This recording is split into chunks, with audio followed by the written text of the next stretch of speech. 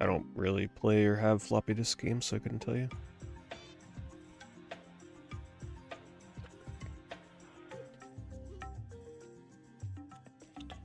Alright, should be live over on YouTube.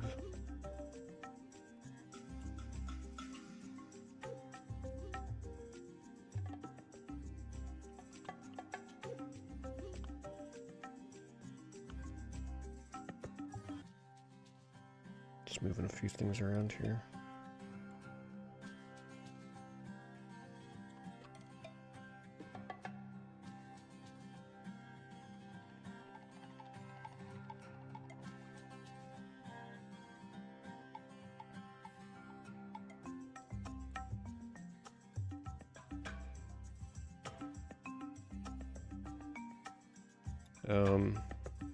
Yeah, so as I was trying to grab a thumbnail, came across this auction. It's actually pretty good. Floating runner hidden in the middle there. That game alone is worth about the price of the entire auction. So you're getting Pandemonium with the demo disc, Rayman, Siphon Filter, and a few games not a lot of people are going to care too much about, but it's a decent value lot. So I will link this one. It ends tomorrow. Tomorrow night.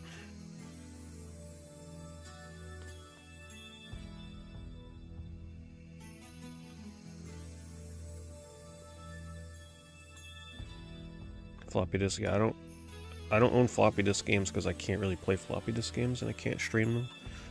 If I had a way to stream floppy disk games, believe me, I would probably own quite a bit. But I don't buy games unless I can play them for streams.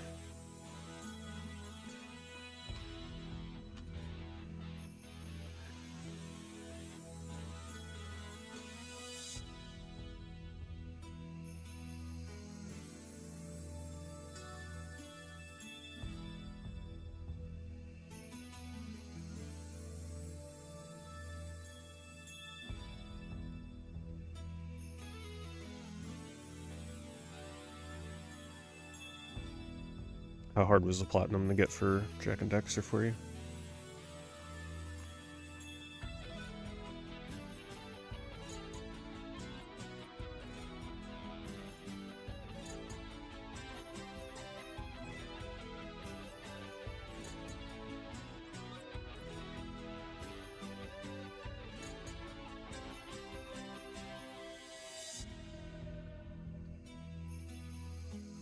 Yeah, I was going to upload a video today, but I woke up with a bit of a sore throat that lasted most of the day.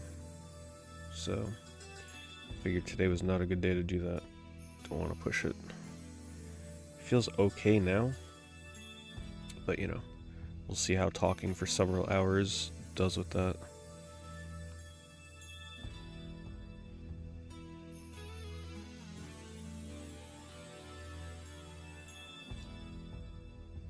Just complete copy of Rocket Knight. Pretty highly printed Genesis game. Probably would have been way more expensive if it was a little bit more uncommon.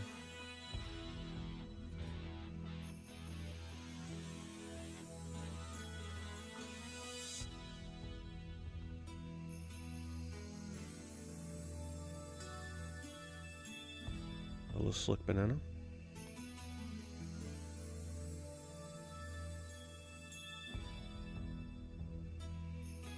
Pokemon Stadium console package. I don't really know prices that well for consoles or console bundles.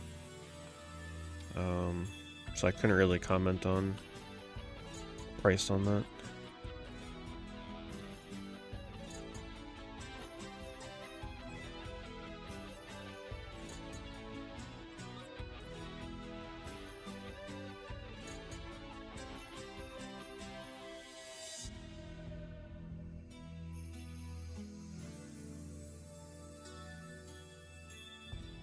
It's actually a really good manual lot. It's got Elemental Master. This manual alone is worth probably $40 to $50 at least in that condition, even though it has a sticker. Ride and project manual, that's probably about another 15 to 20. You're pretty much bidding on this for Elemental Master. So if any of you out there have Elemental Master in Genesis without the manual, this is actually a super good deal. So I will link this for you. Like, absolutely worth, at minimum, $30 or $40. Because the game itself complete now is hundreds. So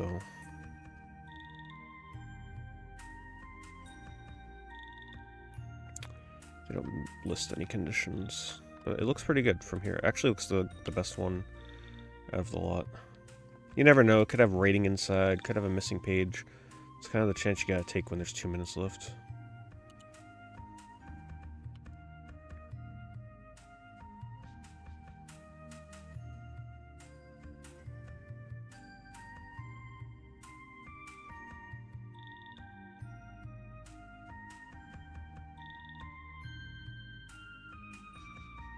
Hello TK, hello Twaybro.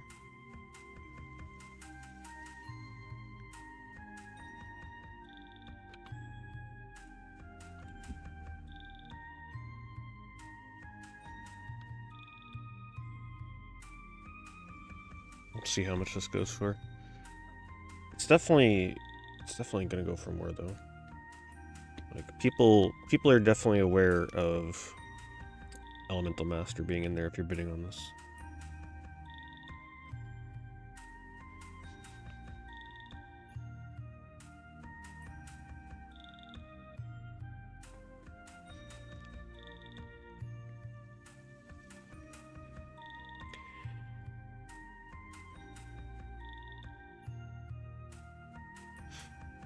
I look at manual a lot sometimes. Sometimes you find some really good stuff in them. That's how I got my manual for Super Mario RPG on Super Nintendo. It was a lot for bid, I believe, or was it buy it now? Either way, it was like dirt cheap to acquire the manual that way. When manuals are in lots, they tend to be much, much cheaper than if you're seeking it out individually.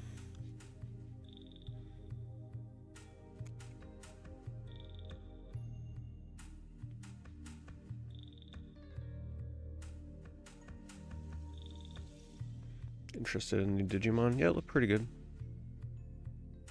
I would be tempted to try it.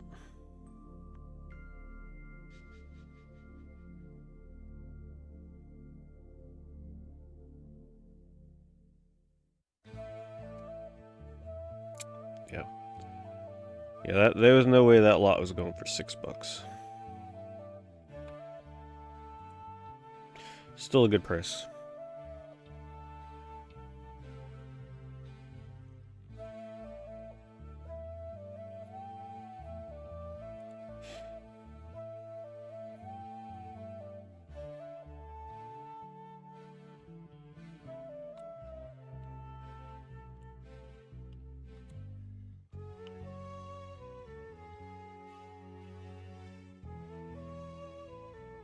Crotch Shot Dragon Age Veilguard to start us off for tonight.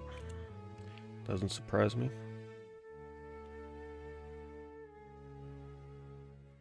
It's the new fad on eBay these days. No tables necessary.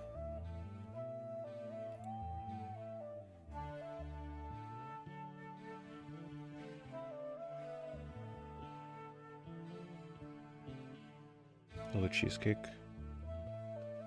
Here and there. Not like on a regular basis or anything though. Hello Kinetic.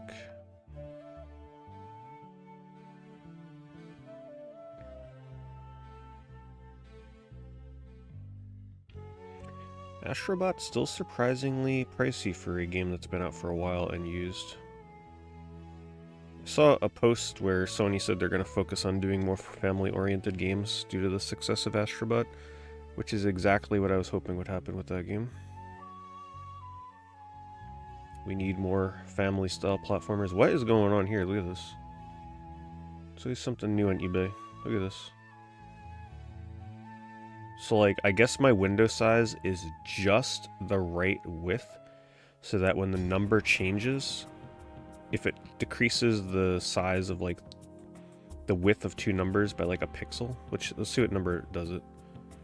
It's like 6 or 5 or something. Oh, I guess only when it's with like 3. Very weird. Here, let me try increasing my window size just a tad to prevent that. Hopefully.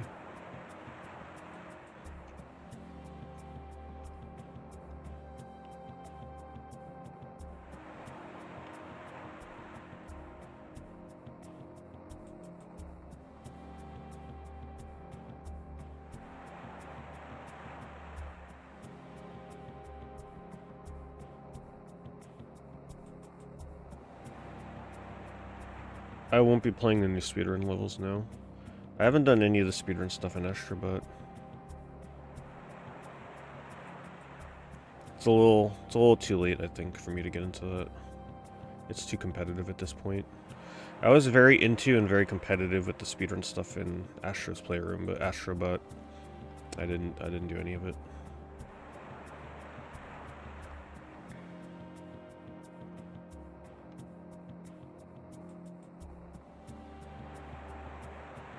I think right now I'm pretty content with just trying to stay focused on Final Fantasy X for now.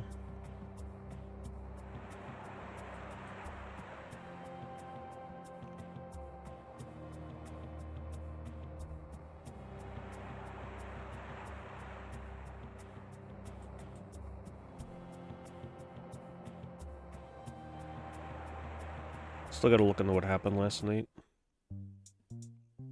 Why I couldn't deal enough damage with Bahamut. Gotta review my VOD.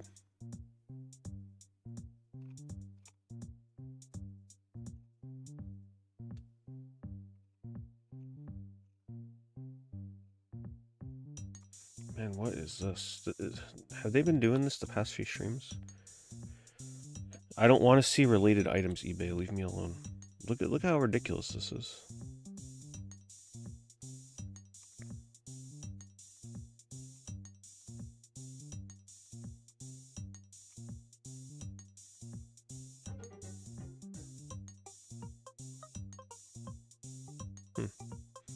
Chuck E. Cheese animation cell. For a commercial. I have some Sonic animation cells that I bought like a decade ago. I actually hope they're still okay. Because I'm sure those things over the years can probably degrade a little bit.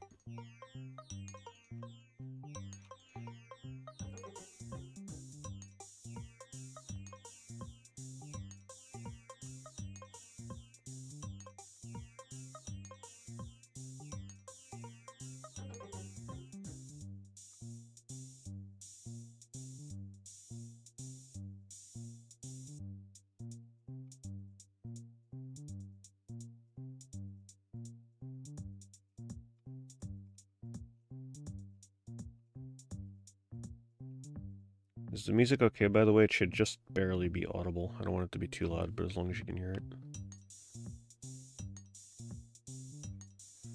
Splatterhouse. I always want to replay this game. I might look into that sometime this year. Doesn't even have to be during October.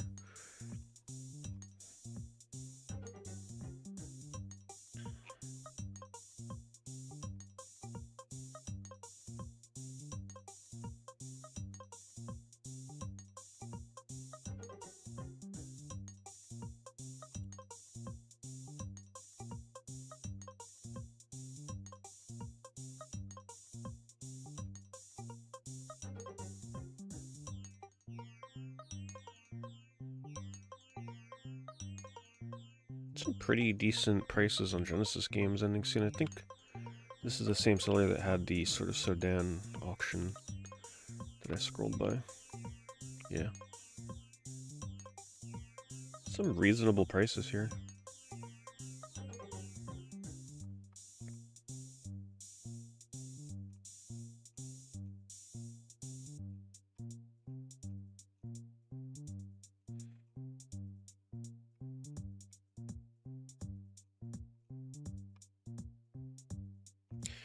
Maybe just on those games. Most of this other stuff is looking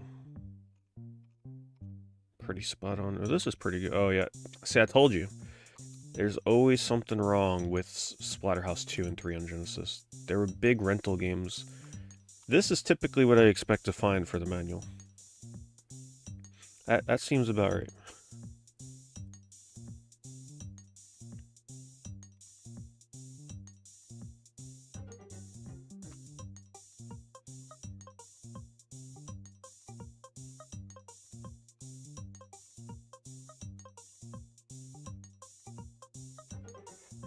Did Splatterhouse get a port or remaster? Not the 360 PS3 game. It's still stuck on those consoles.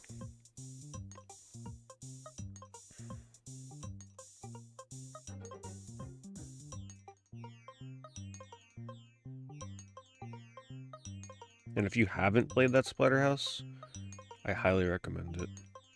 Twitch people know how much I like it, but the YouTube people, you probably haven't heard me talk about it too much. I would definitely recommend it to beat 'em up fans.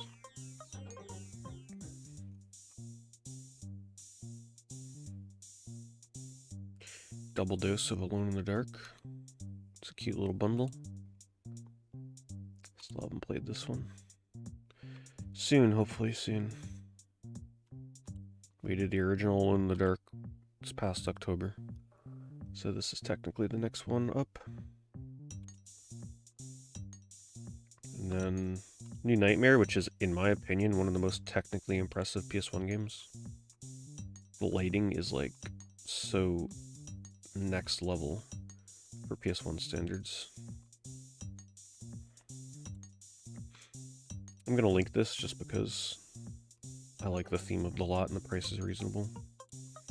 It's not like a crazy deal, but it's not bad if you actually need both of them.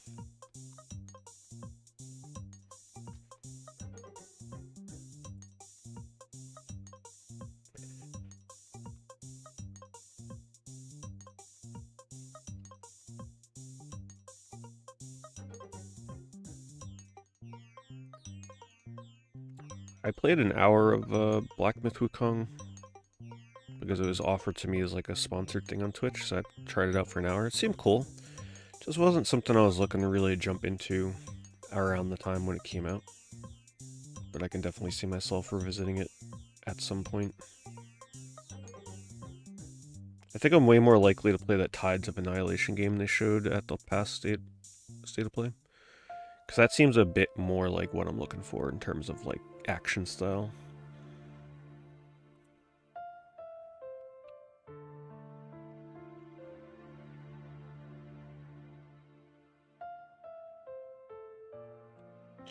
Isn't that crazy how Shenmue music starts playing and then Shenmue instantly pops up in an auction? We never have a night on eBay without some kind of weird occurrence like that.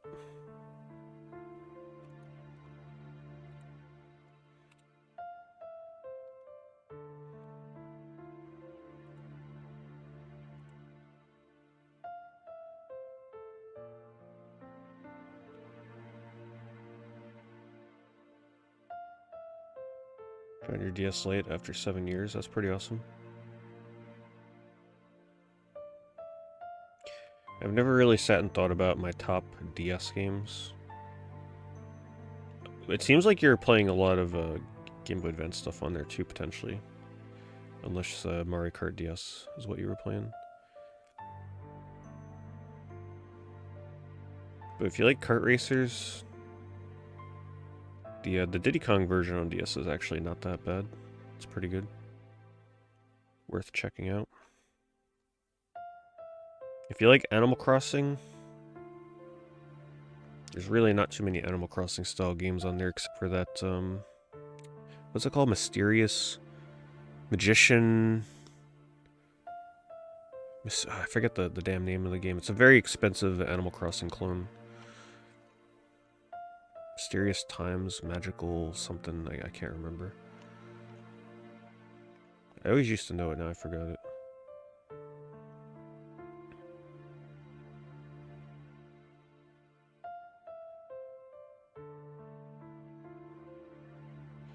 Seller has 31 previous sales, 100% feedback. You'll probably be fine. I'm sure eBay will help you out if you have problems with the sale. Yeah, Magician's Quest. See, I was close. I said Mysterious Times, right? Magician's Quest, Mysterious Times. I was close. I almost said it.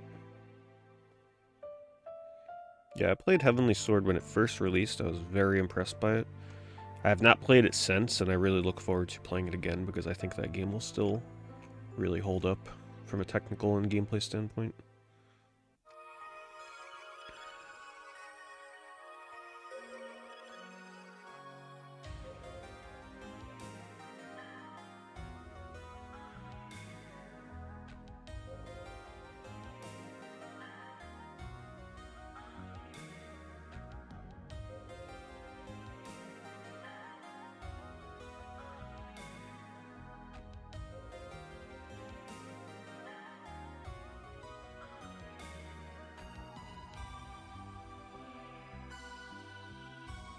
What do I think about buying cases for loose games?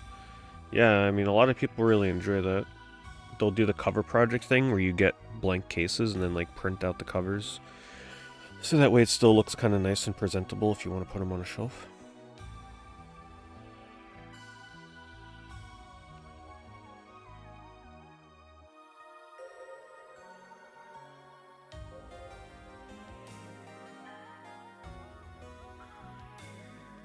Outrun 2, ooh, the $15 shipping kind of kills the excitement on this lot.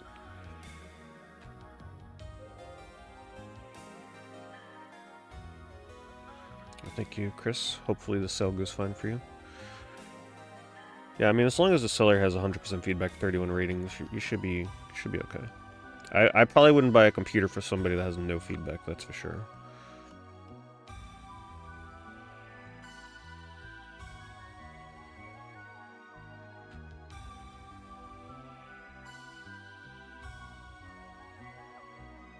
Cool Borders lot. It's actually pretty cool. The first Cool Borders is like a $25, $30 game these days. So this is actually almost the equivalent of like getting the first game and then all the other ones for next to nothing. I love themed lots. I like it when somebody takes the time to actually make something like this with all the games in the series.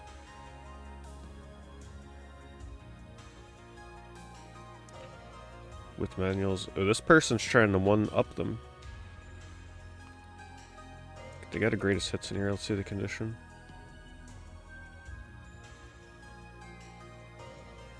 Wow, has Cool Borders come down in price or something? There was definitely a time where I saw this game selling for like 30 bucks.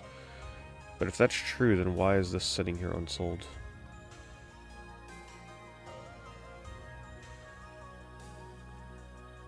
Must have came down a bit. Either that or it's actually a really good deal. Let's actually check and see.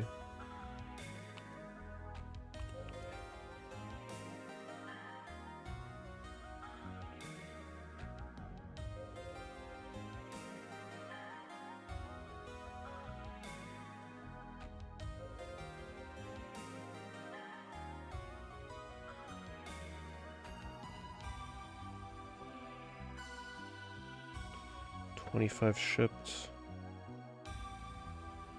20, they're almost 30 shipped. 21 shipped. Almost 30 shipped. Okay, so like I'm not too... yeah, here's one that went for 40. But that definitely seems to be a little bit of an outlier. I did some filters, so it's probably not showing me everything. This listing actually seems pretty good if you need the first Cool Borders. This is about what this game is going for by itself. So you get the other ones for free. What's so funny is I looked at this one, and it made me actually find this one, which is a way better deal in my opinion. Unless you really don't want greatest hits. But I think you're really buying this for the first Cool Borders.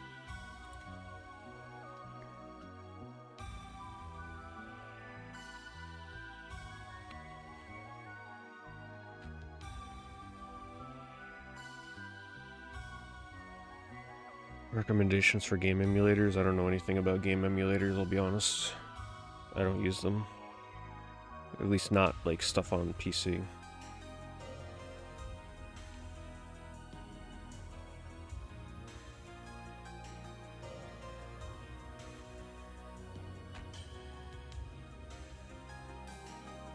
Mega Man, Rockman, Battle, and Fighters. Neo Geo Pocket Color. I don't know what that's going for. Kind of unusual to see Pocket Color games on auction. A little bit of rough shape.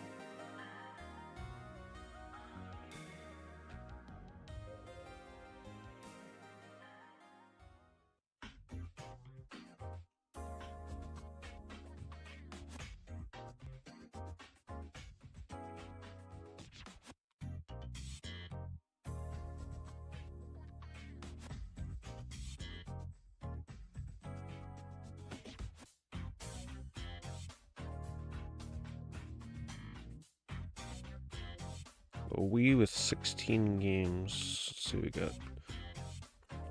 Wii lots are always so rough. Yep, this is pretty much what I think of when I think of a Wii lot.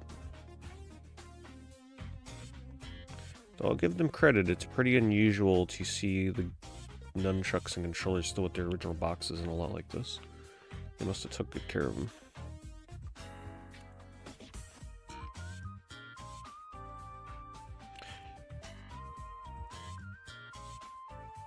We just missed it. We had Phantasy Star lobby music, I think, right? And then we're passing by Phantasy Star. I'm telling you, it's like it's synced up.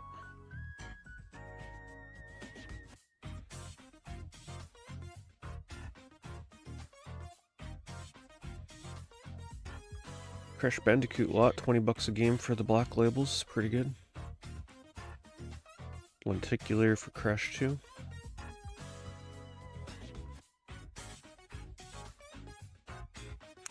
Yeah, those are the only...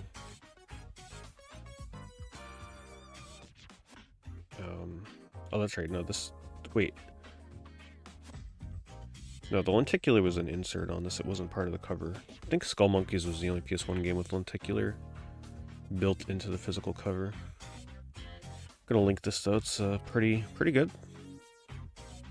Some of these, like Crash Team Racing by itself, black label, some people buy for like $40 still. So this is pretty nice.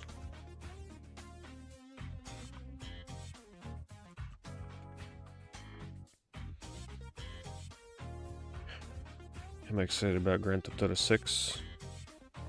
Not really. I didn't play 5, so I'm kind of impartial to it. I'm kind of in a wait-and-see state. See what it looks like, and then go from there.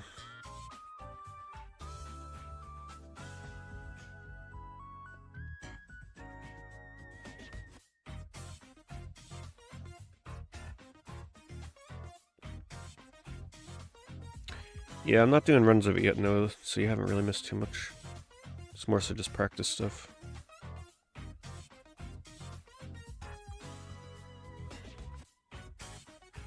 There's a lot of technical issues at the beginning, and then the run didn't even complete anyway because of an unknown mistake. I couldn't progress. Apparently I screwed up something in the spear grid.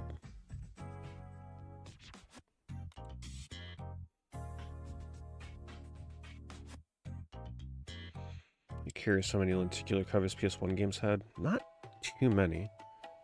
You had Crash 2, 3, Skull Monkeys.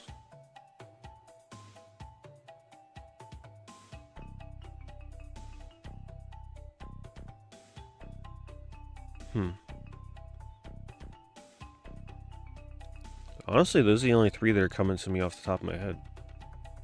There's not that many.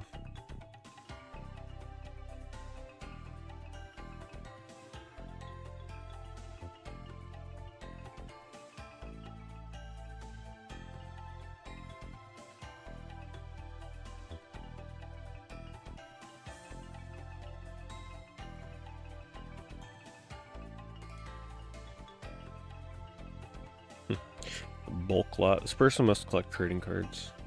They're calling their, like, filler games bulk. It's a trading card kind of term.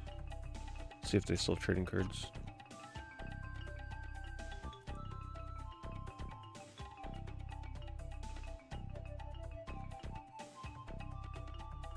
Nope. Just don't often see people refer to games as bulk.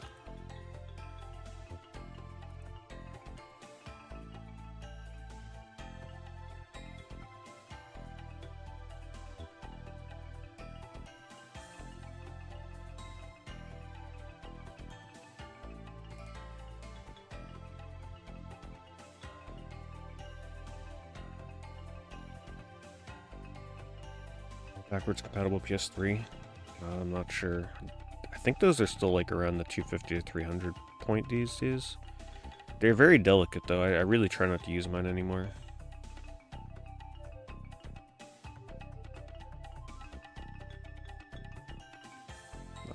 That's sealed. Okay, I was gonna say that's expensive in Pokemon XD.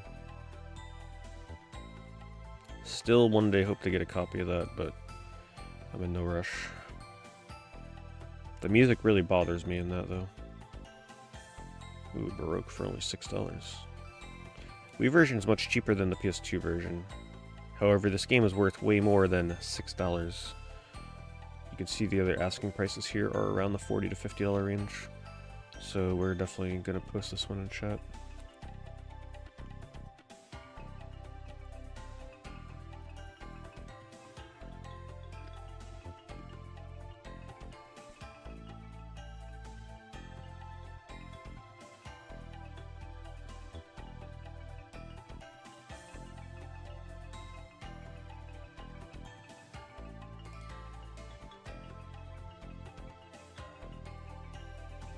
The UK uses bulk and job lot.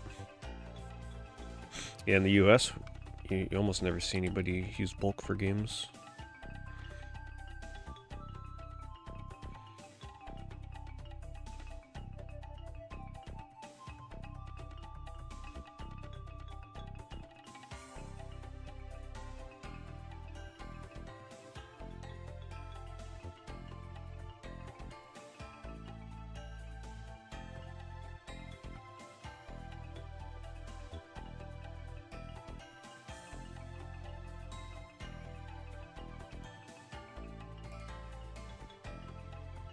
Yeah, I don't know how easy it is to fix a PS3 that gives the yellow light of death. I'm not too experienced with that. All I know is it's pretty common on backwards compatible PS3s. I'm not really super knowledgeable on console prices. I don't really follow console pricing, because for me it's like, once I own the console, I really have no reason to browse the consoles. You get what I'm saying? So, like, the only time I see them is when they just randomly pop up, like browsing like this. But even then, I tend not to pay too close attention to it. I'd say anything under 200 in really nice shape, though, is probably a good deal on those. I know they're expensive.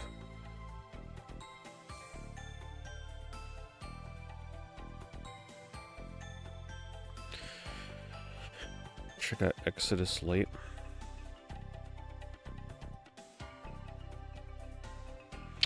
Yeah, I think I just have to accept that installing real CDs from old PC games is just not gonna happen.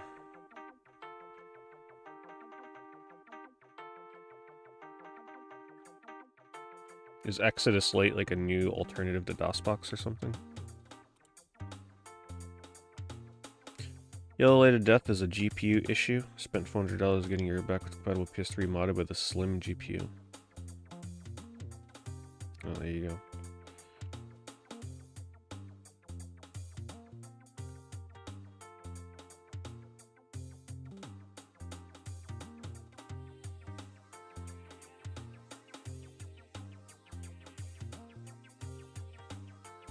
Guess I don't flip consoles. No, I don't flip consoles.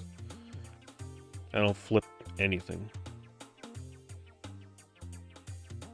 Yeah, the people that would be able to tell you console pricing off the top of their head would definitely be game stores, since that's what they're doing on a daily basis.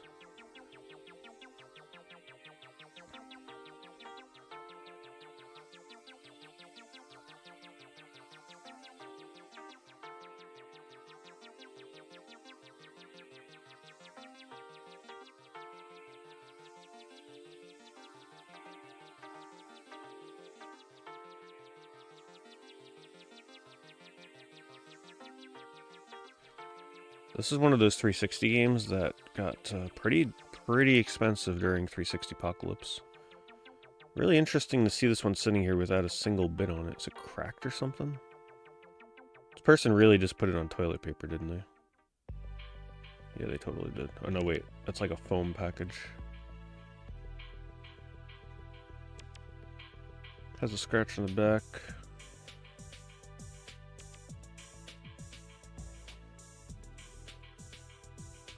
Any problems, I will refund this game same day, but I played it for 30 minutes, no issues.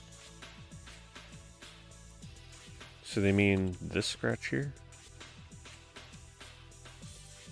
Problem with scratches like that is that it's an issue that may not appear until a later part in the game, when it tries to read the data from this part of the disc. Just a rough thing about scratches. But honestly, if you're looking to just get a cheap copy of this game with the manual, it's not terrible. Price on this has come way down. This was like $100 last year. I'll link this just in case.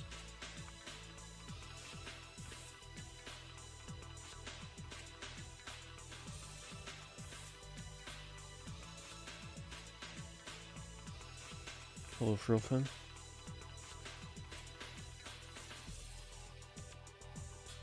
No, the game was definitely selling for a lot. Prices come down.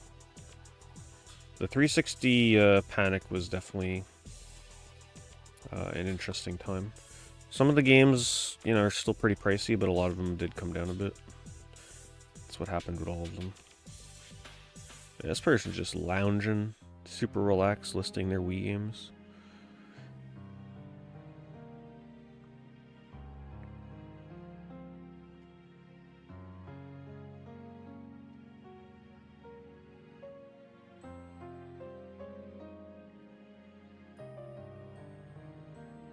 Nintendo toy lot. $30 shipped from Goodwill. Oh, Game Boy clock. That's kind of cute. Man, that Bowser just looks wrong. Legs are way too spread apart. The articulation in that. I much prefer this Bowser instead of this Mario movie one. It's alright. I don't know why you would need 3 Bowsers.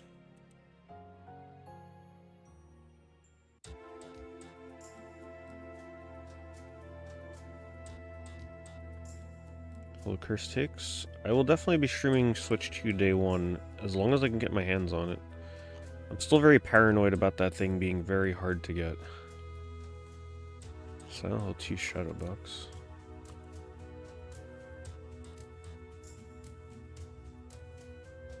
Kind of a weird shadow box. Hard to tell how it looks in person.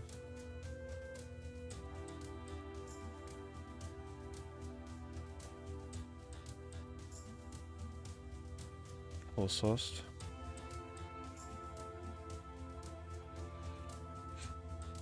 Well, when the 360 digital shop was getting ready to shut down, a lot of physical prices were going up.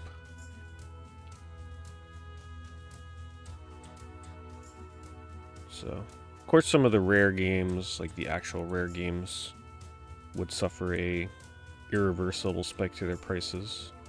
Well, a lot of the common and uncommon ones are kind of falling back down to reality now, as the market resaturates itself.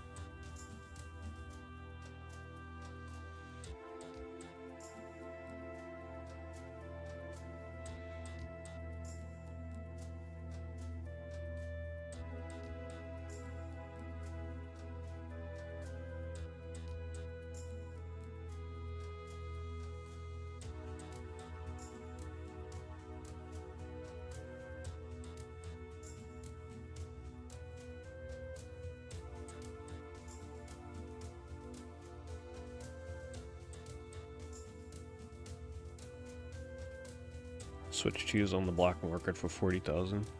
I'd love to know what they're doing with them though. Like, you can't play any games. They're just probably staring at the UI when you boot it up. Kind of weird if that story is true.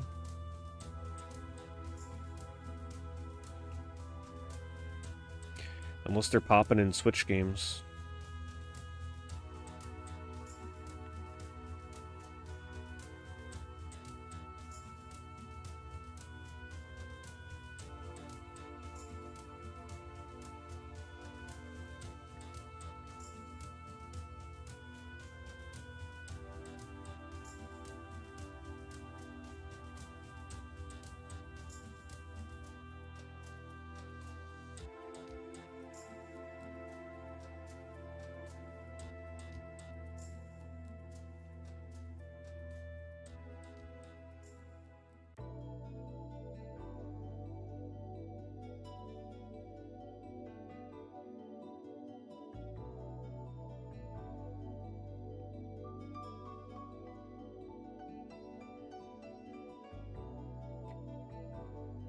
Yeah, who knows how Nintendo plans on handling the scalpers for Switch 2. Apparently they've got a plan where they said it's not going to be a problem, but I don't know about that. I would not underestimate the scalpers.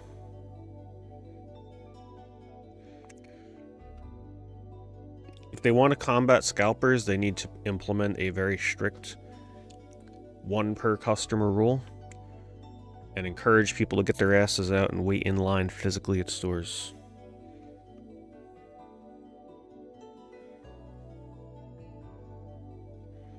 Recently, GameStop actually handled some of the Pokemon craziness really well. They implemented a strict 2 per person limit on Pokemon items. So when these new releases come out and everybody's out there lining up for 8 hours to try and flip it for $20 profit, how that makes sense, I have no idea. They're only allowed 2, and then one GameStop actually only allowed people to get 1, even though the sign on their door said 2. And the scalpers inside got very mad. But the manager's like, nope, 1 per person.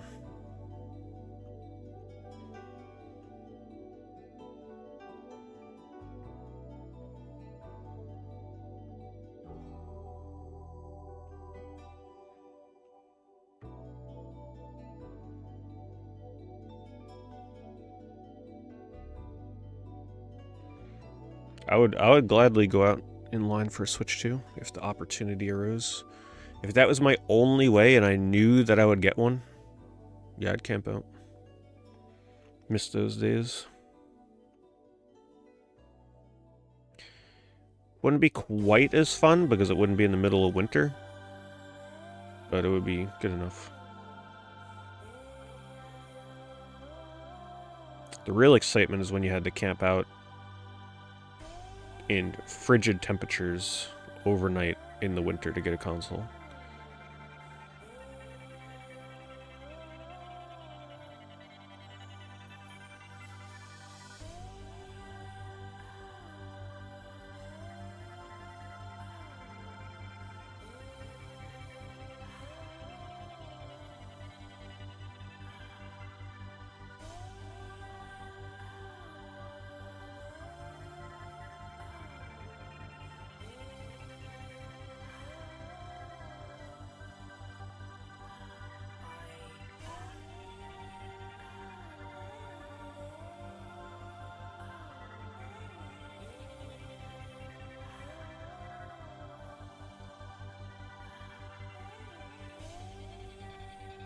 The GameStop Pro memberships kind of pay for themselves, even if you only go there like a few times a year.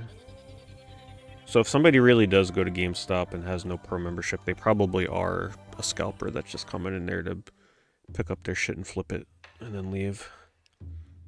Anytime I had the Pro membership, like whatever I was buying, like usually instantly paid for itself. With like the coupons and stuff they give you.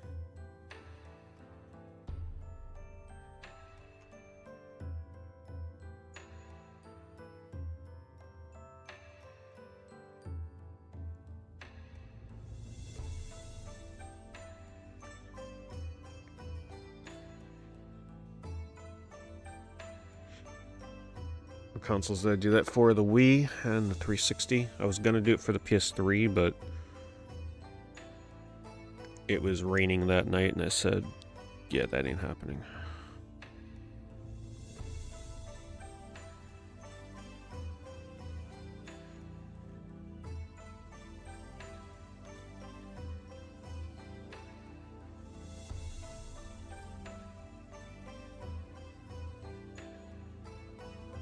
Okay, this will be the last page of auctions. What the hell kind of...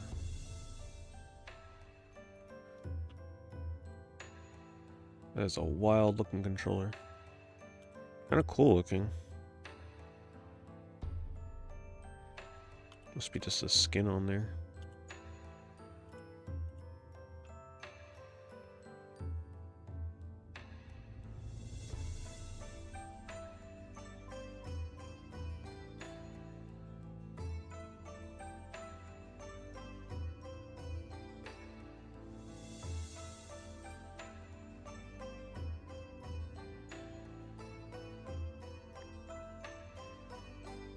Yeah, I waited almost exactly 24 hours in, like... What was the launch day for Wii? Whatever the launch day was for Wii. 24 hours out in the freezing cold. And it was freezing. Had to get hand warmers and everything, like it was cold. But worth every second.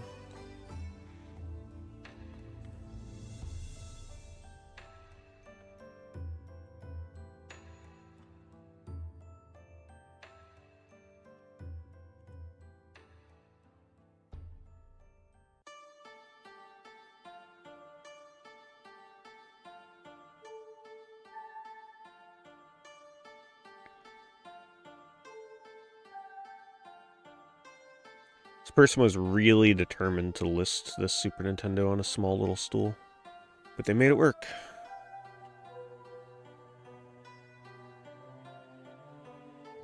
DS game lot. Some good games in here. It's very unusual to see a DS lot with like actual rare games. Not worth $400 though, that's for sure. But it's a good lot, game selection wise.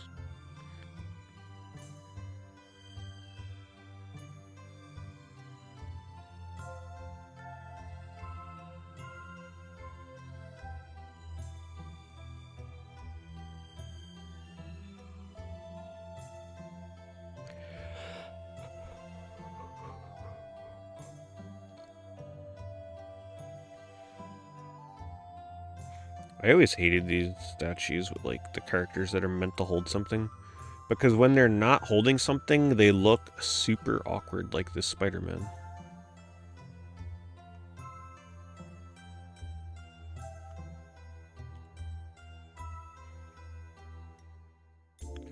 Little car racing lot. It's neat. Smashing Drive has sun fading on it though. Cover is way more vivid than that. You can actually see it up here too. Definitely recommend Maximum Chase for those of you out there that are looking for a good exclusive for your original Xbox. I was very surprised by that game when I played it. It's like playing a B movie. One of the closest things I've ever come to with that kind of like feeling. Really cheesy live action cutscenes and some pretty good chase sequences.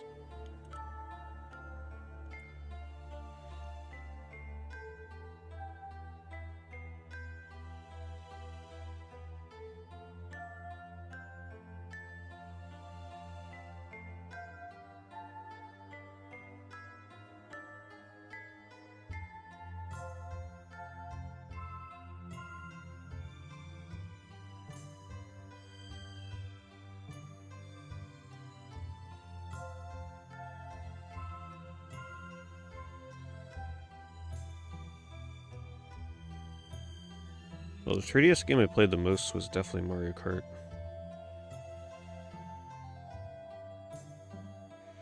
Played the hell out of that game. Just like I did with Mario Kart DS.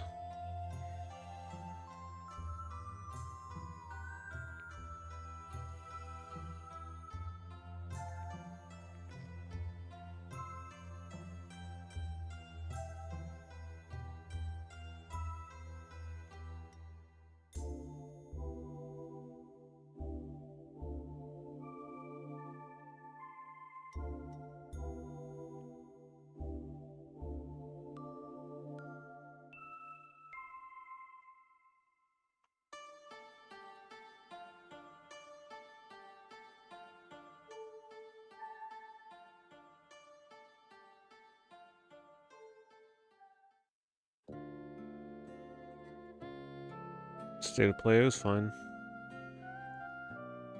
It wasn't terrible, wasn't amazing. I've already pretty much forgotten most of the games they showed off. But it was alright.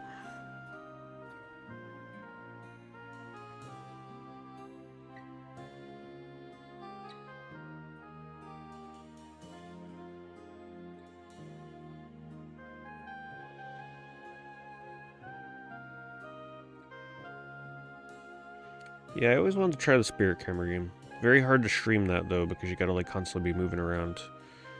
I heard it was pretty good. There's some people out there that really like Spirit Camera.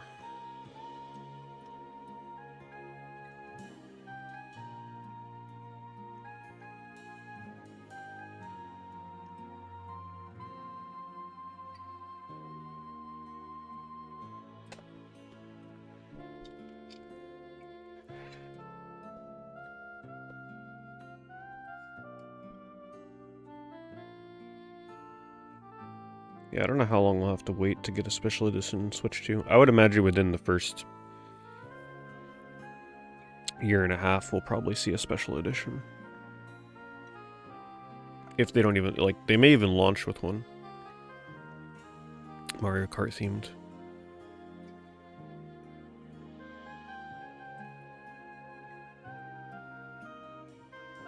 These are all empty cases. It's a good case slot, but most people are not going to buy this for $300.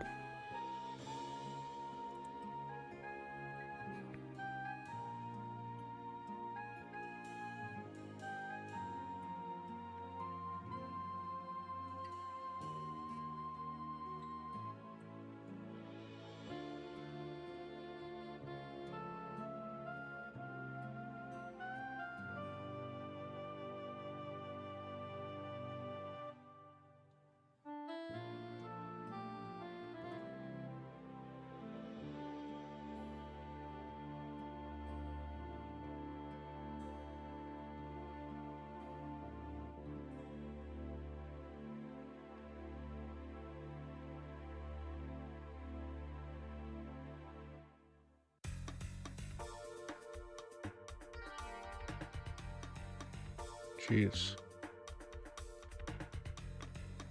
That is a huge lot of plushes.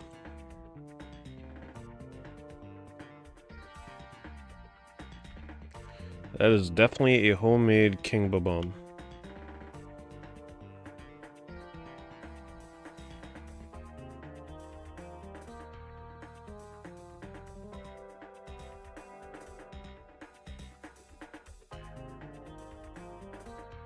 Definitely not an expert on following Mario plush anymore, but there do seem to be a lot of authentic ones in here.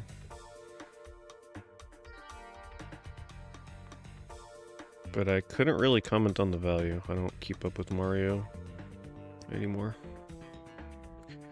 A lot of them do seem very new though. There's not a lot of older ones. Ooh, that is definitely, that is a fake Mario right there. This one.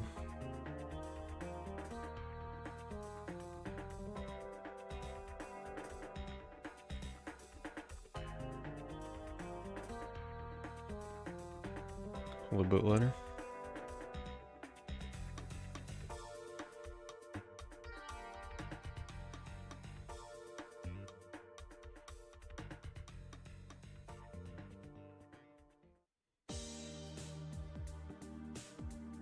First Switch Special Edition? Yeah, that I'm not sure on.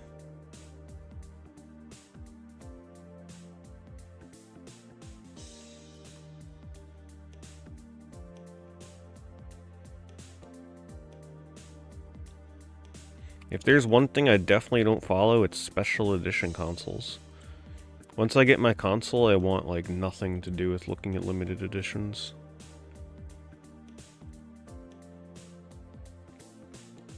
I don't collect console variants. Just not for me. I only buy a console a second time if my first one like breaks or there's a really good reason to get a second one. Like if it's a slight improvement or something.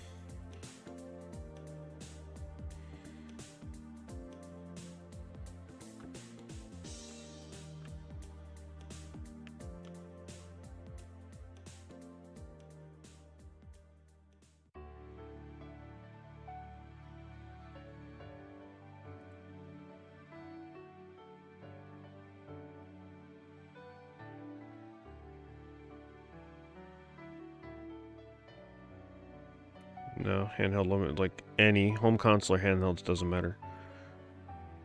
Kind of feels like throwing away money. If I already have the console, I can play the games. Rebuying it because it's got a reskin on it for hundreds of dollars just doesn't make sense. Same thing goes for controllers, perfect example. There's some really damn cool looking controllers out there, like limited edition colors. Gotta say, it was really hard to not want to buy one of those PlayStation Anniversary controllers recently. But unless my controller gets drift or breaks or something's wrong with it, it's very hard for me to want to buy a different one.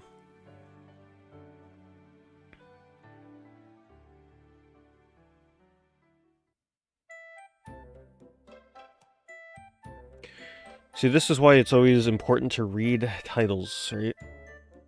Because it says a lot of 20 games. There are definitely not 20 games in this thumbnail, so we gotta go inside and look.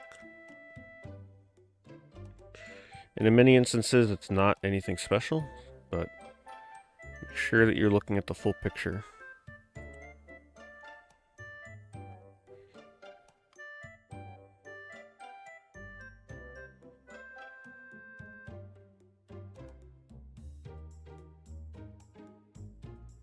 Empty cases.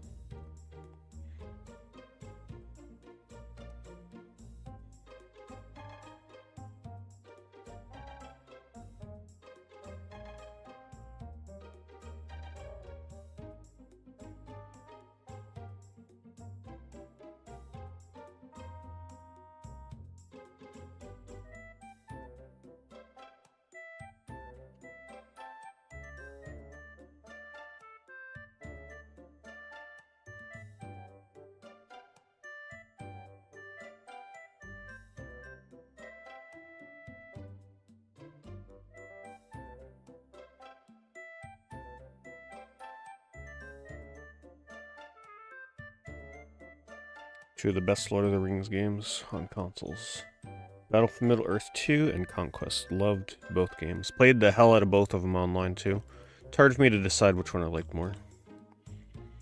I was actually one of the top players in the world for the 360 version for quite a bit when this game came out. Played the hell out of it. Conquest I was really good at, but if I remember right, I don't think Conquest had any kind of ranking system. But I loved playing the stealth character in this game. Like a rogue class where you go invisible and sneak around and backstab everybody. The online was amazing. However, let me just say this. Even though this game was focused on online, if you're a Lord of the Rings fan and you somehow have not played Conquest, gotta play it. And specifically start so that you don't get bored, right, and like turn it off and never get to it. Start with the Sauron or like the villain campaign. It's so much fun. There's really not a lot of games that let you do what this game does with the villains. Like, you're able to go into the Shire as the Balrog and just like wreak havoc on the hobbits in the Shire. It's just so cool. Never played a Lord of the Rings game like that. I'm actually just going to post this a lot. The price is not amazing. It's pretty much like market price, what you'd pay for both of these individually. You could probably get a little cheaper if you shop around, but piece it together, but I'll just post that.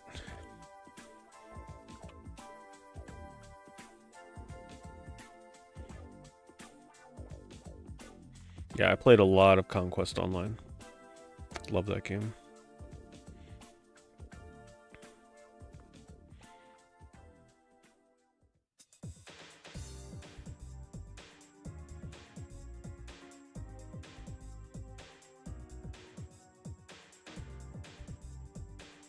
I tried Shadow of Mordor, never really got too into it. Wasn't really my thing.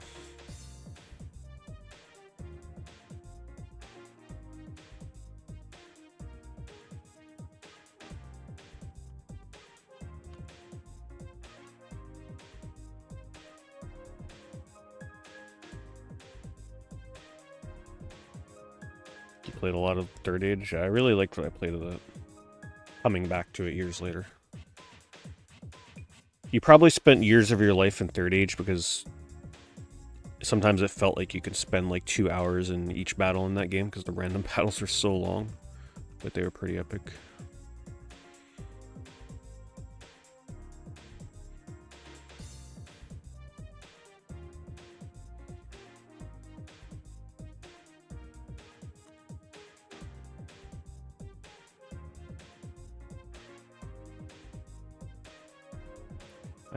I do have a review of Lord of the Rings Conquest on my channel. I'm sure I did review that game way back in the day.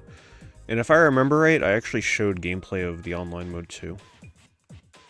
I'm pretty sure that I had to have reviewed both online and single player.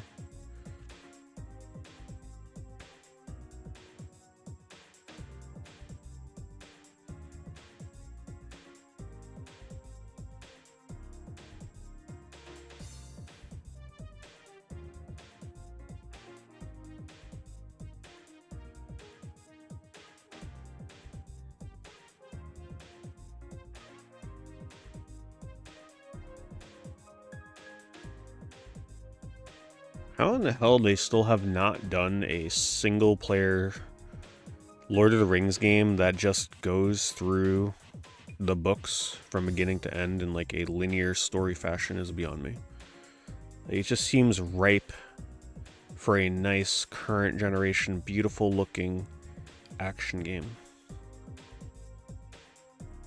Wish we would have gotten something like that.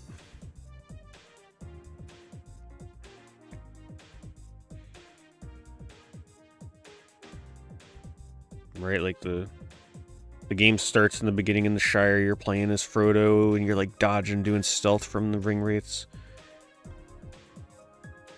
And then the game ends in Mordor, right? Like, but like, from beginning to end, 100% complete, not skipping anything. You're actually playing as the Fellowship, right? Like, no B characters, like, just straight up just playing the entire story. For current gen consoles.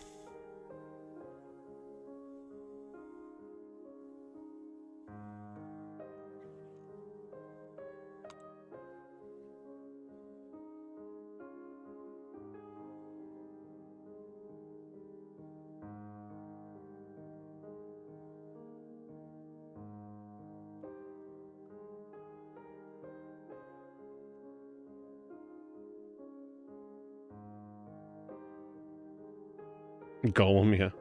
Golem would probably be the closest thing. It's true.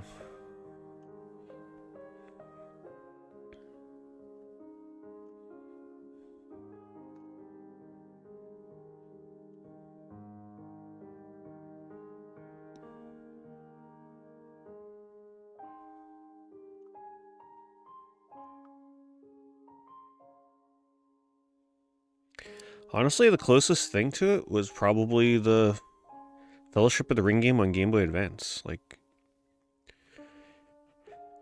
that, to my knowledge, is the only Lord of the Rings game that lets you play as the entire Fellowship at the same time with the turn-based battles.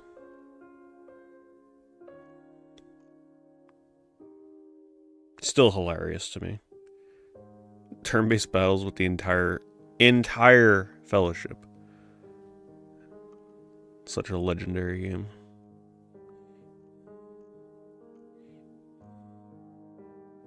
Imagine a modern turn-based RPG based on Fellowship of the Ring, where you play with everybody in a turn-based battle.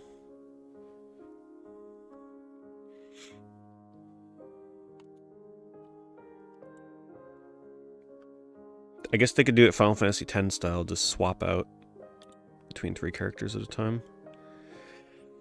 Sealed... No, not sealed. Video game lot Saturn. All sports games. And Virtual Cup.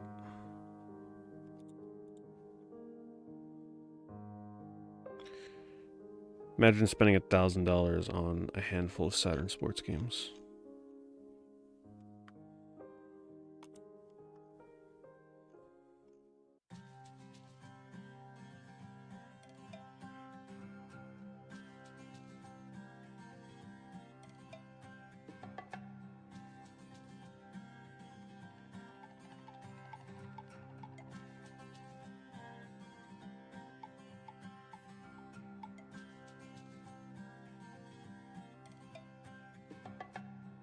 Yeah, but Lord of the Rings on Game Boy Advance does a turn-based battle with everybody on screen at once. It's kind of hilarious when you see it because the battles take forever. Some battles, I'm not even joking, can take like 10 minutes for just a random encounter. Because the characters slowly walk up, smack the enemy, and then walk backwards. So you do that with all 9 of them, and it's pretty funny.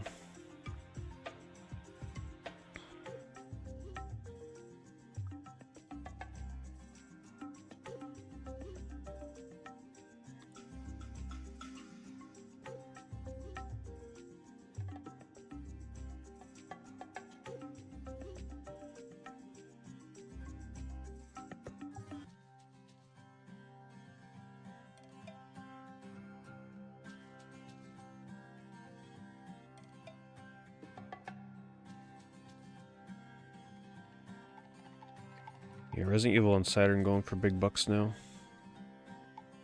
Just because, I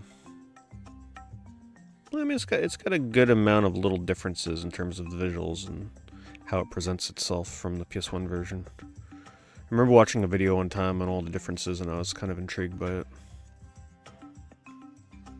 It's definitely not a straight-up port like people imagine. Of course, it has that extra gameplay mode, but even the main mode itself has a lot of differences.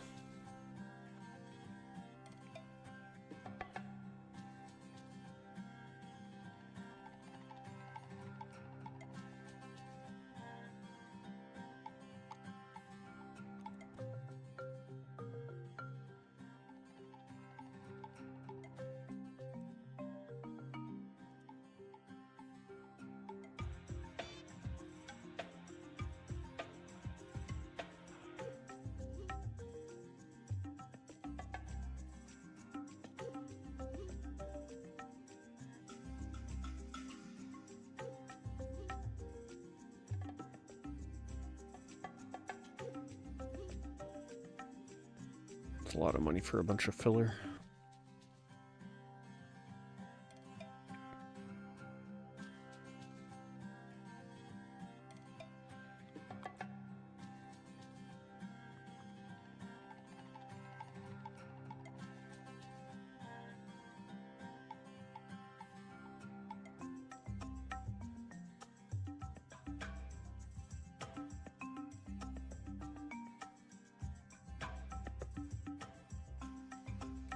Yeah, Resident Evil on Saturn now is like minimum $200, I think.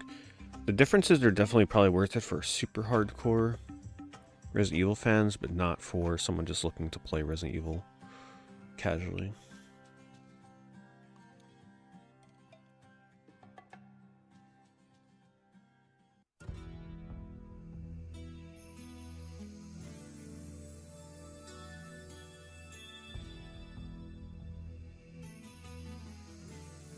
And speak of it, and there it is, of course.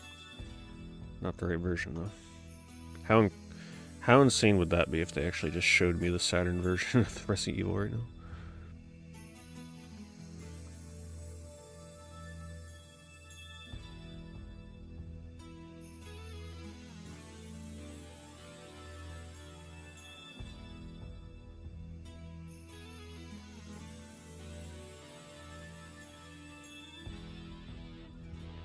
I think that was the same lot I just looked at, right? Yeah.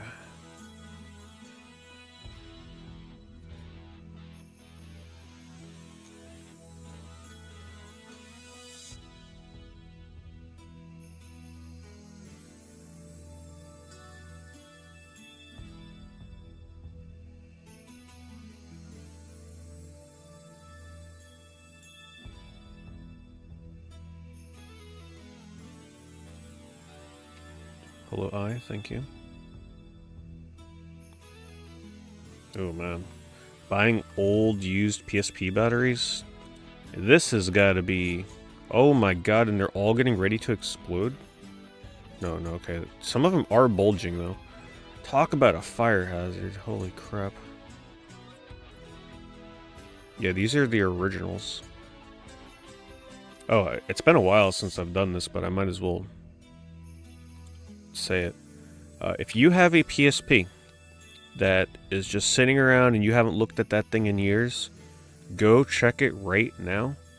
Because it happened to mine, and it happened to a lot of people whenever I call this out. Your PSP is probably starting to bulge. The battery is like getting ready to explode. So if you have a PSP you haven't used in a long time, it's just sitting in a drawer, sitting in a bin, go check it. Big fire hazard. Oh, I'm sure it is highly dangerous and probably not allowed to ship something like this. When they ship this, it's probably supposed to come with those crazy warnings on the box that are like fire hazard kind of thing. So it's shipped very carefully, but I'm sure this person will not go through those measures. But yeah, I almost guarantee it. Someone here, your PSP is the back door where the battery is stored is probably bulging because that's your battery expanding in your PSP.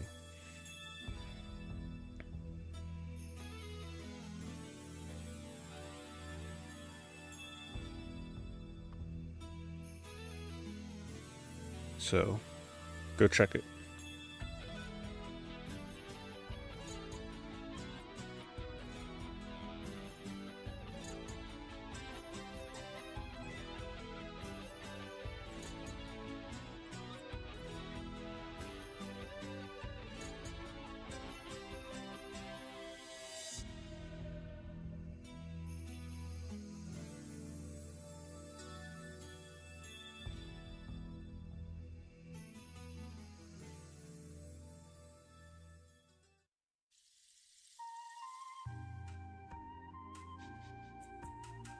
Yep, I checked it one day and I had to throw mine away too. Radius, I'm not sure about. I don't think I really hear anybody talking about that one, but PSP is a big problem with bulging batteries.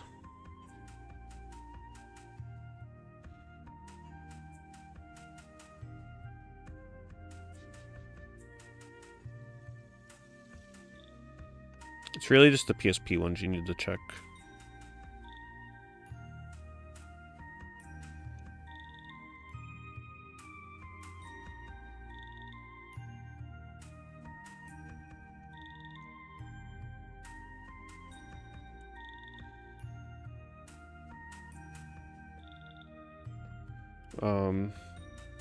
This is just Shenmue right now. Oh, they're looping the same music. This is the Dreamcast playlist. Try.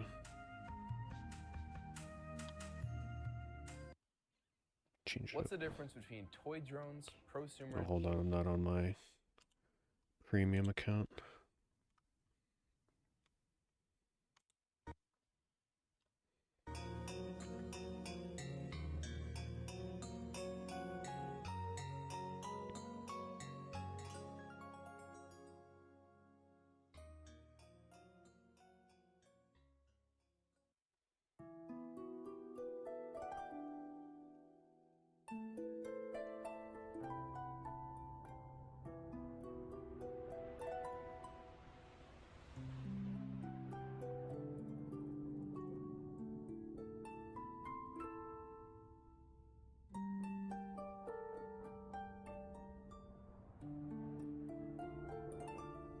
Yeah, that is right. As long as you have your PSP plugged in with the power supply, it still works. But if you want to use it portably, then yeah, you gotta replace the battery.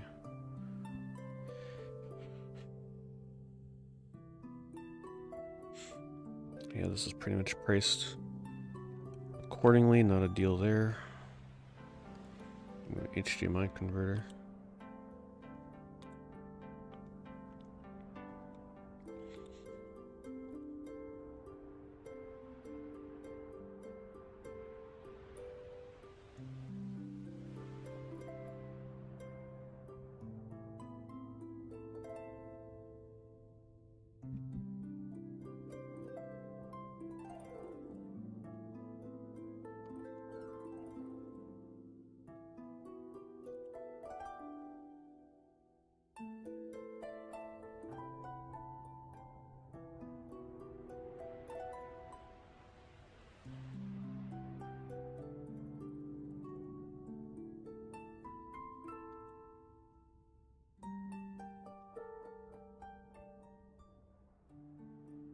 Way to get a new battery.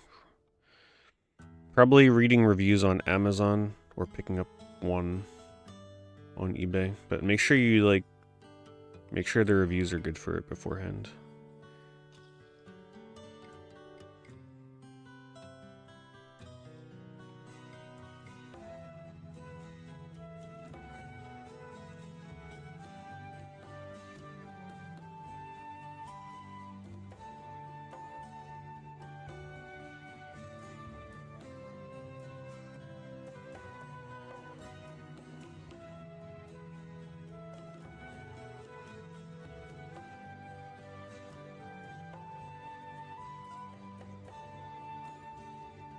Fillers from Japan monopolizing the listings here.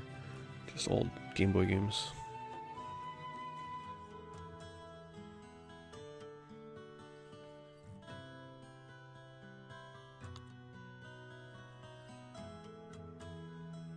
Wow, that is colorful. Isn't it funny though, how this shows up right now?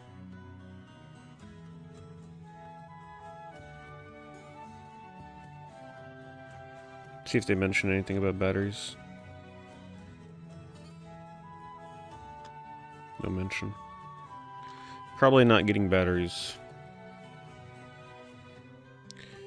42 NES games.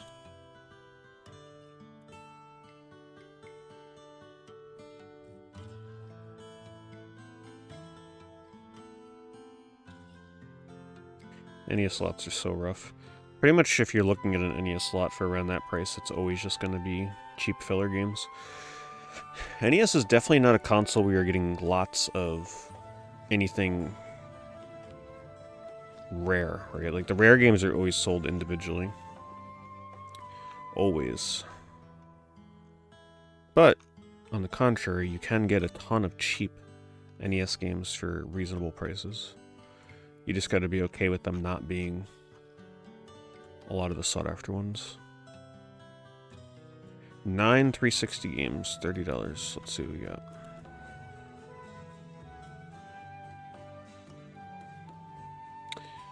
Ouch.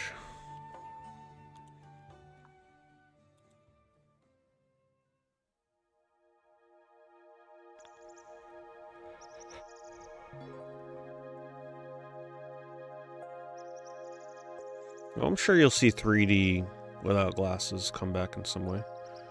It's gotta wait a bit. I'm sure we'll get gimmicks again like the 3DS.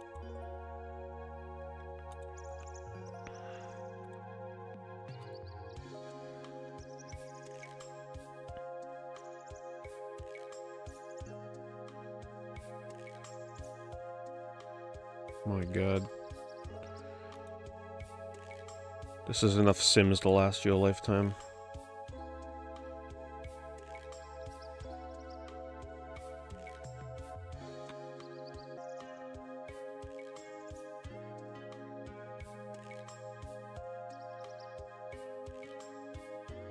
I feel like people that play Sims, like, that is their lifestyle, right? That is the only thing they play.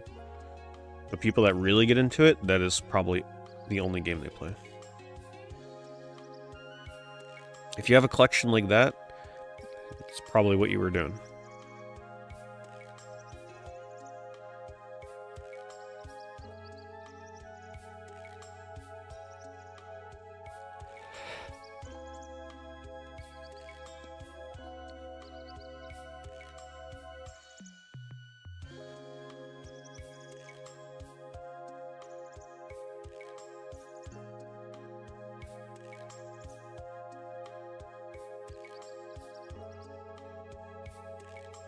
I do really hope that we do go back to a time at some point, even though it is very unlikely, where we have Nintendo releasing, like, exclusively portable keyword here, handheld consoles. And by portable, I mean something that you can put in your pocket. The equivalent of what we used to do with our Game Boy Advance SPs. It would be nice. Like, downgrade the graphics, give us something pretty simple. Nice affordable console. Hell, I'll even accept digital only at this point. Give us a nice little affordable digital only Nintendo console. Hell, hook it up to Nintendo Online. Give us access to all the Nintendo Online games in the palm of our hand. And palm of our hand, I mean quite literally. I don't want no giant Switch 2 that you need a pair of Jenko goddamn jeans to carry with you. Right? I'm talking real portable.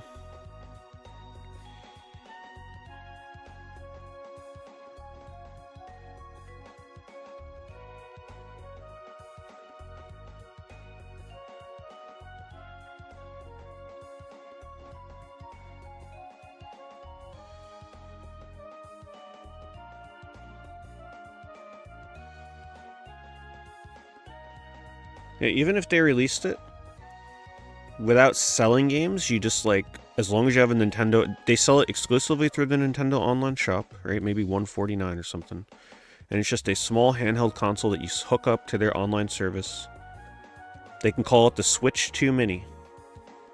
And the only thing it does is just play Nintendo Online games.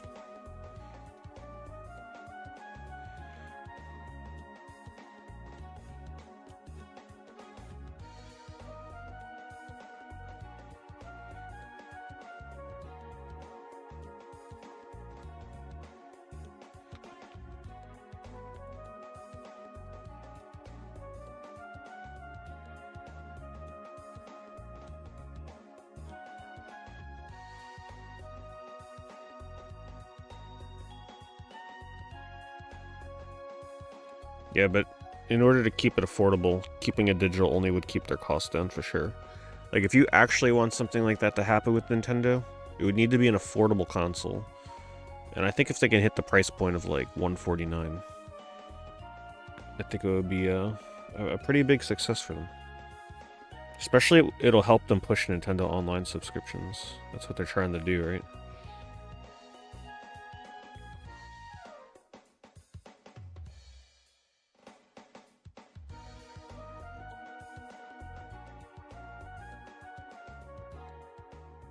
Photo Showdown. Never played this. Oh, another flipbook listing. My favorites.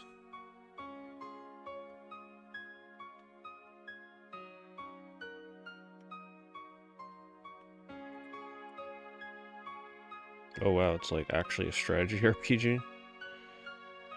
Take your photos into battle. Oh, I'm sure kids had fun with that.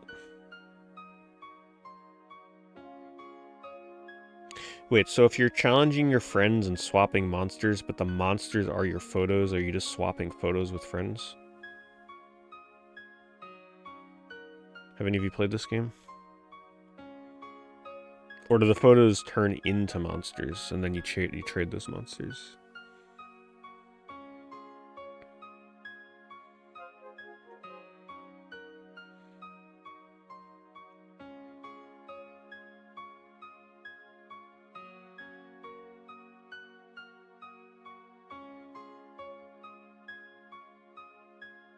Photos turn into monsters? Okay, so they kind of took like a Monster Rancher approach.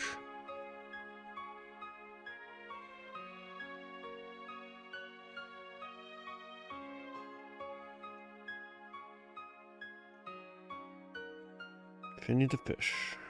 Do you recommend that game? One of the better looking PS2 games I played. The water's really nice.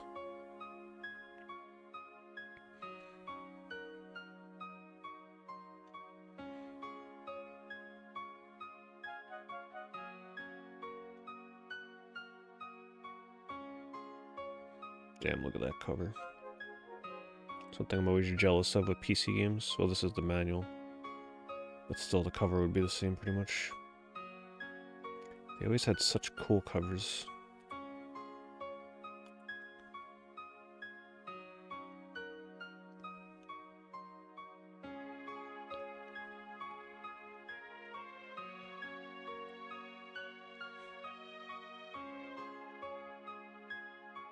Is it actually a good game? Photo Showdown? Oh, that's right, it's a DSi game. So you'd have to play it on... Would it work on 3DS?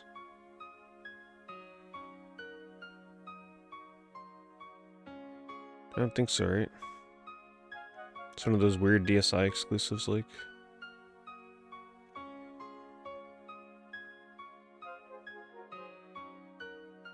Nintendo Power, it works on 3DS, okay, cool. Jelly Slammer?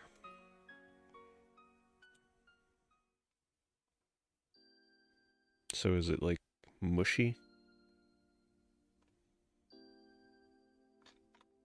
Jelly Slammer.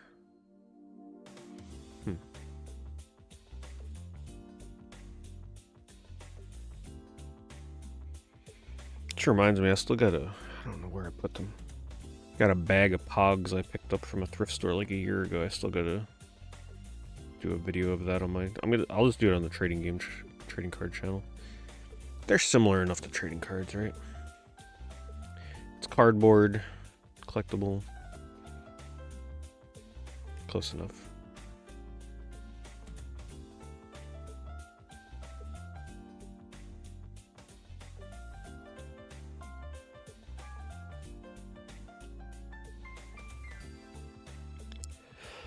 Xeon Army Cover Limited Green Gundam. And it would be kind of fun to get into Gundam model kit building, but man, I just would not. To be able to stream that, I would not have the streaming space to do that. You just need like so much space. This is a really cool color variant though. Look at that.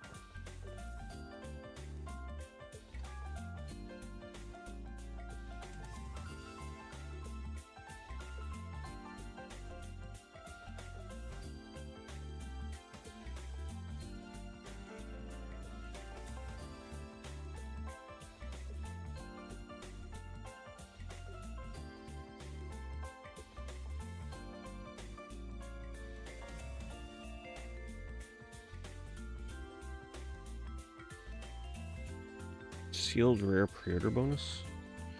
What was the pre-order bonus for Infinite on Discovery? Oh, it's like a art book?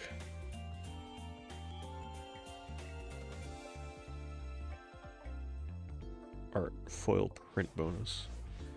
I guess I didn't pre-order Infinite on Discovery, or wherever I did, I didn't get one of those. I do remember getting the game day one, though. We're very close. PS4 with PT installed, $500. Have people still not really figured out a way to, like, install PT on PS4 yet? If it's not pre-installed already?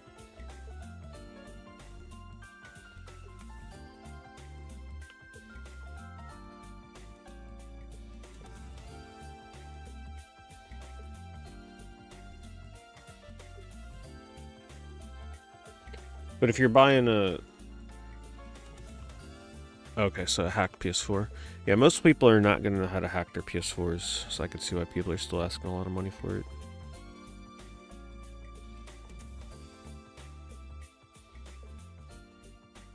PT stands for Playable Teaser, because it was a playable teaser demo for Silent Hills. That's a nice pin. They're in there with pumpkins. Little Halloween pin.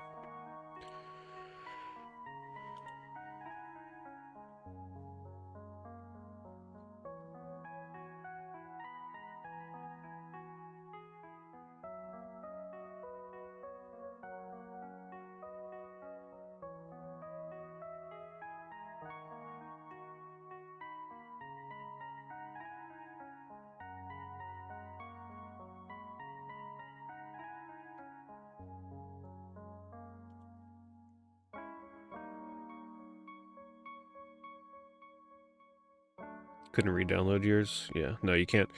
You can't get it on PS5. Yeah, I keep my PS4 around specifically because of PT and because it's one of the only ways to play Okage. Because Okage does not work on PS5. Well, it works, but it's very glitchy and weird looking. I actually made a video for YouTube showing what it looks like on a PS5, and it's very glitchy.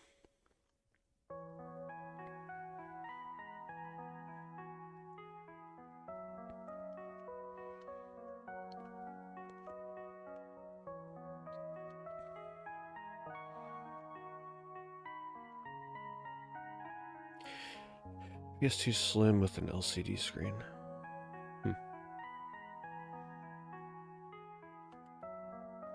It actually would be kind of comfy for like speedrunning a game. Practice speedrun. Portably.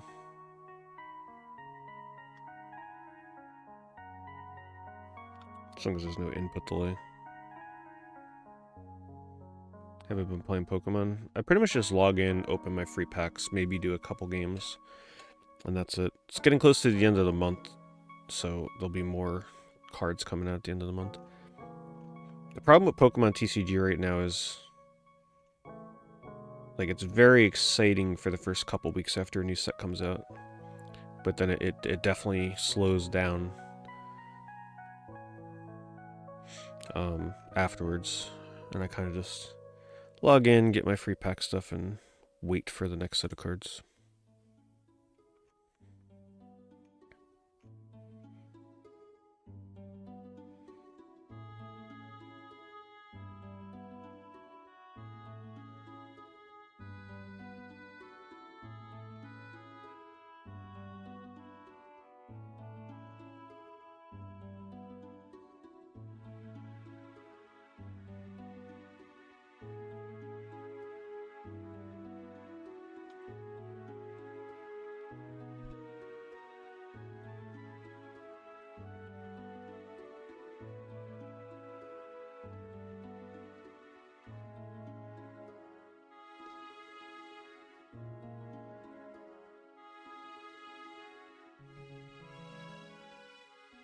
Gotta do so many filters when you go to search for bundle.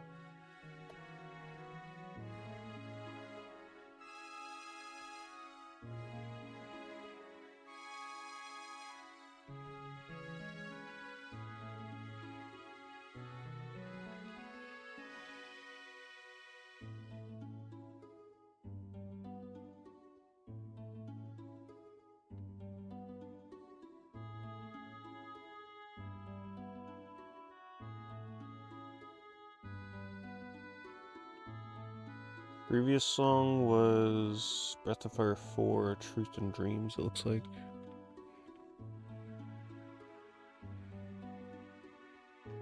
Now that is an RPG I need to revisit at some point.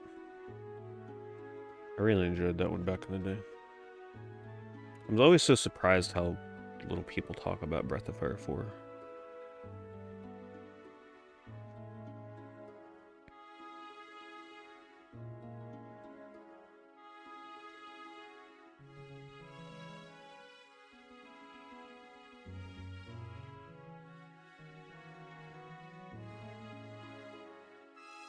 You had last week's stream playing, thinking it was this week's.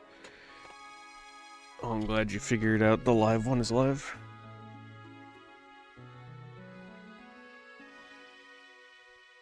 The Sonic Holy Grail. You mean in terms of the games?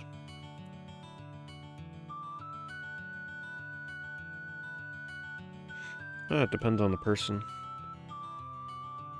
I feel like my Holy Grail for Sonic would be an arcade machine for Sonic the Fighters, but more specifically Sega Sonic the Hedgehog, which is the arcade machine with the rollerball.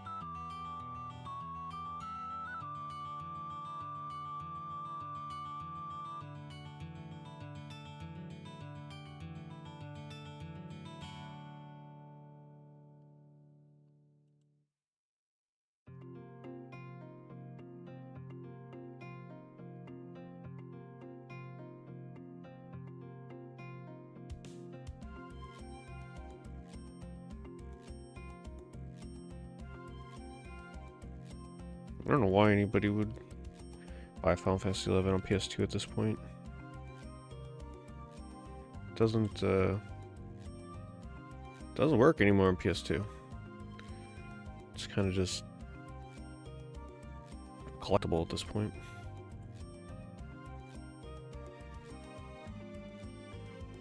Anybody need the Dead or Alive Extreme bundle? Isn't there a new one of these coming out? I thought I said there's a new one coming out.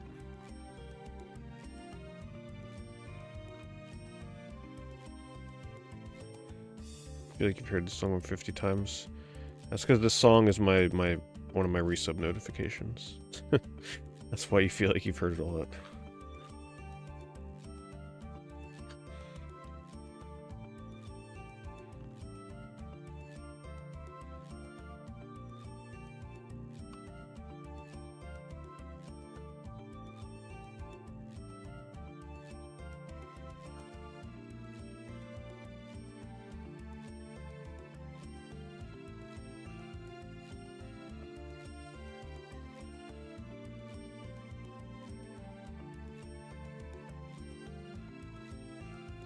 It's not a volleyball game.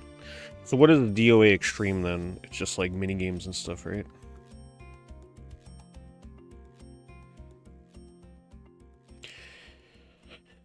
Hello, Jason. Have you ever played Remnant from the Ashes? Yes. I played that before the second one came out. I played it with one of my viewers that was really into the game. And I really enjoyed it. It was fun. It was a little hard to get into it and play it towards the end of its lifespan. Because everybody already like knew the game like the back of their freaking hand. But I felt like Remnant 2 was a much better version of Remnant from the Ashes. I played a lot of Remnant 2 and really enjoyed that game. The class system in that game was so cool. I was playing like a alchemist class. All I remember is like I was mixing potions to give like status buffs and stuff. And it felt nice because like nobody else was playing that class. And I really liked how they handled like hidden things in the game. That game when it first came out, playing it and discovering it with other people and trying to find the secrets was really cool. If they ever come out with another one, I will definitely play it day one, because those games are best played when they first come out. If you like Remnant, you should look into Let It Die, but that's digital only. Or wait until the second Let It Die comes out, which is hopefully within the next year or so.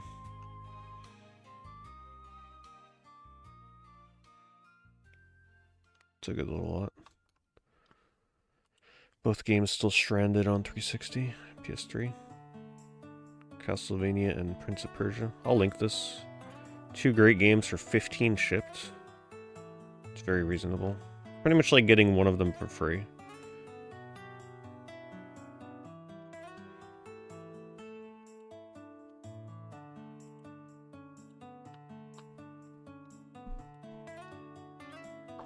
Whoops.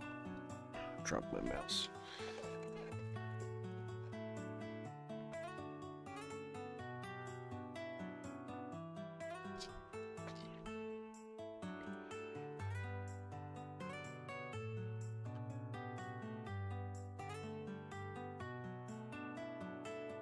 What's that? You just mentioned Fortnite? Well, guess what? Here it is.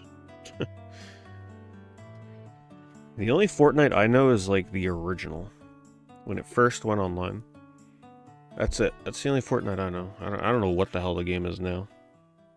It's like barely even a shooting game at this point.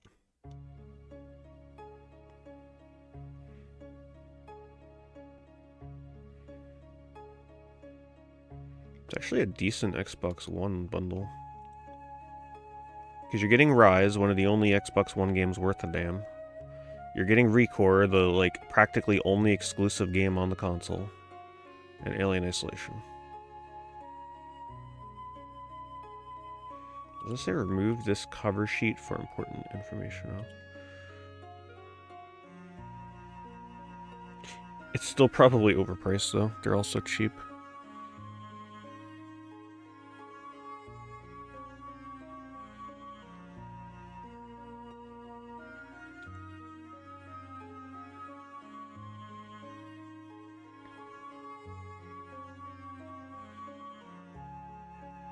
Yeah, Remnant from the Ashes is a really cool game. Definitely best played with a friend or something. Like a friend or two that has never played the game before. Playing that game and not knowing the secrets and what to do and where to go is probably the best way to experience it.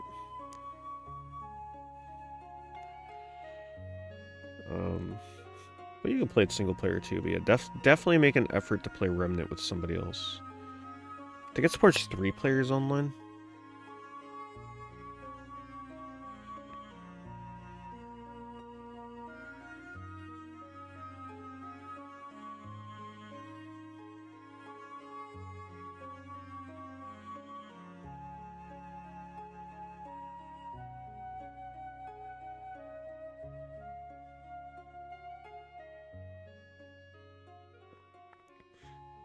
I still have my Shadow of the Colossus statue, yes.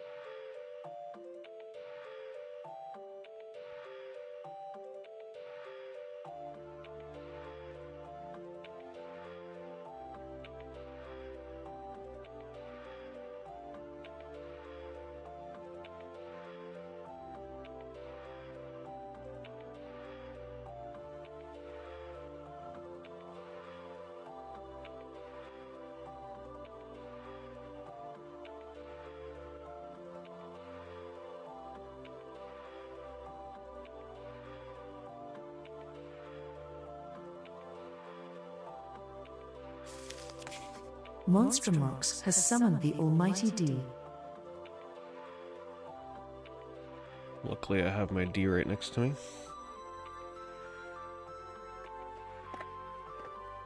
With our new Vanna White, the Evercade Alpha. Thing is perfect for this. No glare, look at that perfect angle.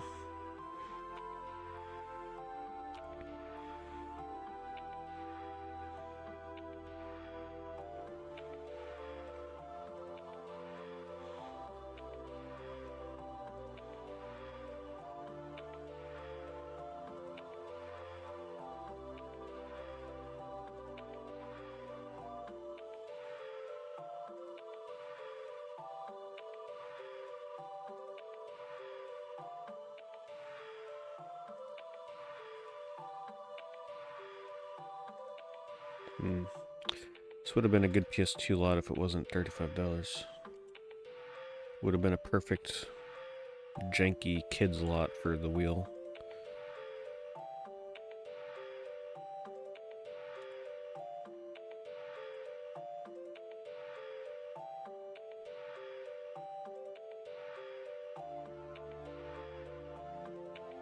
It looks like the DS Castlevanias have come down quite a bit since that collection came out. Where was it? There. I remember these were getting very expensive. Now it's $175 for all 3. It's not bad.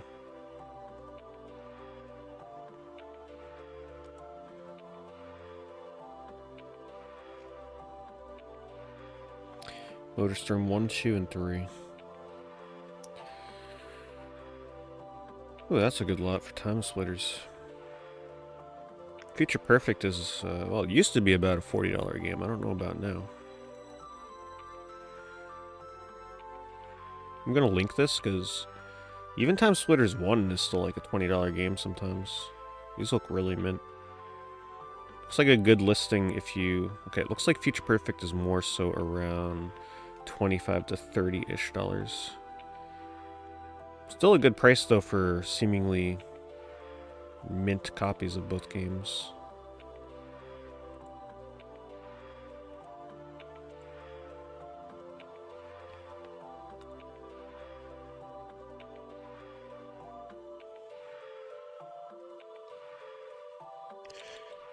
Oops, hold on.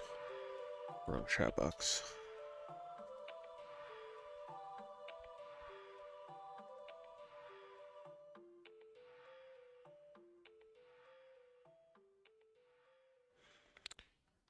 Yes, the watch time requirements for reaching the affiliate status, or whatever they call it on YouTube, is definitely the hardest part.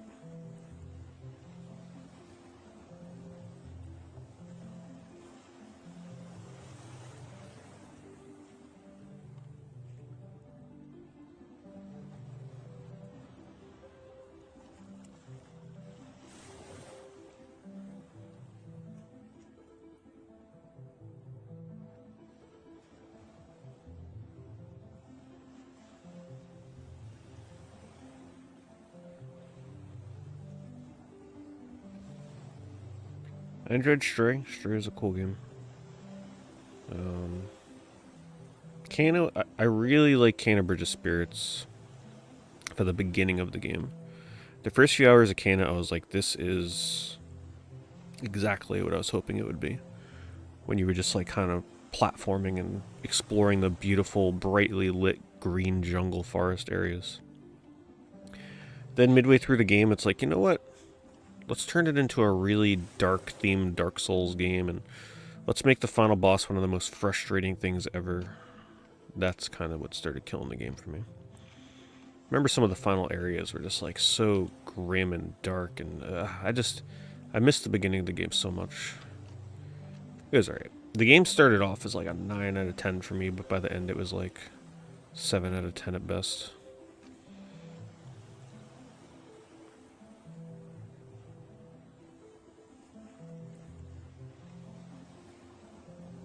Yes, yeah, I agree. The final boss for Kano was ridiculous. I was like so pissed fighting that boss. Because out of nowhere, the game was never that hard, and then out of nowhere, the final boss is just like on par with a Dark Souls fight. I don't know what they were thinking. Well, I know what they were thinking, but it wasn't the right move.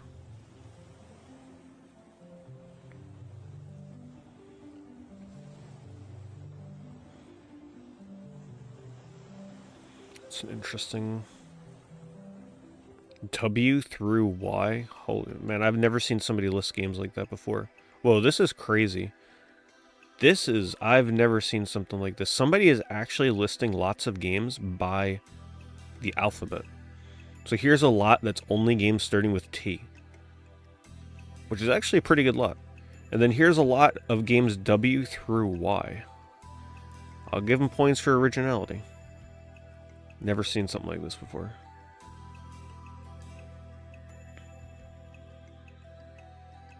Oh, yeah, look at this.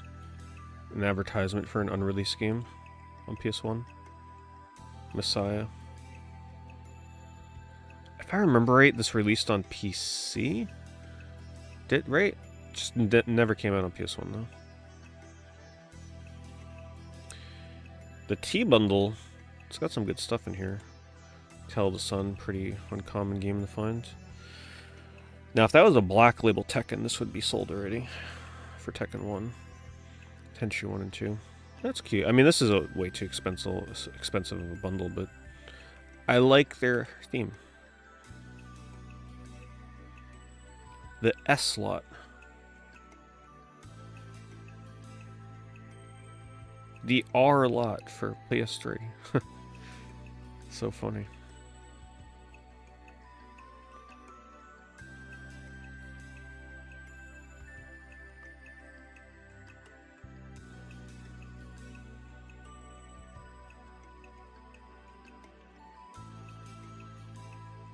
Stray was too short. Oh, hell no. That's one of the best features of games for me these days. If I can beat a game in one sitting in like 5 or 6 hours, perfect. I love this kind of games. We need more one-sitting games. One-sitting, 1999 games, take them all day.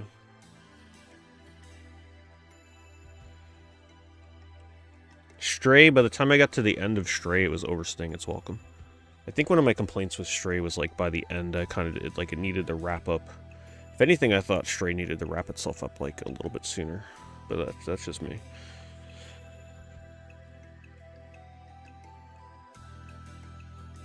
I'll play Stray again one day. I enjoyed it enough. Play it again.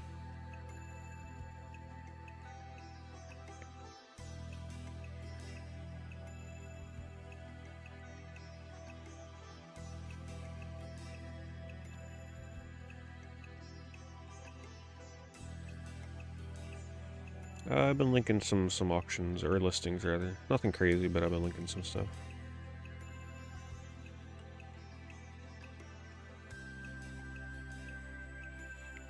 Yeah, so it must have came out on PC. How do I feel about Shadow of the Colossus first time I played it? The game is mind-blowing for sure. Shadow of the Colossus, though, with time, I feel like... Well, I appreciate the game way more now that I played the PS5 version. The PS5 version for me is definitely the way I will continue to play that game in the future. It is a little bit harder to revisit the PS2 version or the PS3 version. They were technical masterpieces at the time, but I think for all future playthroughs it'll be on PS5.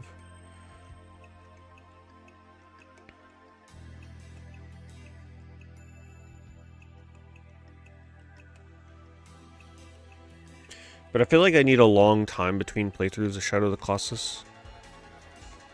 I like it when I'm able to play the game and kind of forget how to beat certain Colossus or forget where to go. Because that's part of the fun of Shadow of the Colossus, is feeling lost and trying to figure out how to take down certain Colossus. So I need a bit more time between my playthroughs of that game, so that way I'm able to kind of experience the puzzle element of the game. But it's really fun to explore the PS4, PS5 version. I especially liked looking for all the hidden glowing orbs of light when the game first came out. That was really fun. Those things were so well hidden.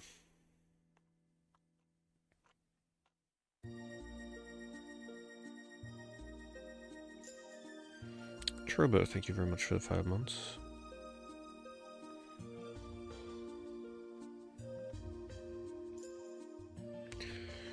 Let's do affiliate, shall we?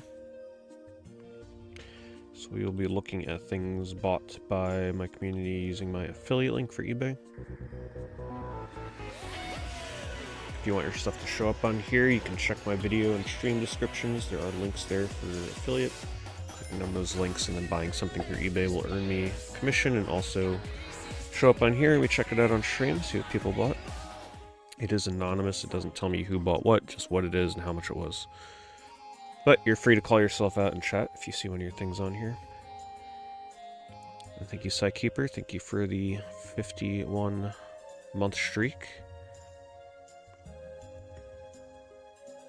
Starting us off with Resistance Retribution on the PSP.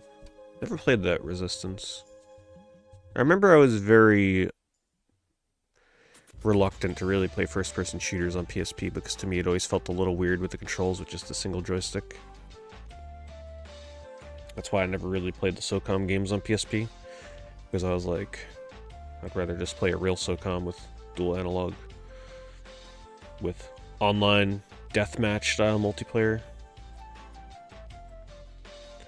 You know, I don't want to be working with my friends, I want to be destroying my friends. Play SOCOM for competitiveness. I sold these? No, these are things people bought from random sellers on eBay with my affiliate link. Slam City with Scottie Pippen for the Sega CD32X with the tattoo. Wow. Just check out the tattoo.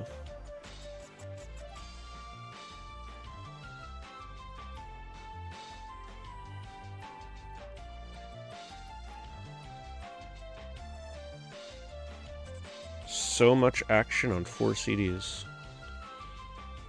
Oh, it's sealed, so I guess we won't be able to see the tattoo.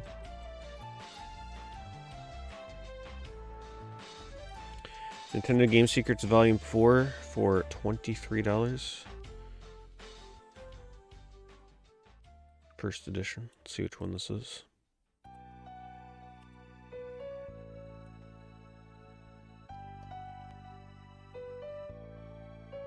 Ooh.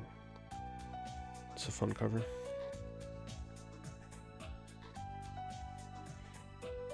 Game says a cover. It's a little hard to read that.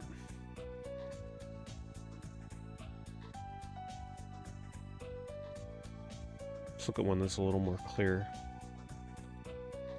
Oh wait, this is a different one.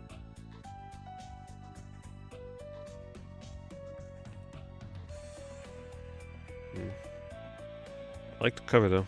The book is yours. Did you buy it? Do you collect these Nintendo secret books. Collecting some old game books like that, nice. Blue Reflection for $34. It's definitely one of my favorite RPGs from PS4. Hey, thank you, Bovine. Appreciate that very much. Hopefully you had a good stream.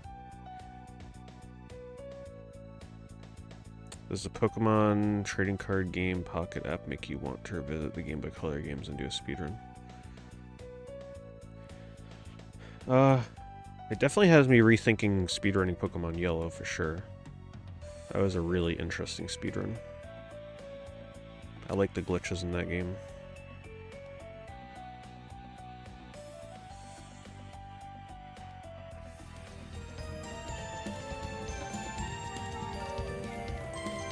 Yeah, Blue Reflection is definitely a game worth playing if you enjoy the social aspects of Persona. Story's good, the social stuff is kind of neat. The music is great. I mean, the music is really 75% of the reason you play Blue Reflection. Justino, appreciate it. Thank you for the 88 months.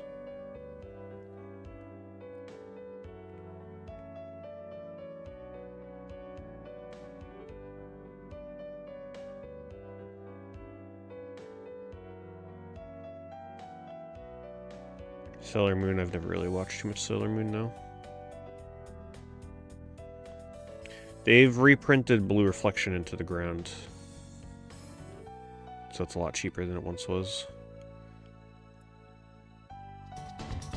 Front struts with coil springs for a Kia Soul. Random car parts.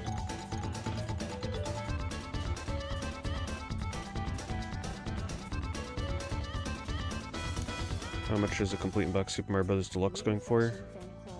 Or Game Boy Color? I think that's typically around 1 to 120-ish these days for a nice complete in box copy.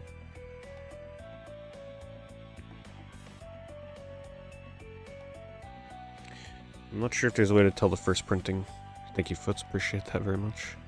Blue Reflection Fan Club indeed. Yeah, there was a time, I don't know if anybody remembers, when I first started speedrunning Blue Reflection, a few of us actually started, like, trying to help route the speedrun. Fitzvogel was one of them. Dan was one of them. We had, like, a little Discord section in my Discord where we were trying to, like, route out the best way to speedrun the game. That was fun. Very difficult speedrun game. So many routes you can take. Someone from Japan just, like, completely destroyed it these days. Like, their time on it now is, like, under 2 hours or something crazy.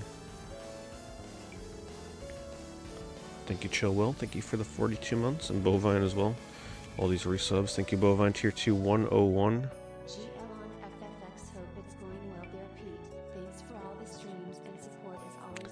Final Fantasy X was being a little rough last night. Controller issues and then some game-ending mistake I made, but we'll figure it out. I look forward to when I'm able to do Final Fantasy X speedruns with the timer going. That'll be fun. But thank you, Bovine.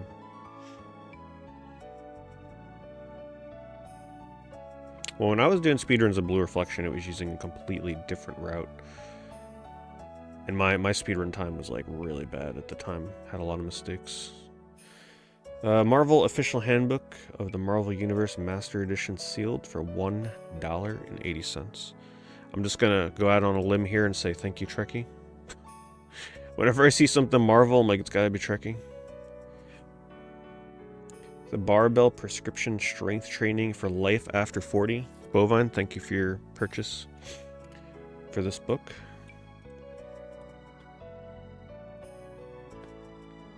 Let's see what book Bovine bought.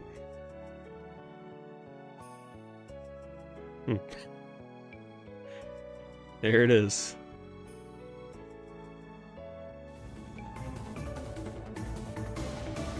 Wow, it actually is very in-depth.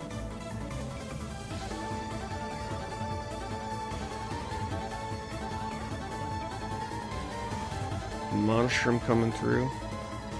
The tier 3, which always levels a hype train like crazy. Thank you so much, Monstrum.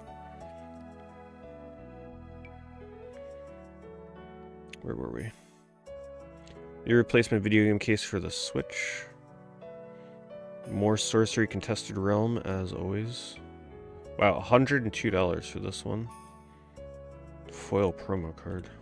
Oh, is this the one where you had to like send in your box codes on the website to get it? I think it is. I still gotta do that. I still got my box codes. But I haven't been really doing sorcery in a bit. Yeah, I think this is the one where you had to like buy the booster boxes and submit your code on the website. Foil looks way better in person, I'm sure. This picture's not doing it justice. Mudu-sama. With the 100 months. Mudu, I can swear that they let you celebrate 100 months earlier, did they? But either way, we'll thank Mudu again. Thank you, Mudu, for the 100 months. Crazy milestones in chat here.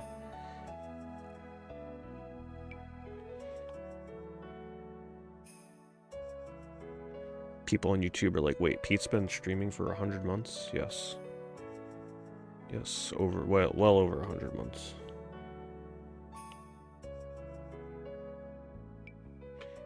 Assassin's Creed Mirage, 16 bucks for Xbox One.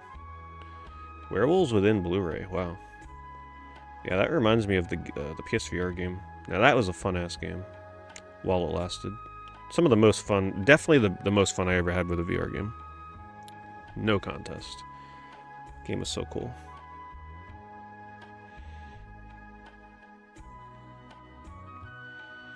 Yeah, that was the one where you sit in a circle and somebody's the werewolf. It was very similar to one other game that was out at the time. What was it? Town of Salem. It was like that style, but first person in VR. And it was just such a unique feeling to play a game like that, where like everybody's just sitting in a circle and you just look left and right, and like the other players look at you. Oh man, what a great social deconstruction style game that was. Social deception, I guess, is the better term for it. Yeah. Werewolves Within was so good. And I was really good at it too. You guys remember the streams. I was so good because I have that sort of like deadpan, like I can sound very serious, but I'm like lying because if you're the werewolf, you gotta lie kind of thing. Oh, and then they had the class where like you wanted to try and get yourself killed. What was that class? Where like you're not the werewolf, but you're trying to get them to target you to kill you. Yeah, it was so good. I miss Werewolves Within. People still play it, but like at this point, if you're playing Werewolves Within, you're gonna be way too hard to fool. So it's kind of a dead experience at this point.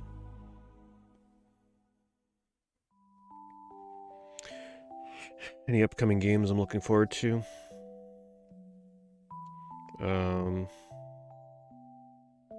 Pokemon ZA on the immediate horizon.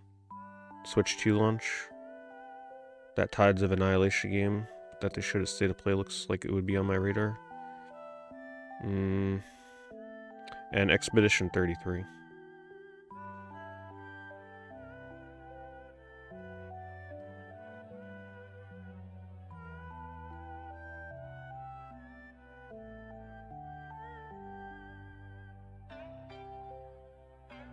Yeah, this is the movie. Somebody bought it right here. This is the Werewolves Within movie. I've never seen it.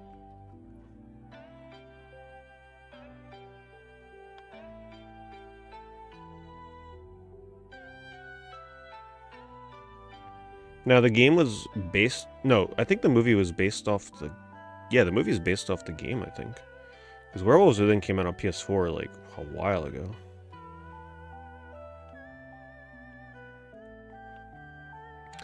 The Empty Man Redbox DVD 2020 out of print.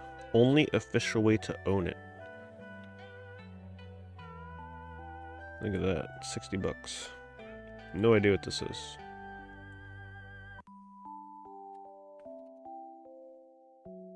We looked everywhere, but we couldn't find it. Well, that's a shame. I got a touch of salt emote.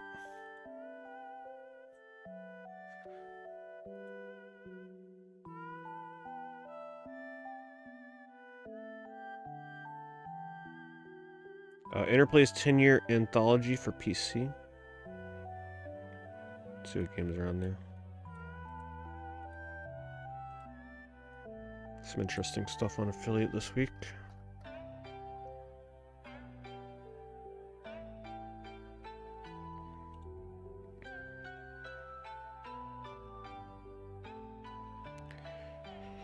Oh, Lord of the Rings.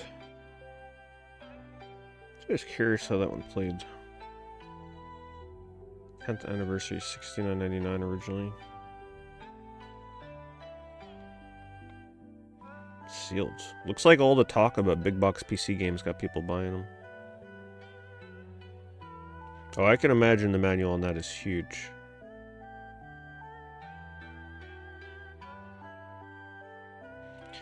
Nintendo NES Super Nintendo Genesis lot of 27 dust covers for $1. Wow, that's actually a good deal. Ikaruga Hypergun Edition for the Switch, complete with new Metal Earth model. Huh? The heck is a new Metal Earth model?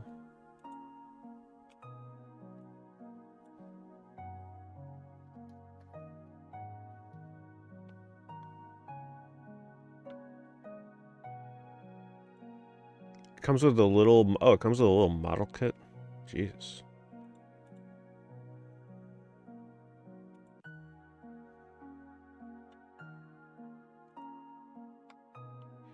Tropico 3 for the 360 for $4. Animal Crossing, New Horizons Switch replacement box, art sleeve, original, no game. $5. New Balance shoe sneakers.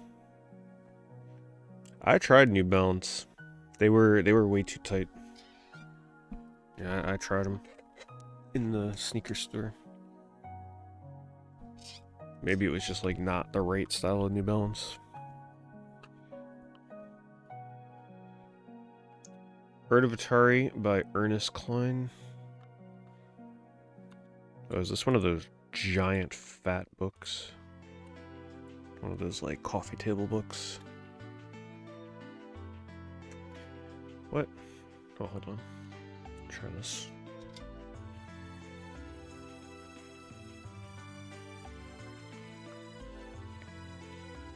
So it's probably like all the cover arts, which is cool. Something like this really makes you appreciate the cover of Atari games, because a lot of times you'll notice details that you would normally never notice just looking at the box. Sometimes the box obscures some of the artwork too.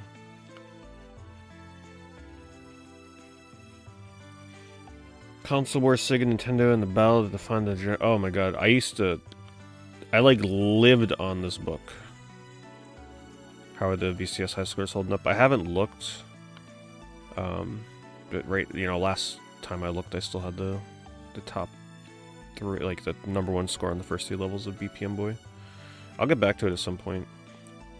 Yeah, this book was like the Bible for video games. Oh no, sorry, I'm thinking of another one. This is the one that's like a novelization. Yeah, this one. This is the one they were supposed to turn into a movie. I guess that never happened. Probably for the better. This is a great book though. This is the one where it's like Nintendo versus Sega, so good. The one I'm thinking of is called The Ultimate Guide to Video Games, I believe was the name of it. Huge, thick-ass book that told the history of games up until, man, whatever year. I think the book ended talking about, like, the Xbox 360.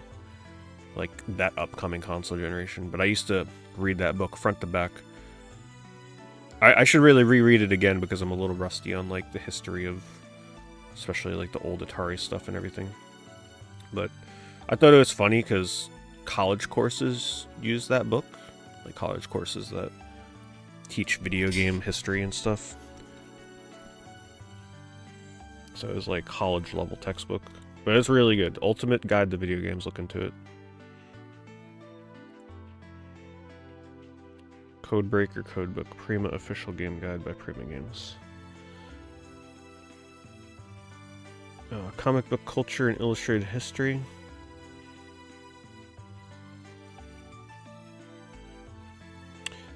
Sailor Moon. People are talking about Sailor Moon tonight.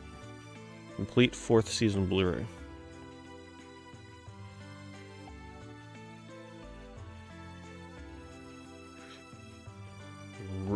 Ricky Uig? Yeah, definitely just butchered whatever name that is. Topps Chrome Orange numbered to 25 for 11 bucks.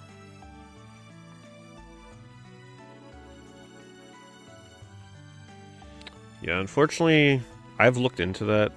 You're really not supposed to read books, audiobooks for YouTube. Like, even if people do it, they're running a very thin line. You gotta have the rights to do that stuff. Which sucks, because there were some really good Lord of the Rings audiobooks, like fan narrated, and they got taken down. 50-piece cable straps, wire cord, hook, loops, ties were usable. Somebody is attempting to wrangle in their controller wires. Console wires. Okay. Cool variety this week. I'm gonna say the purchase of the week. Coolest thing bought.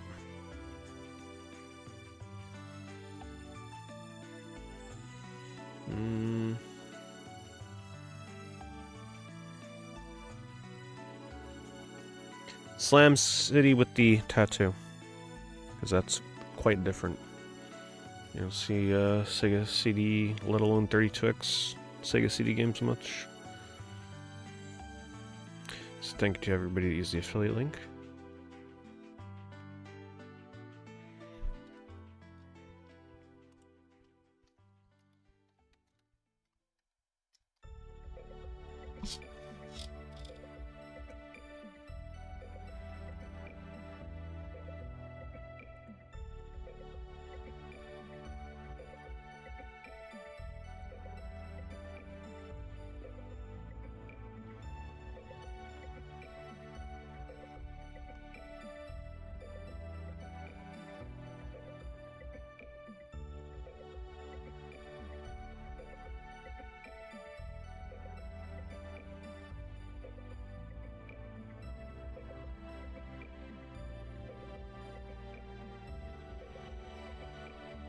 The hell? Somebody put their email as their title listing. That's new. Yeah, Midnight Walker. Yeah, that game looked cool. That looks like a good game for October.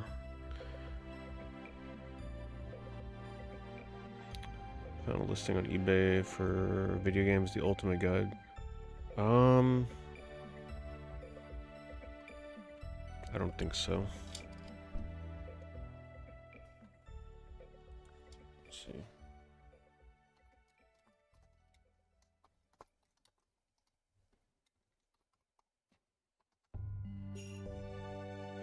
No. No, not that one. I think it was called The Ultimate Guide to Video Games. The Ultimate Guide to Console Games? Something like that. I know the cover.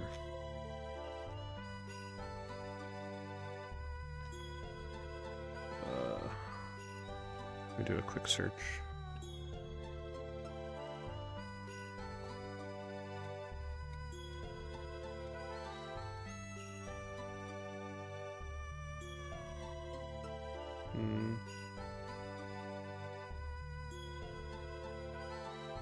Maybe I'm getting something wrong about the name. I'm pretty damn sure Ultimate is in the name though. The Ultimate History of Video Games. Yeah, that sounds right.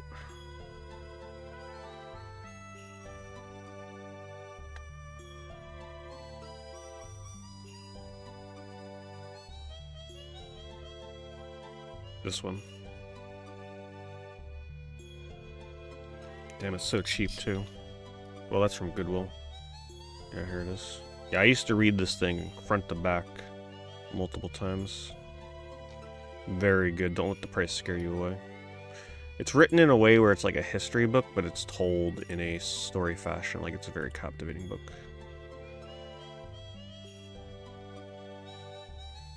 What year did this come out?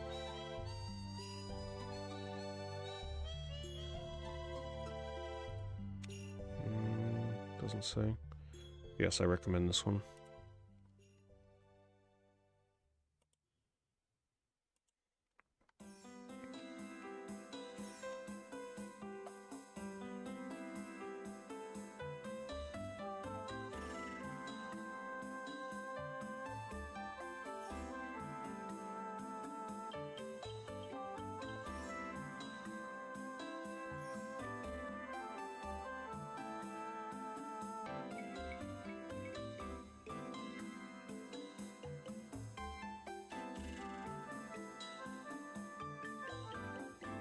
Search parameters in a shared link. Well, right now I just search for video games sorted by auctions and ending soonest. That's all I'm doing right now.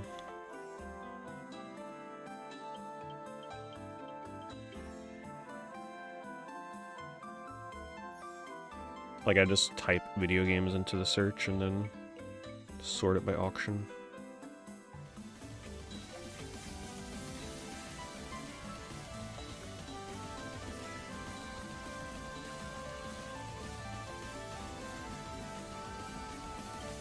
Yep, thank you. Thank you for the 1 year as well, Ghost.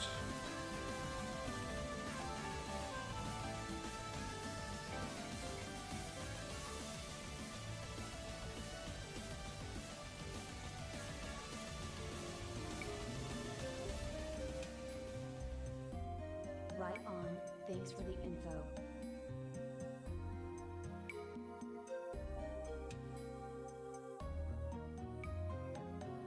Imagine wanting $20,000 for a game and then your title is this. Like, damn, put some effort into it. See what their description is.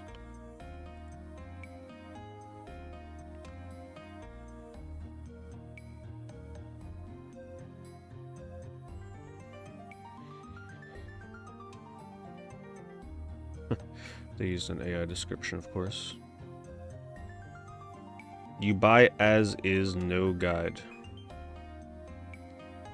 Jeez. Sounds confrontational.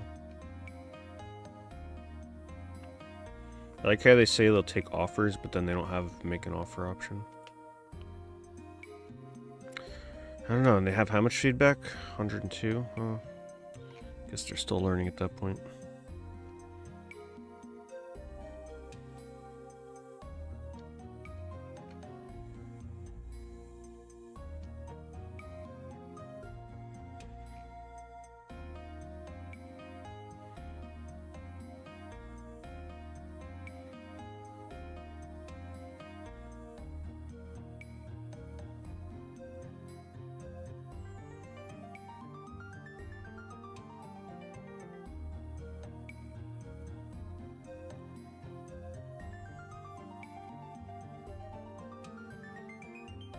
Yeah, that's probably true, Bowen. Few people probably like bought it and never paid or something ridiculous, and now they're pissed.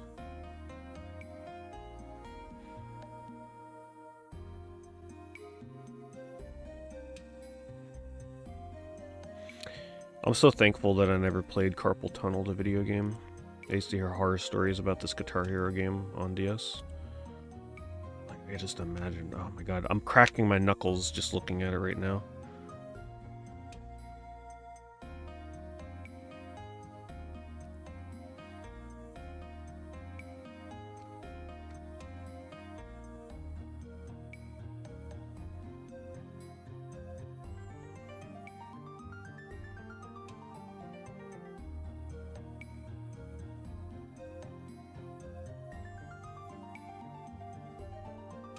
Hello, Pixelly. PS4 recommendations. I haven't bought games on PS4 in a while, but I will recommend to you that you play Troll and I. Because that is one of those so bad it's like hilariously good games. I really need to go back and play that game. I remember I was going through it and like trying to speedrun it, and then I got like to the very end of the game because I was doing all these skips and glitches, and actually I was going through it and trying to find my own skips and glitches. And I found quite a lot of stuff, but all of it was already found pretty much. But man, that game was so entertaining. So terrible, but in a good way. This is a really good auction for Banjo-Kazooie, by the way. I don't know what this is going for, but I know it's not $25. Let's see. Oh, people here want $25 for just a cart. I don't know offhand what this is going for complete. But it's definitely not this cheap. Box is a little crushed, but not beyond something that you can kind of like repair a little bit. I'll link this.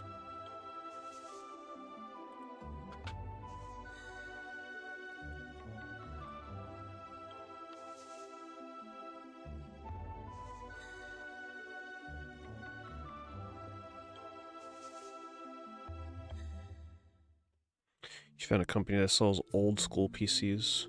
I just feel like that's a nightmare waiting to happen. Like something is going to go wrong with it and then you're going to have no idea how to fix it. Even then, I wouldn't even know how you would stream it. No idea. Like, how would I even stream something like that? It's just, sadly, just beyond my comprehension.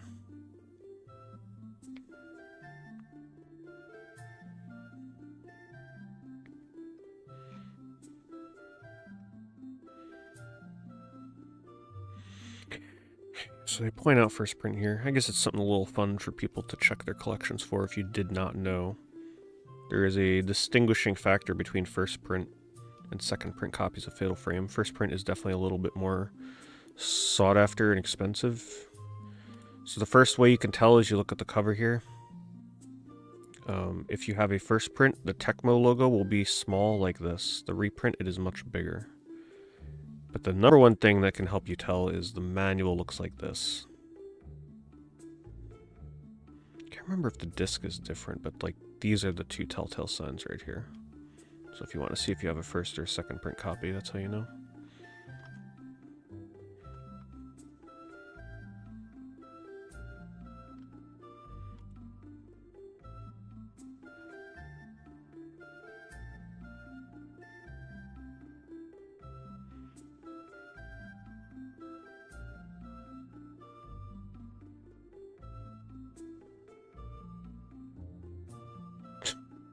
This guy, like, literally just, like, sleeping in his bed taking this photo.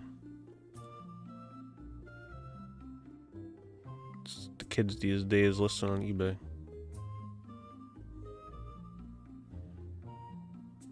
Playing on a projector? The projector's all skewed. Man, I would not be able to play on something like that. How do you play something like that with it so skewed off to the side?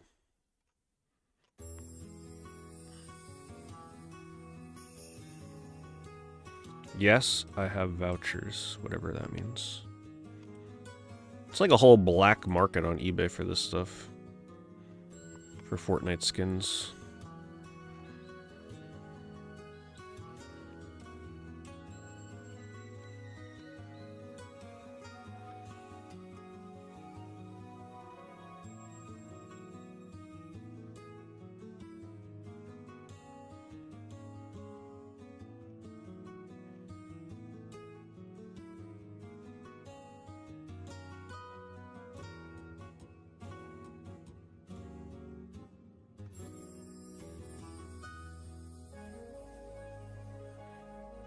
Friday the 13th game horror soundtrack.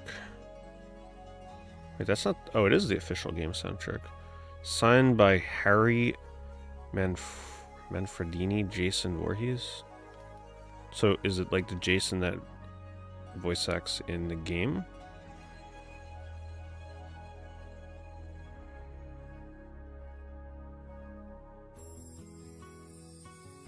Probably.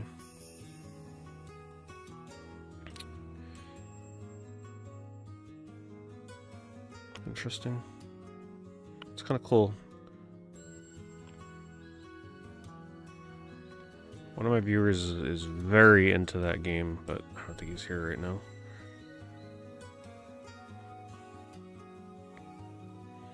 They closed that game down if that's the one that's based on the... what's the term for it? Those types of games.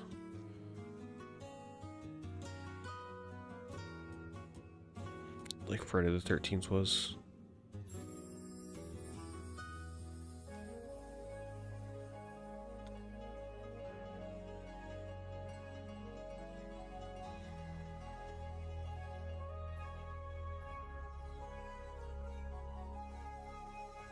Isometrical. I think it was a different term.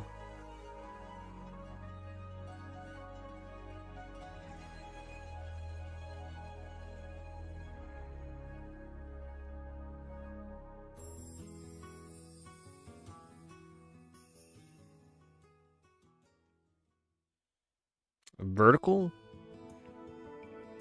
Was it vertical multiplayer? Something like that? I can't believe I can't remember the term they use.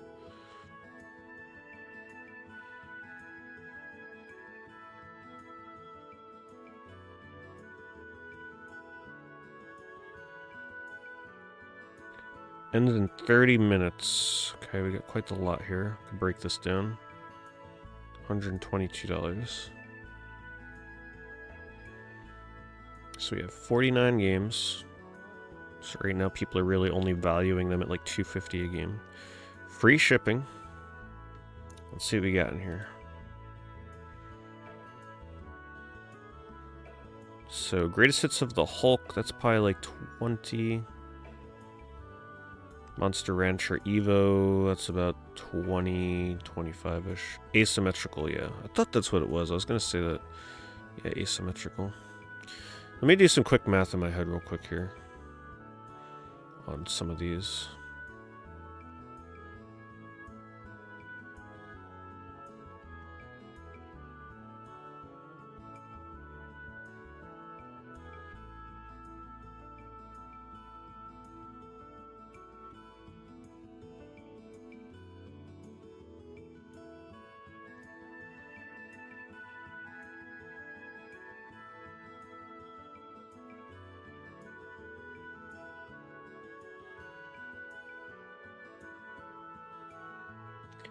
Yeah, there's easily $250 worth of games here.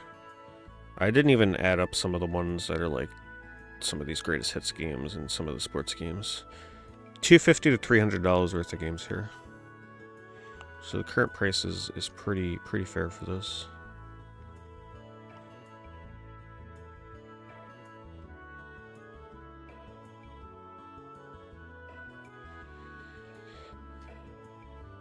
So I'll link this. Ends in a half an hour. Good value here. All complete too, it seems.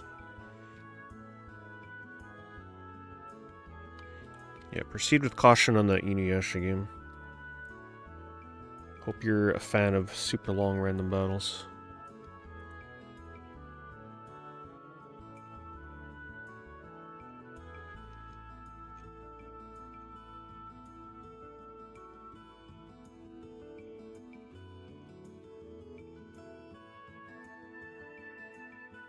Oh, did it have a huge list of games missing manuals? Let me see.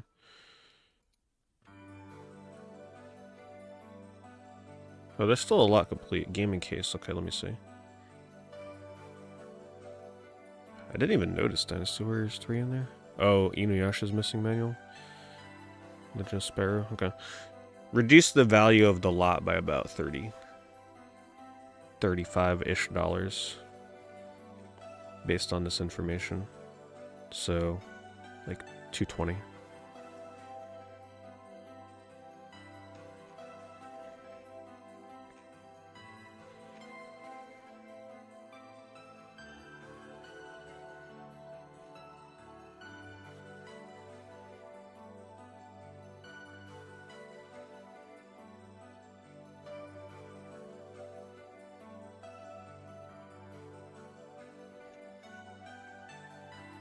Hello, Red Nation.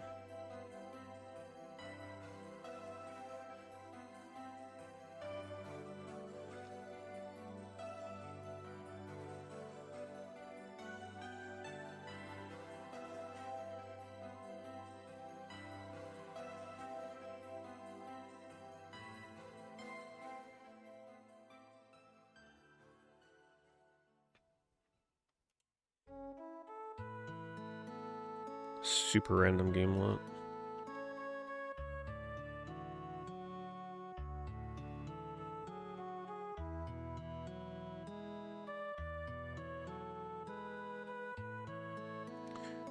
Man, seeing discs laying face down on a wooden table like that.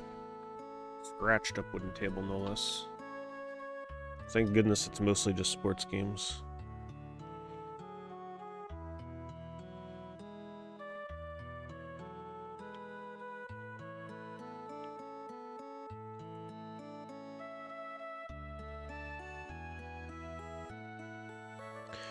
I remember being pretty disappointed with this statue. It felt so cheap. I would have gladly paid like an extra $100 for the statue to not be made out of cheap hollow plastic.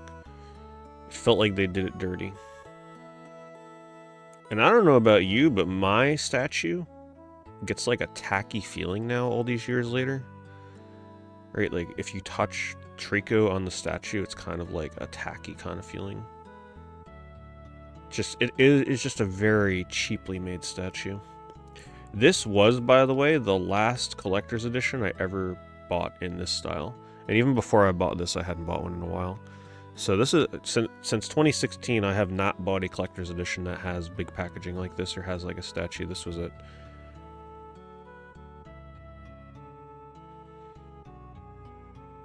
It's not resin, no, it's literally like hollow plastic. It's really bad. The detail on it isn't terrible. Like, looking at it, you're like, oh, it's a decent statue, but the quality is just not there.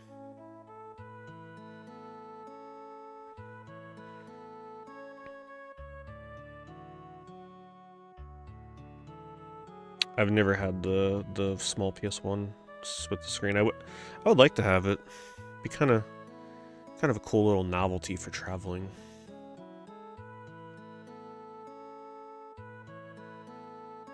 I could just imagine being on a plane playing my PS1 with the little mini screen.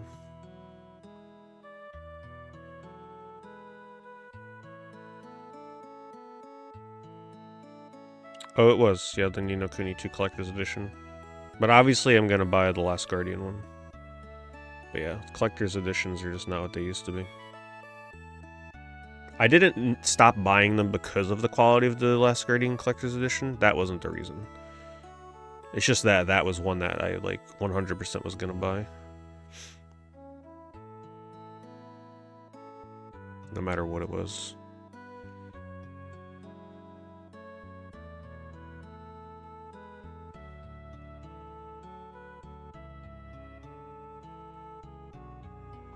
This is funny. You never see books like this anymore. 207 tips and tricks to bust open the leaderboards.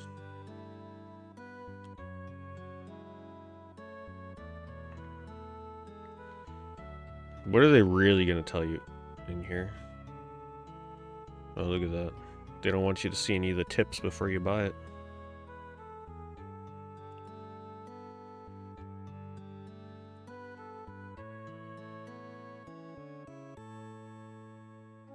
Ah, you couldn't fit it into the plane outlet, damn. Yeah, it would have been good for a long plane ride.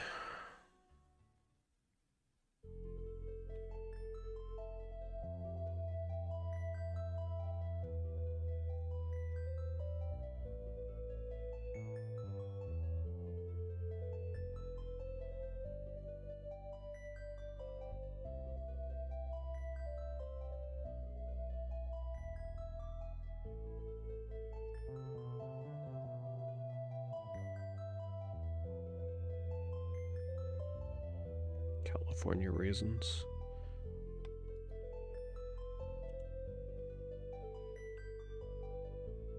I wonder what the game plays like.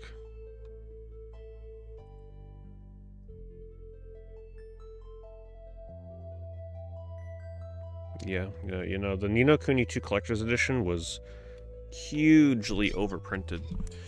And one of the reasons they did that is because they vastly underestimated the demand for the original Ni no Kuni Collector's Edition. I don't know if any of you remember the debacle that was the original Wizards Edition for Ni no Kuni. That thing was like... It was instantly sold out, and people were selling it for like 4 times the price, or at least immediately double the price, and they were very hard to get a hold of. So I think Bandai Namco remembered that, and they're like, alright, let's just print like a bajillion of it for the second game. So it was overprinted. The collector's edition itself was just like garbage. Remember the little diorama they gave you with it? I'm so glad I canceled the pre-order on that thing. I canceled it like a day before the game came out. Best bullet I ever dodged.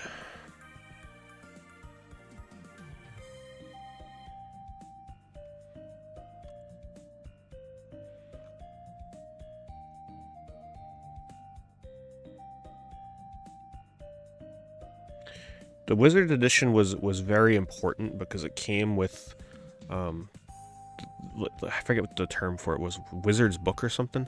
It was essentially a strategy guide, but it was in a hardcover, like it looked like it was the book straight out of the game. And you would look through it and it would actually like tell you hints about the game that like corresponded to the game. It was really cool. So it was actually a really cool reason to get the Wizard's Edition for Ni no Kuni. Yeah, the Tome of Spells, right?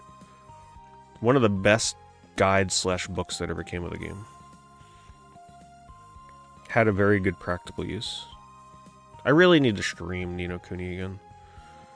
I want to do the HD edition. I haven't played that yet.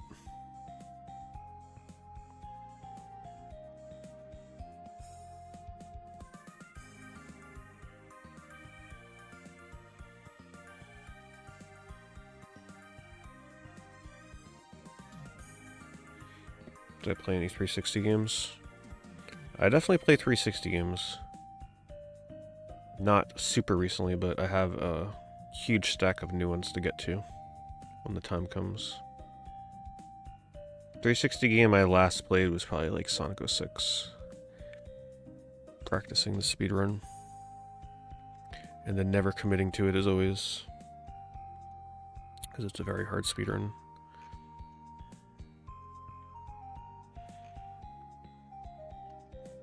Ouch. This cardboard sleeve looks like it's been run over by like a truck. People are still bidding on it. My goodness. It's got black mold. Seemingly. Tears and crushes, and people still got this shit bid up to 1850 right now. Gotta love the Pokemon craze. I think the person bidding on this figured... Oh, it definitely has moisture damage. Look at this. Yeah. Either that or someone opening it with Cheeto fingers or something. Oh, there's definitely something going on there. I think whoever is bidding on this is going to try and repair it. But that looks rough.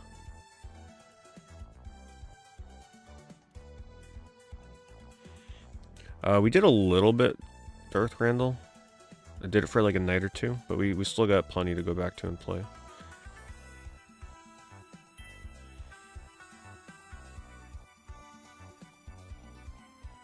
Well, the rights for Dark Cloud 3 are rough, because I think Sony owns the rights to it, so it's really not up to level 5 themselves to make Dark Cloud 3. Unfortunately. So Sony would have to give the go-ahead.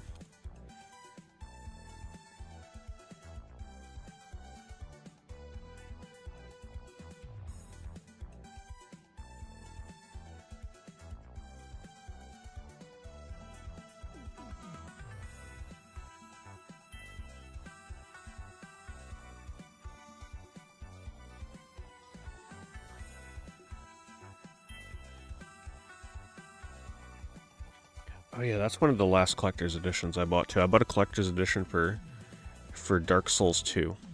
Never even opened the damn statue or anything. Just opened it for the game and that was it.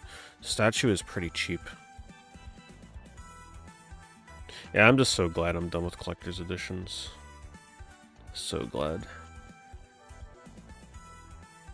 Oh man, this game is... This is one of the rarest PS1 games for any region.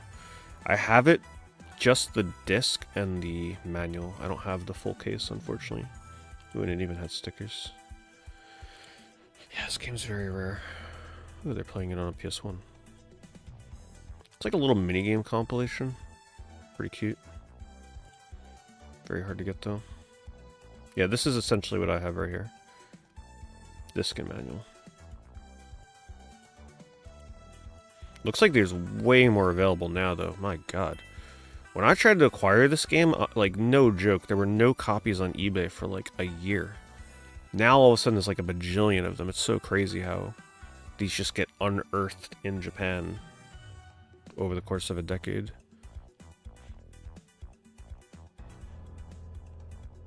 There were quite a few PS1 games like that were, like, nearly impossible to find on eBay. And then as collecting got more and more popular, importing from Japan to the US, they just started showing up more and more.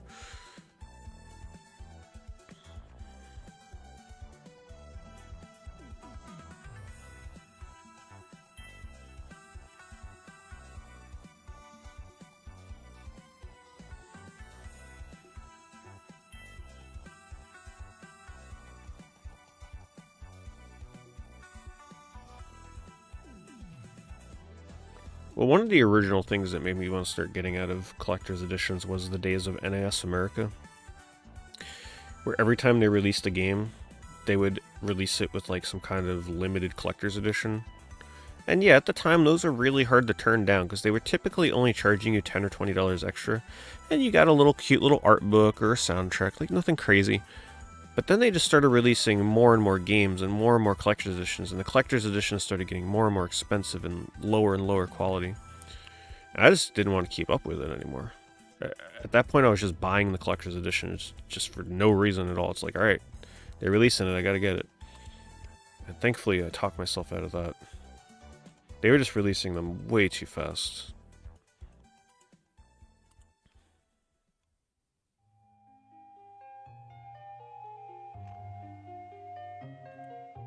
They were one of the first companies to really start doing that. Every game they released in some kind of limited edition on their website. A website exclusive, you'd have to pre-order it.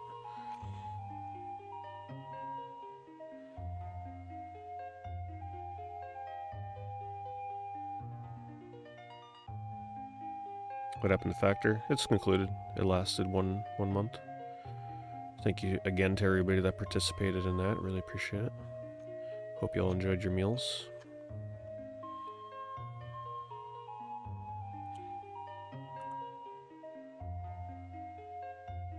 Do I ever buy from Limited Run Games? No. I haven't bought anything from them. I was gifted something from them. I was gifted, whatchamacallit? What is the name of it? The game with the Black Crow that's like a shoot-'em-up defender game. Blackbird? Yeah, Blackbird. I was gifted that. Other than that, I've never bought anything from them.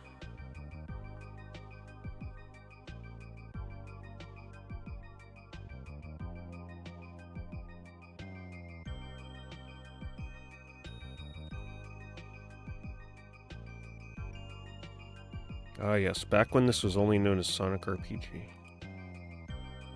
Oh no, they knew the name at this point. World exclusive. 7 pages and screenshots and info. Imagine that, a 7-page spread for Sonic Chronicles: The Dark Brotherhood. They should have bundled this with a soundtrack from the game, and then it would have never sold any copies.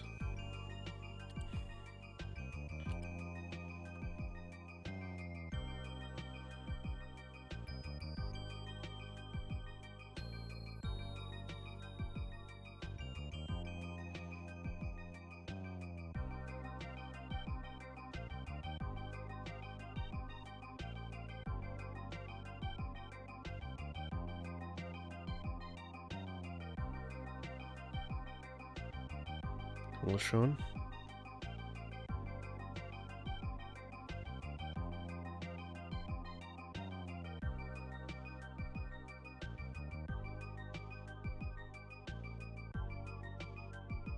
It was indeed a BioWare game. One of their better games, too. I kind of enjoyed Dark Brotherhood for what it was. It wasn't perfect, but it was fun. I think I started losing enjoyment in the game, though, when I found out that Cream is completely busted as a healer in that game. She's like the AoE healer, so she heals the whole party, and it just trivializes the game. You never die. So if you ever go to play Sonic the Dark Brotherhood and you want it to be more entertaining, do not use Cream. Use Tails as your healer.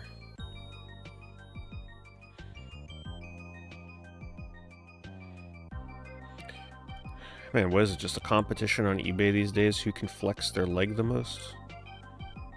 Getting crazy out here.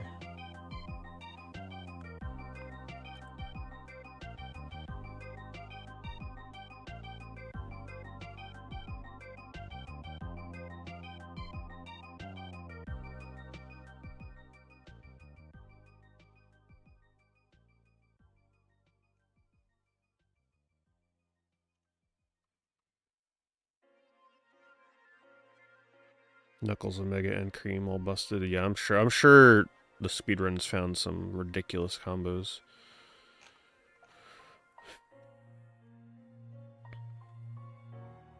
I remember skipping enemies in that was challenging.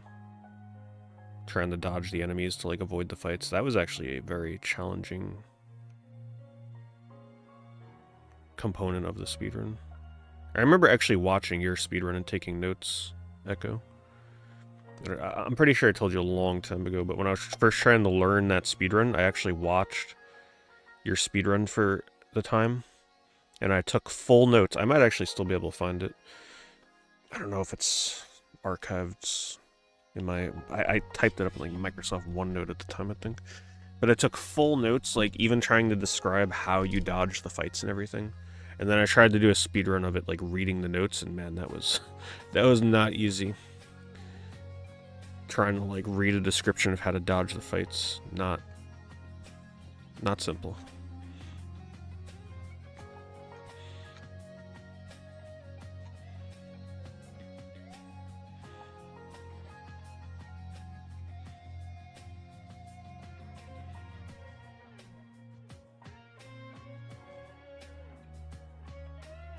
Yeah, that was probably how it happened. Sonic and the Dark Brotherhood. Bringing people together. Favorite underrated PS1 and PS2 game?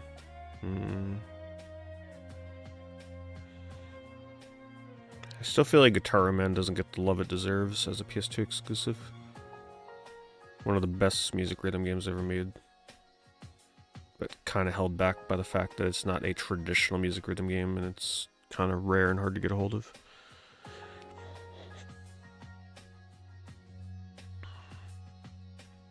Outside of the PSP version, but PSP version is not as good as PS2. The little nub doesn't do the game justice. Plays pretty different. Trekkie 313 wants to search for Sega plug cord.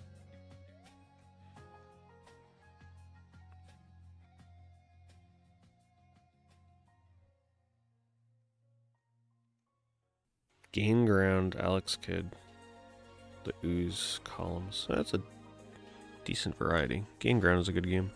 I was a big fan of Alex Kidd back in the day. I was not a fan of columns. Ooze is deathly hard. Echo and Sonic 2. Not bad. Did I search under consoles? Do you want me to search under consoles?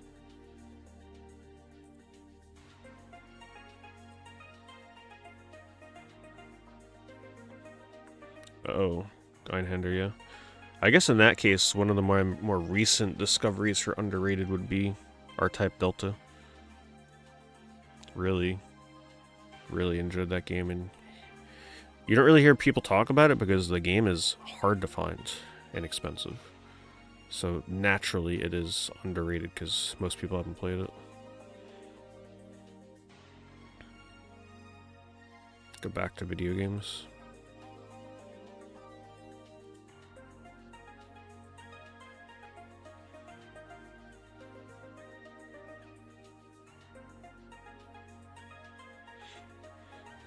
What do I think of Forza Horizon on PS5? Oh, I really don't care about Xbox games coming to PlayStation. The Xbox for me for so long now has just been... Oh, this is wacky looking. Has just been a Game Pass machine when I choose to use that service. Currently not subscribed to it. And the backwards compatibility machine. They just don't really release exclusives I care about anymore, so it's like whatever. Let people get their games on other consoles now. I really could care less. Doesn't bother me.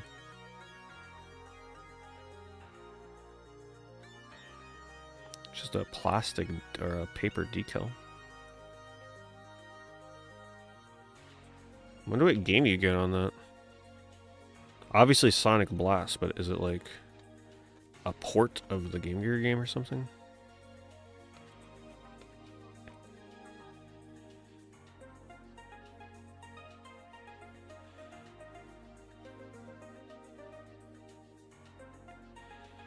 Yeah, I own no plug and play. Oh, this might answer my question right here. I don't really own plug and plays. I would not mind owning them though if they have exclusive stuff on there. Oh. Wow, it's the Game Gear version of Sonic Blast. It's pretty interesting. It's a very weird version of Sonic Sonic Blast. I always liked the sprite in that game. He was so big and shiny.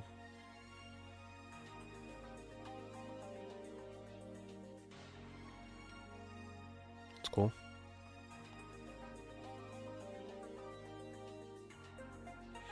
PS6, in my opinion, will still have a disc drive, but I would not be surprised if PS6 is pushed more as a digital console, and maybe they offer a disc drive add-on. It's still too soon for them to completely abandon disc drives. People are not ready for it. Oh, here's another cool one. Plug and play for Outrun 2019, huh? Never knew they made something like this. Playing this game with a driving wheel, though, would be really hard, I think. One that looks like that, at least.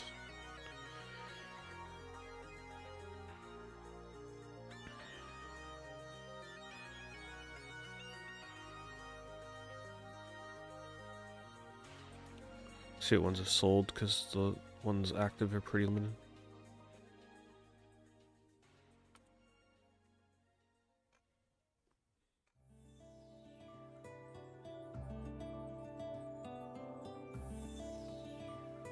This is the problem with Sega. They always repackage stuff with the same games over and over and over. Well, this is the one that we looked at before. But they just have a habit of just repackaging the same games every time. Still really fascinated to find out what they're going to do with that. Like, what's the reason they took down all their digital games? Let's find out, right? Like, just show us at this point. Really hope they come out with something worth it.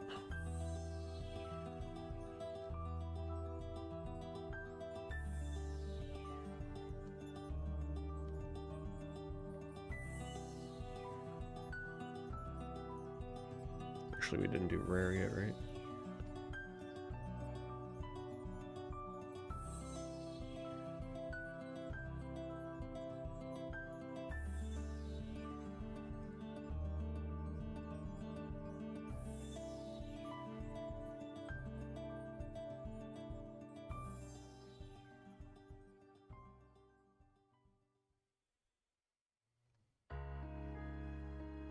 Man, Japan made out with Sega Pico. Their Pico was so much better than ours.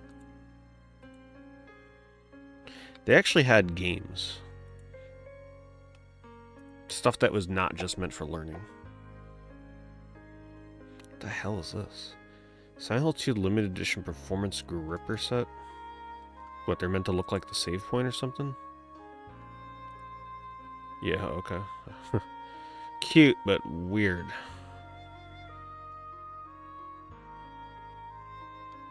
Like, you really need a performance gripper set to play Silent Hill 2.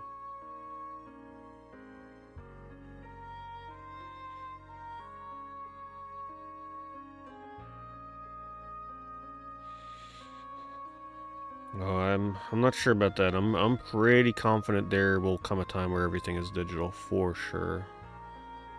It's just moving in that direction too rapidly. They're trying to condition you to get digital games only right now as it is with all this like early access stuff. It's like pre-order the game for the digital deluxe edition and access the game 5 days early. Pretty soon it's not going to be 5 days, it's going to be like a month early. So if it's a game that you play online with your friends,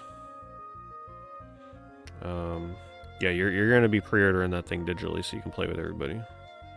It's going to get worse and worse as time goes on.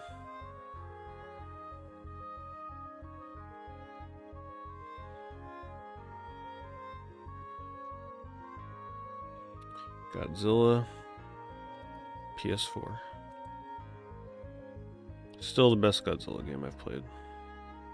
Nothing comes close.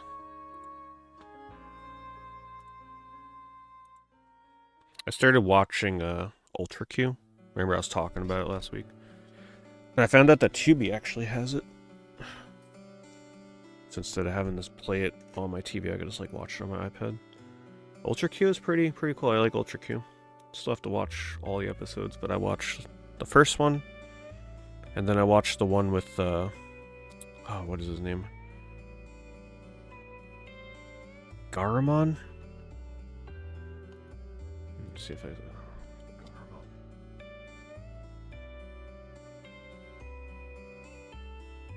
Yeah, this bastard. One of the weirdest looking kaijus ever. Look at him.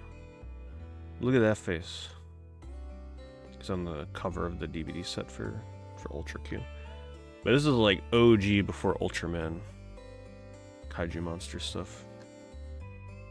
I would recommend it if you're into the Twilight Zone and you also happen to like Godzilla kind of stuff. Ultra Q is like the Twilight Zone for Japan, but with kaijus. Every episode had a different kaiju monster. It's pretty cool. And when they were attempting to bring Ultra Q to the US, I think only one episode ended up getting put in English. The team behind Twilight Zone was behind Ultra Q for English, but I don't think it ever fully came to fruition for English.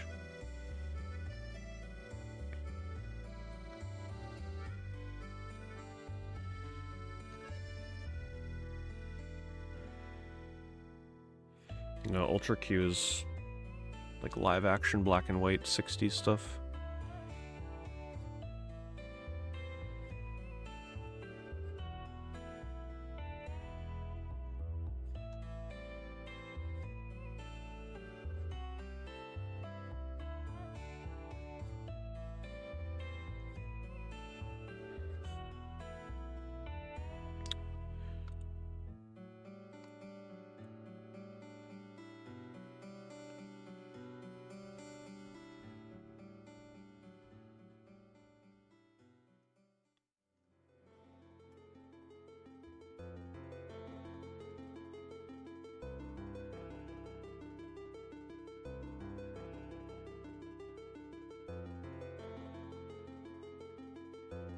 It's one of the weirdest... One of the few instances where I really feel like the US cover was better than Japan. Arctolad, End of Darkness. It's like this guy's calf is just like taking up half the box. And then the foot is cut off. Just such bad cropping.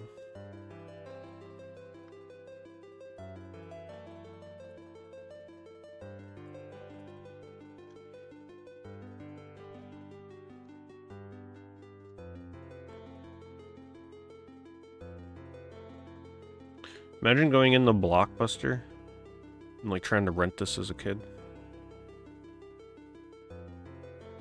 Asking your parents if you can rent Playboy on PS2.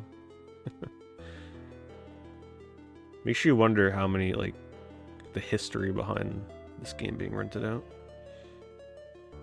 Game is terrible, by the way. I do not recommend. I only recommend it to people that like the Sims games on consoles, like the console versions. Oh, it's so hard to grind through that game. Like, figuratively and literally. You do actually, you know, you do it in this game. Like, you are grinding in that game. But it's not a very fun game.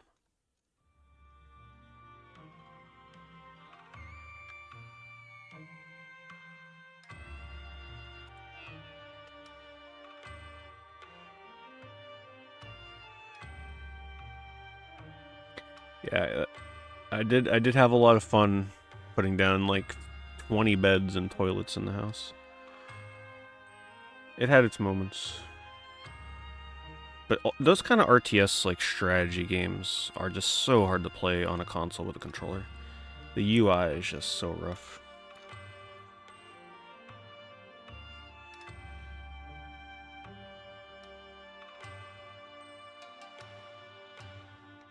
Oh, I looked into that, speaking of dinosaurs games here, I looked into that Warriors Abyss game that they showed the trailer for on State of Play to find out what it is.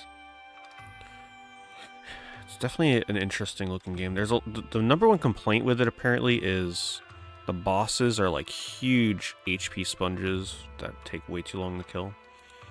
And it's sort of like a Vampire Survivors game, but you have manual input over your attacks kind of thing, where your equipment and abilities are recruiting the other characters. But then I also read that if you buy the base $25 version, it is super grindy because you have to try and unlock all 100 characters. And if you spend an extra like $15 and get the deluxe edition, you pretty much unlock every character in the game immediately. And then it takes away all the reason to like play and grind through the game. Why they couldn't just release it as a $25 game and make you play to progress and like leave the instant unlocks out is beyond me.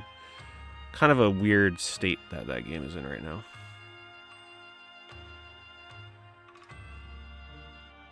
I almost bought it and streamed it the other night, but I decided to pass on it.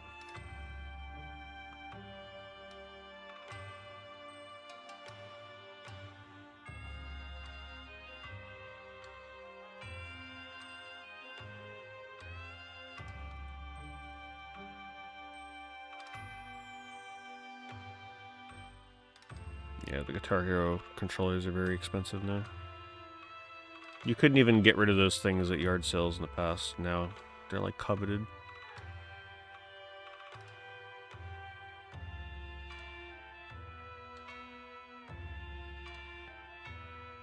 Wow. State of Emergency 2 is getting pricey. Someone wants $40 without the manual. Oh look, speaking of which, Guitar Hero bundle controller. $85 in the box. That seems reasonable. Unless that's not a good one.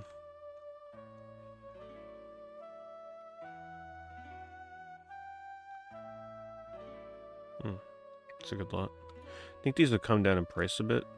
Resident Evil Dead Aim used to be like $60. I don't think that's the case anymore. Also, File number 2 used to be $70. But that has definitely come down. Ooh, that is scratched way up. Maybe that's why it's oh, no manual. Also, very badly scratched. Yeah, that would not... You would need to resurface that.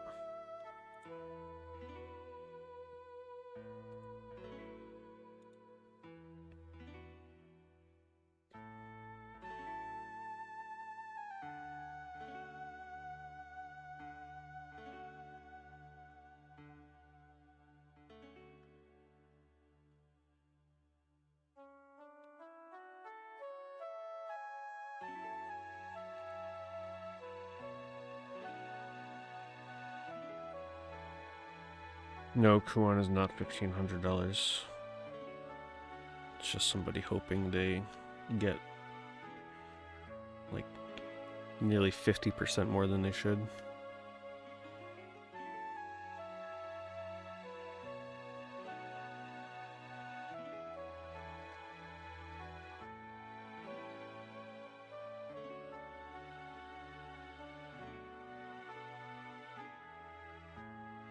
I haven't played the original Battle for Middle-earth, just the sequel.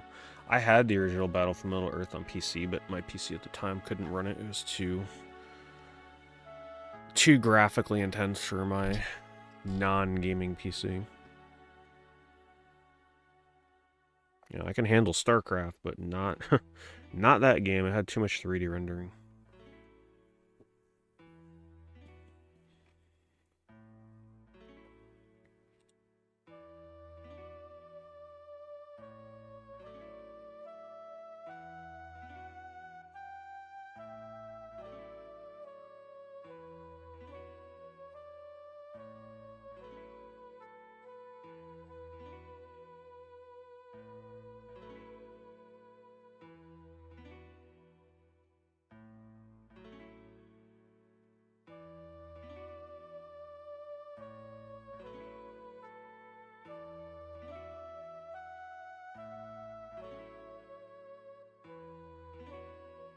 I have not played 7th Guest. I've tried playing it years ago for Horror Month.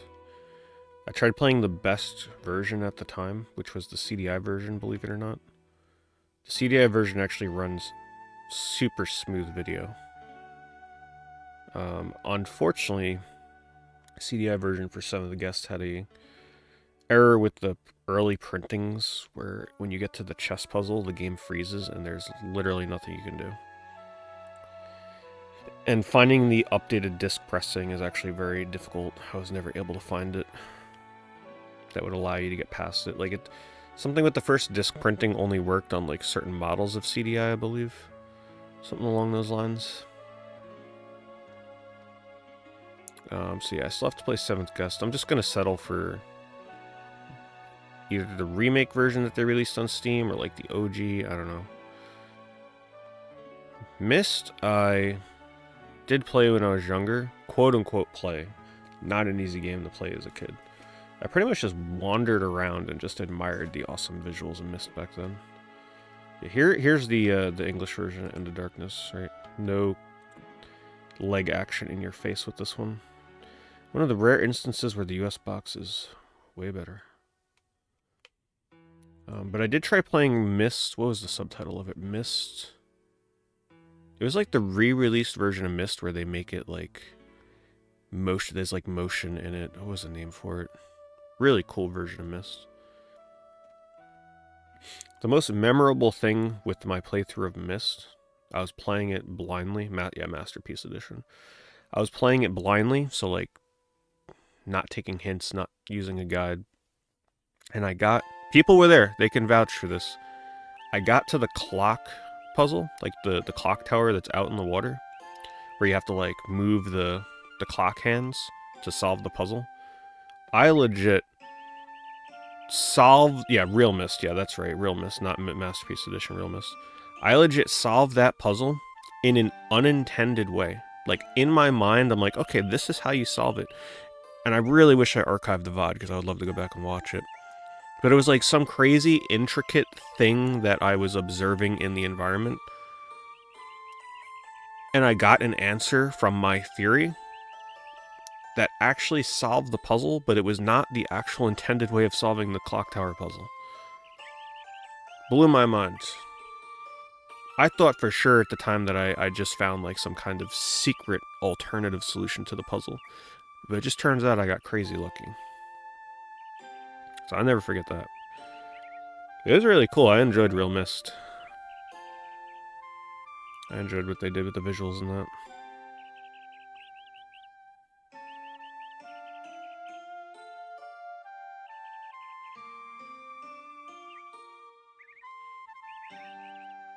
Horses Ranch, man.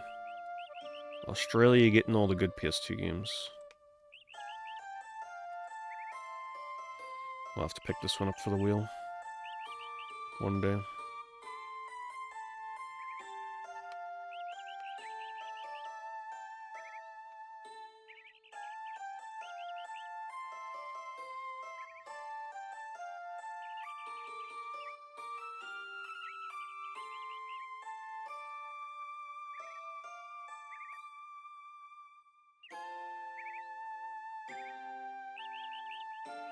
Volleyball challenge. Damn. So many good ones. This has definitely got to be one of those, like, simple series ports. I could just tell.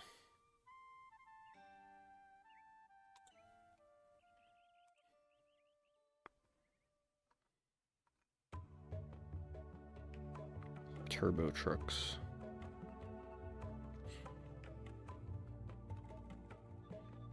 So you're buying like games like that from someone in Australia, you're best to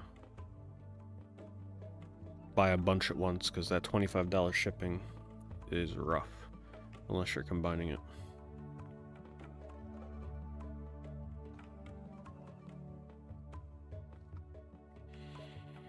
Ephemeral Fantasia, oh man. I'd love to go back and try and do a run of this again. If I do though, I'm gonna implement a rule of like allowing a break in the middle of the speedrun.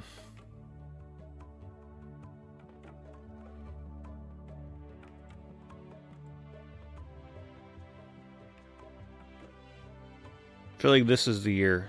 Yes, thank you, because I was just about to bring it up. I feel like this is the year where I get back into RPG speedruns again. I think if I get really into Final Fantasy X as a speedrun, it's gonna like awaken the RPG speedruns in me again. So I just gotta keep up with it.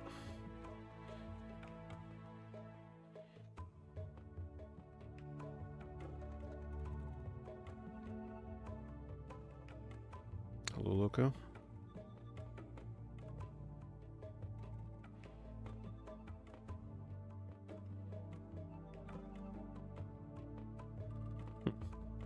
Price on Dawn of Dreams actually isn't as crazy as I thought it would be at this point with the remaster coming out. For, well, the new one and the 2 remaster.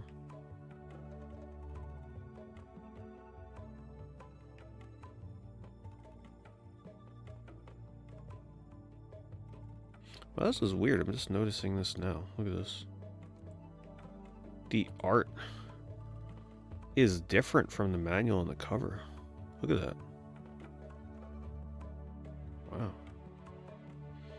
Side by side, look at that. This is more in line with the in-game model. And then there's the cover. Look at that. Wonder what the reasoning behind that was. It's like expectations, reality. That meme. That was a cool game. I actually bought that day one when it came out. Felt like I was the only person on planet Earth that went specifically to buy that game day one brand new.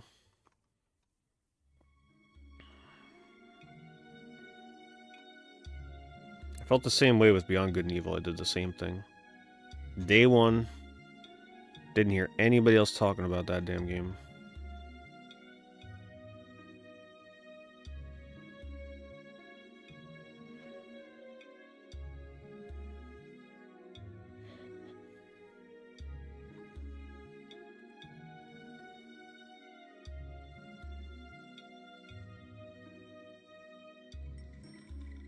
Sonic speedrun super competitive? Yes. Sonic speedruns are like a lifestyle for some of these people. The day the game comes out, they're already like beating the games in 10 minutes. It's a grind. Like, it's not something that you just pick up and do for a few days. Like, you commit months of your life to speedrunning Sonic games when they come out. And they are competitive as hell. They're difficult. They're not easy speedruns.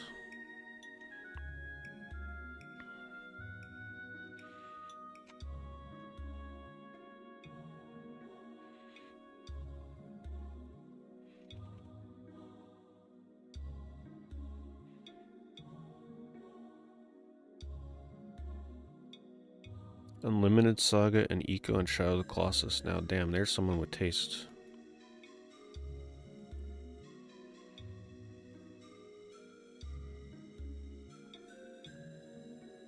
Mm-hmm.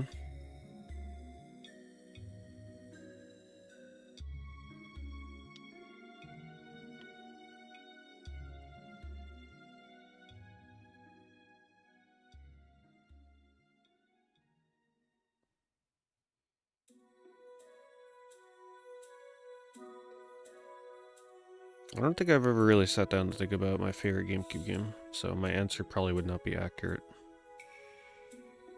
I am a huge fan of the launch games, though. So I really like Monkey Ball, I really like Luigi's Mansion.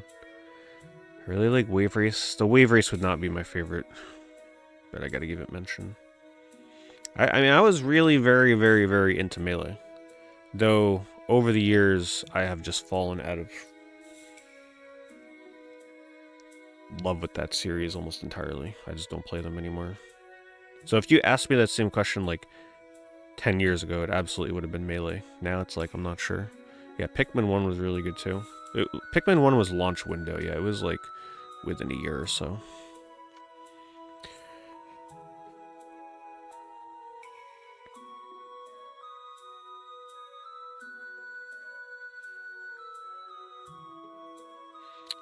Actually, my answer, like my real answer, Sonic Ultimate Gems collection.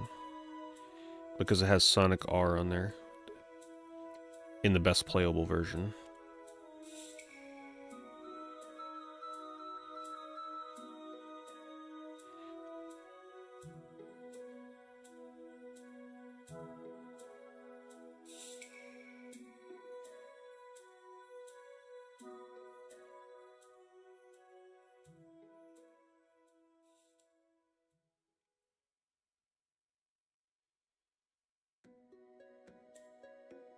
Oh, was it December?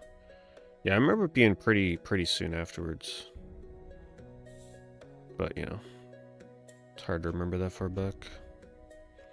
Would have been crazy if that was actually a launch game. The launch lineup would have been like Perfect.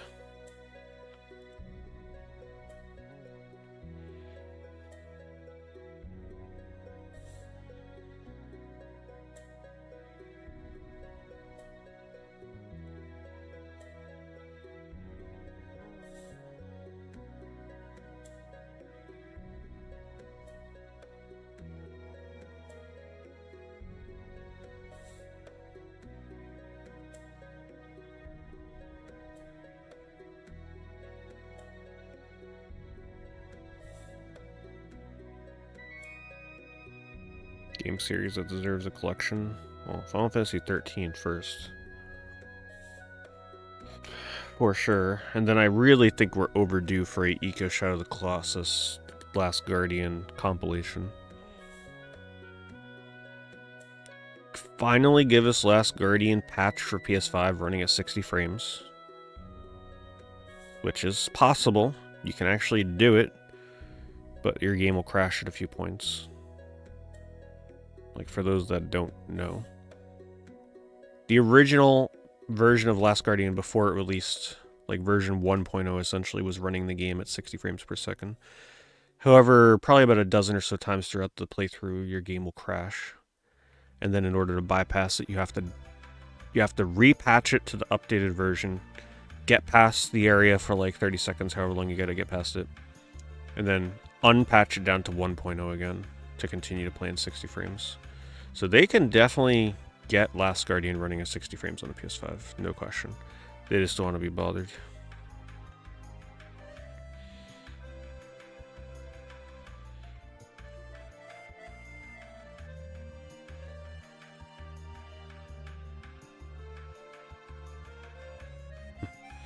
It's just so crazy to see. I used to do speedruns of this game. But it's just so crazy to see these random Japanese PS1 games. Like, I literally paid like $20 for this game on eBay years ago. It's a cool little 3D beat 'em up.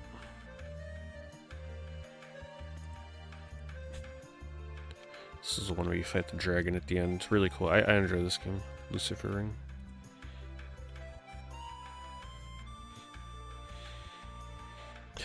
Auto Odyssey, I had that one in a video recently. Or not recently, it was a few years ago at this point.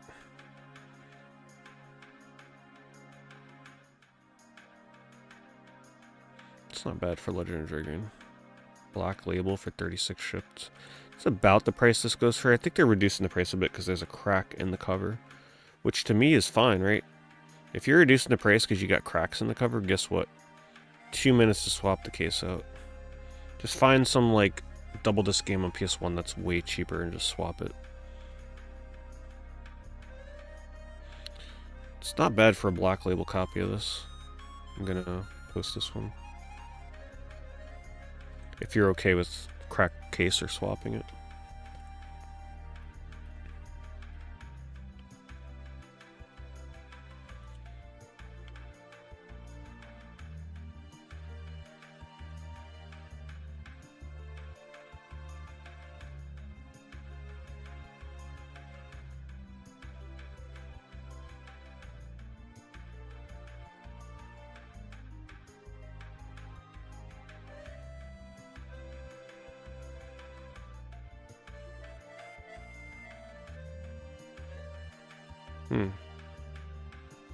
It's a good price for Ridge Racer Revolution. I think this game is normally like 25 plus 25, 30. As the price came down.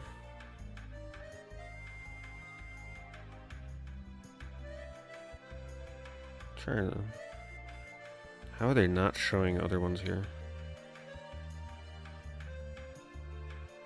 Reproduction art cover, that's why. No wonder.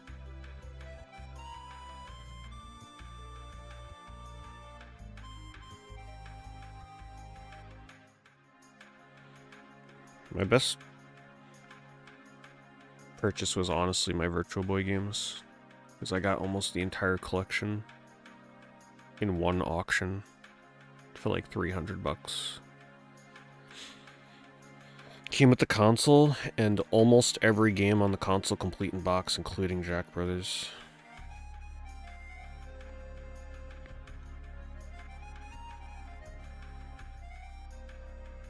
It was only missing a few games, so it was pretty much like getting an almost complete Virtual Boy collection in one fell swoop.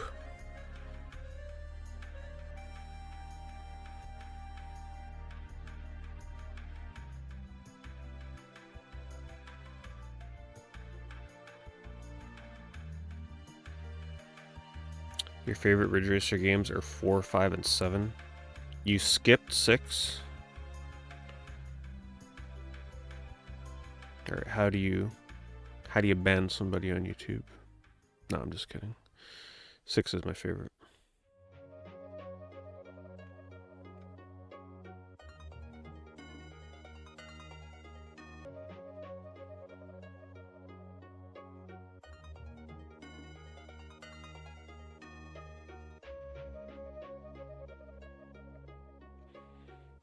Playing 10. Playing 10 was cool.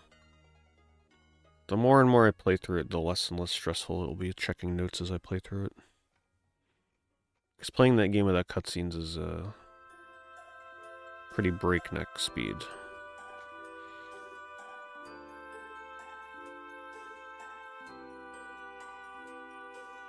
Well, I've played 13 too. I just wasn't a very big fan of it when it came out. Because I hate time travel, and that's what that game is all about. And I also really did not care for the 2 party member system with the monster catching. So for me, it was a big downgrade. I didn't care for the story, I didn't care for the characters as much. But I definitely want to try it again, because that is the barrier preventing me from playing 13.3 or Lightning Returns. Because how can I play that before I finish 13.2? So, hopefully in the next year or two we'll get around to it.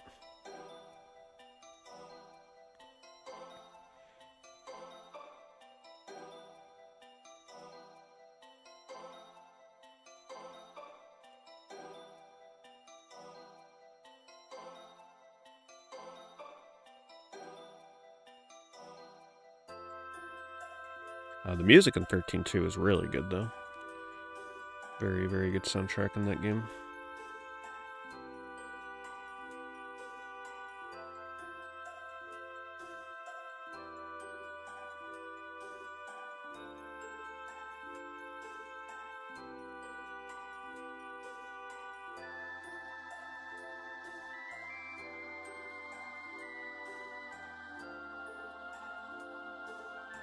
Please don't tell me you hate Ocarina of Time. Nope. I do not hate Ocarina of Time.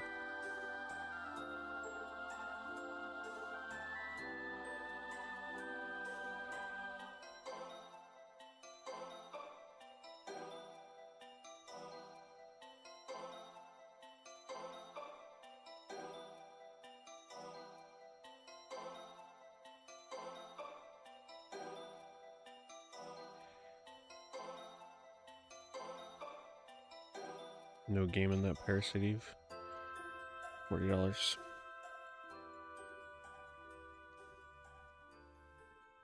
Do I like Smuggler's Run? Oh yeah. Smuggler's Run was one of the most technically impressive games I'd played at the time. The draw distance in that game was like unreal at the time. I used to just drive around. Run from the cops in the game, just drive around. I think that's how most people played Smuggler's Run, to be honest.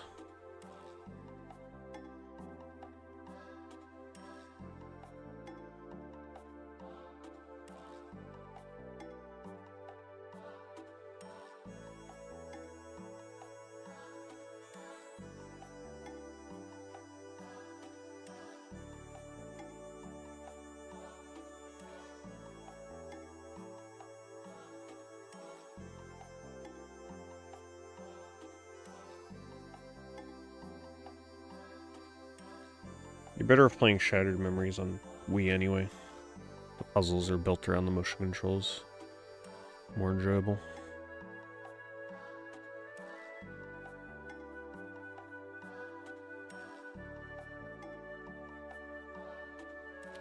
Smuggler's Run wasn't one of the first. You're thinking of Smuggler's Run, the second one, like the Warzones game. That game was okay. It wasn't. I didn't like it as much as the original.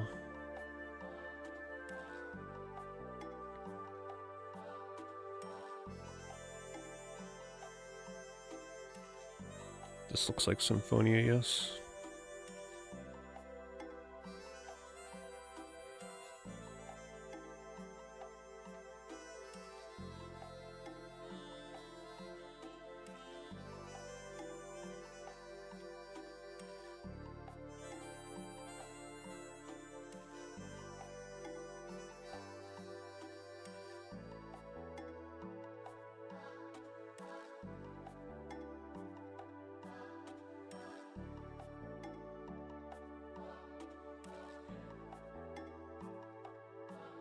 Ridge Racer with a controller that you like twist or something.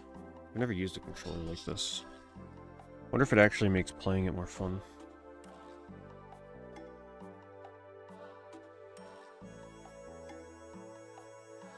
I'm gonna assume no. Just a wild guess.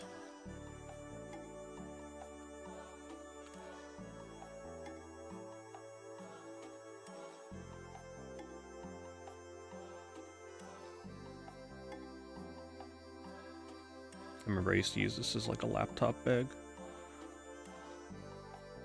It actually doubles very nicely as a laptop bag, or at least for like a tablet.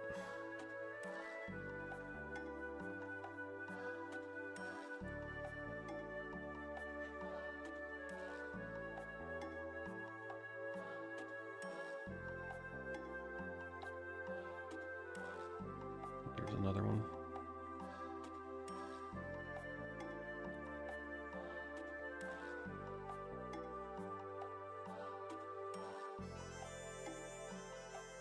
Take a look at sold prices. Keep up to date. Let's do CIB.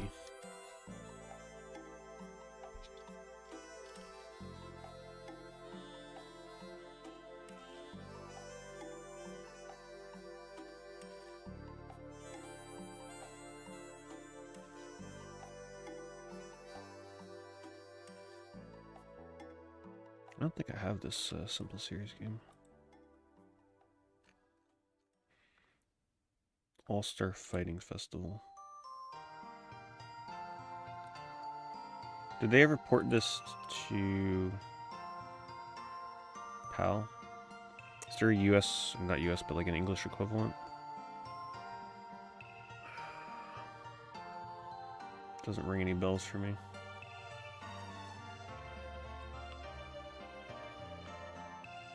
Funky Skunk. I may have played that a long time ago. I think I played it in a variety stream long ago.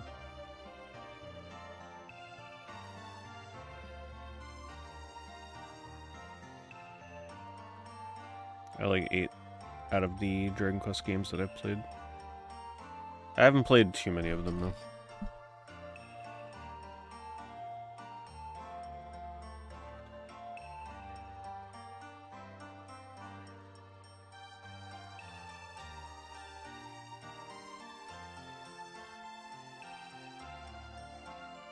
Wow.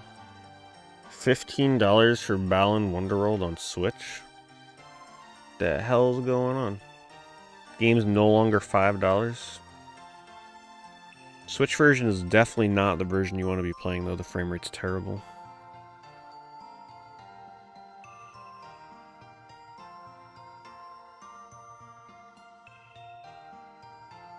Balan Wonderworld I still feel is like just so misunderstood and like wrongfully bashed. That game did not deserve all the hate it got. It's like, listen, if you don't play on like 3D platformers, you probably should not be playing a game that is like nearly a pure 3D platformer. Okay, the costume gimmick may not have been done the best, but man, that game was just brutally assassinated for no reason, or the wrong reasons.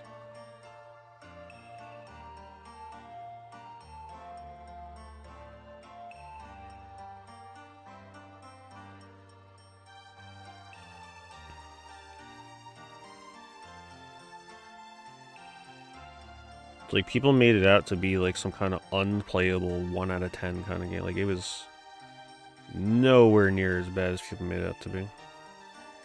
If you're one of those people that avoided playing Balan Wonderworld because of all the drama videos about that game, and oh my god, it's so bad.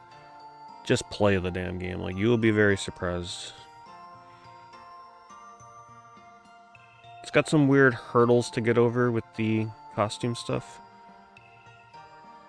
But the ability system was just so misunderstood. Right, so one of the biggest complaints about Balan Wonderworld was that so many costumes did the same thing. So people would make fun of the game that there would be a costume where you can double jump, and then they're like, well, what's the point of the double jump costume if there's a triple jump costume? Which there is. There's a triple jump costume, there's a double jump costume.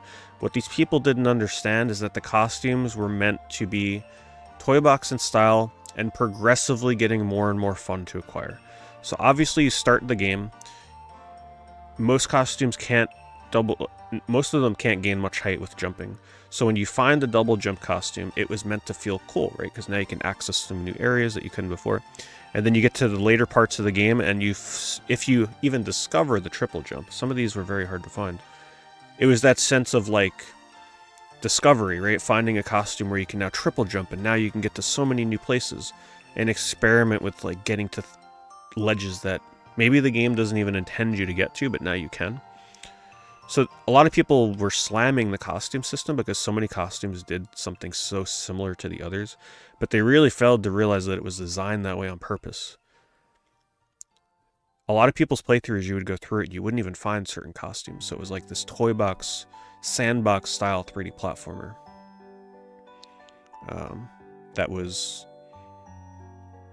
There were a lot of costumes in the game, but like every time you found a new one, it was kind of fun and exciting. Yeah, okay. Some of the ability costumes were like so weird, right? Like, why would you want to turn into a box? But maybe you can play around with it and find reasons to do it, right? Like, there were some weird costumes that didn't really make too much sense. But that was the fun of it, the discovery of it. I really need to play that damn game again. Last time I played it, I was very caught up in like the speedrun routing of it and everything. If I play through it again, I ain't doing none of that stuff. I'm just gonna like play through it normal, have fun with it. Oh yeah, the one where you can run on air just completely breaks the game. That one was so good. I think it was like a cat, right? I don't know, there was so many cool costumes in that game. People that passed on it originally, like, they will come to find out that they were taking bad advice. If you don't like 3D platformers, avoid the game at all costs. If you like 3D platformers, I think Balan Wonderworld is like essential. And the music and the musical stuff was cheesy as hell, but damn did that game make you smile. Like, I don't know how you could play Balan Wonderworld and not smile, right? Like, it was just so cheesy. Yeah, we definitely need to play that game again. Definitely gotta do it again.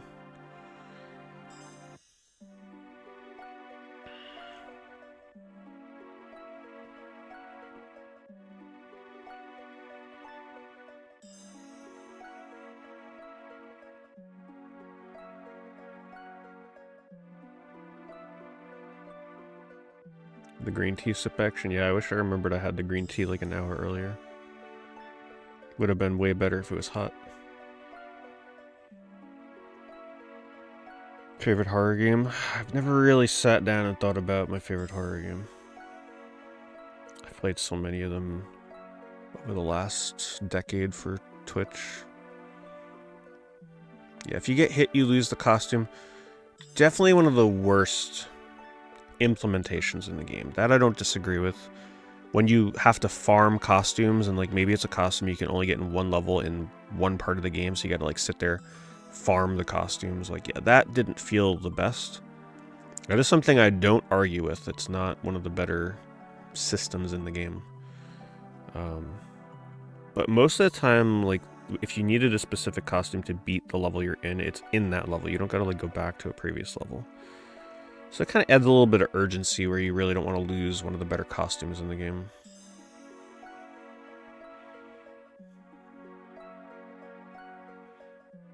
Yeah, I know what you're talking about. Suganomi, I think the game was called, or something.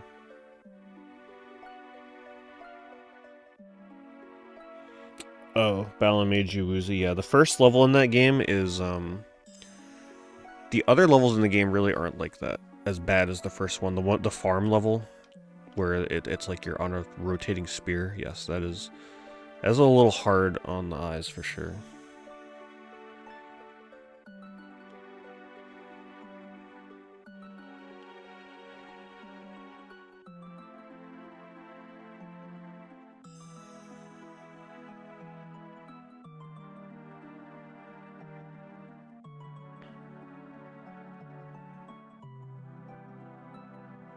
Yeah, I played a lot of really good horror games over the years. That is definitely not an answer I could just come up with off the top of my head.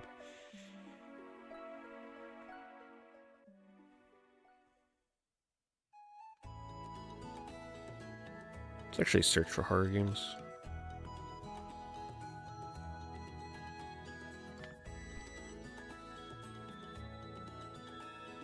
Hopefully some people are using this as a keyword. If you ever go to sell a horror game on eBay, please put horror in the title.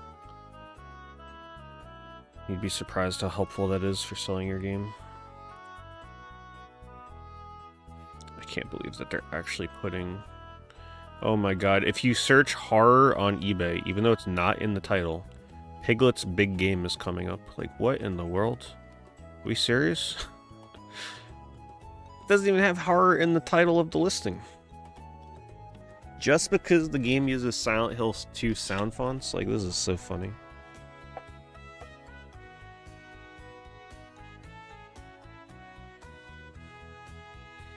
Children's games are often tagged with horror on Steam. That's so weird. Well, if I had to, like, break it down by my favorite old, like, pre-PS1 style horror game, I think it would be the original arcade Splatterhouse. I love Splatterhouse. Splatterhouse 2 is just as good, but I still prefer the original.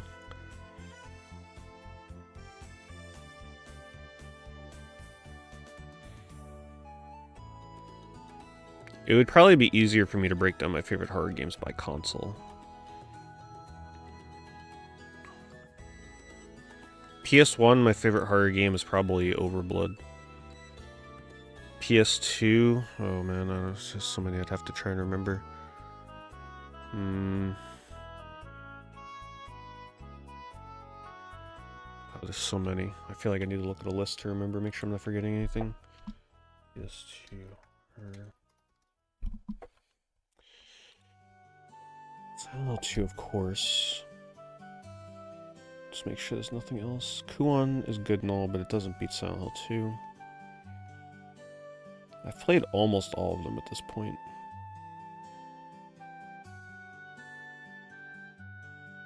Almost.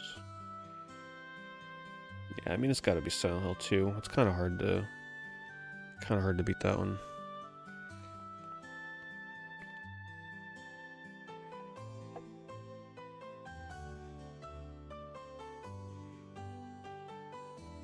The D.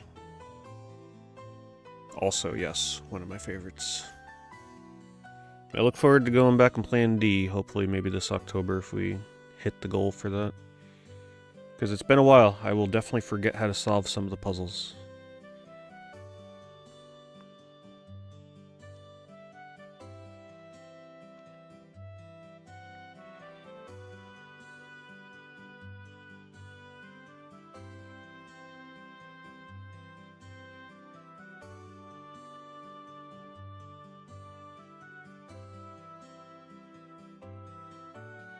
Hunting Ground got a little tedious for me towards the end. I really enjoyed it in the beginning. A little tedious. I definitely prefer Clock Tower over it. Which Clock Tower 1 on PS1 is also like... That would also be up there for sure.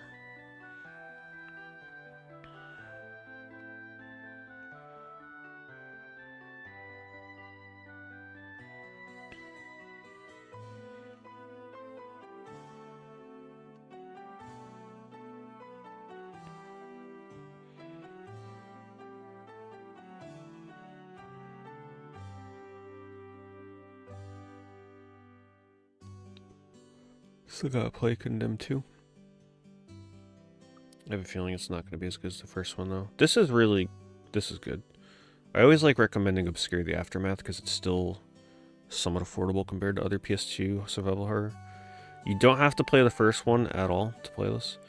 And the best way to describe this one, it's sort of like, it's like playing an interactive B horror movie, but survival horror style. It's a very solid, like, 7 out of 10, maybe 8 out of 10 kind of game. Didn't I get mad at Clock Tower? Clock Tower 2, yes.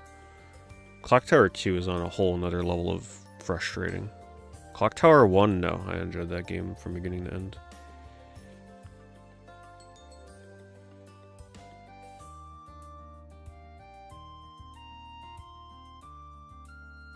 Yeah, I do not recommend trying to beat Clock Tower 2 in one sitting. That I do not recommend.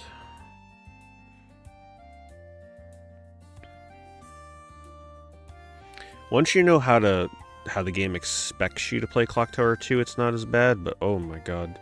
Figuring out how to play Clock Tower 2, not pleasurable, to say the least.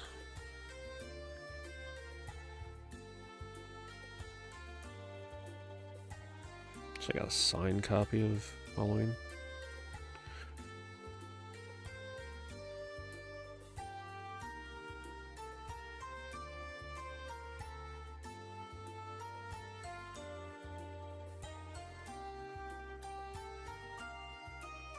It's pretty cool.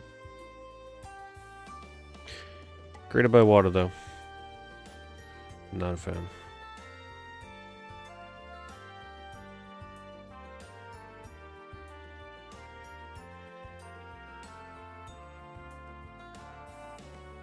Do I like Virtual On? The last time I played Virtual On was on Dreamcast.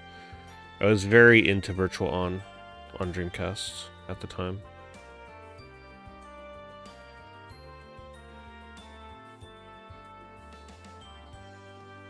Oh, my favorite PC horror game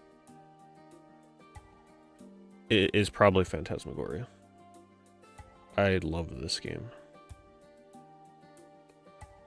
Such a different type of adventure game.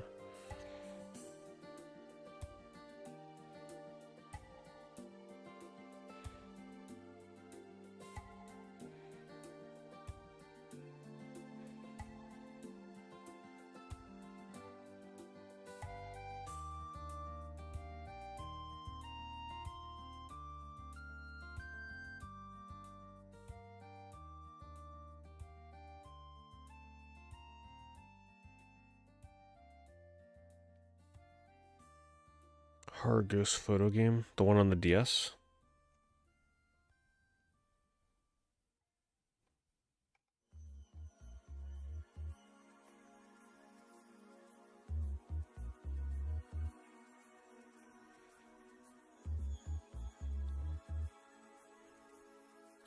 There's Mystic Knights still up there. I think that's the one that I found for that video I made like a year or two ago.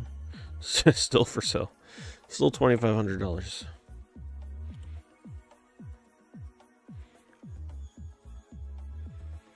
Ah, yes. Dee's Dining Table. Just a weird name for it.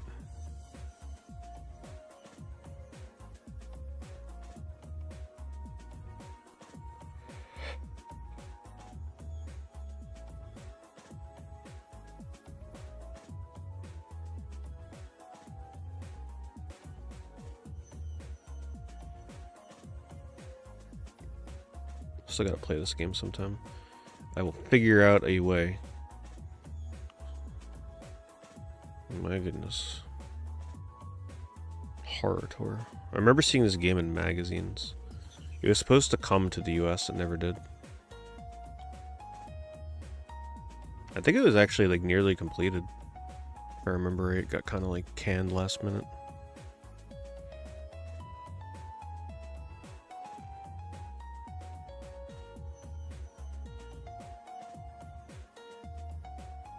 It is not cataloged on price charting, no.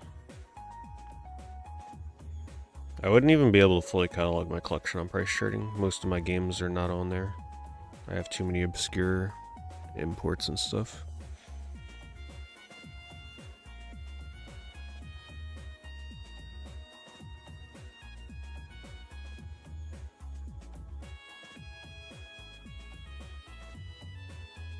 Oh wow. Damn, this is really rare.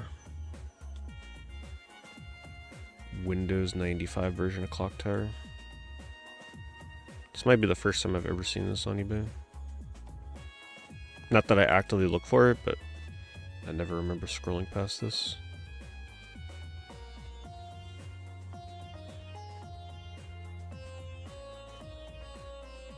PC, retro game PC collecting is just a whole nother level. So many oddities.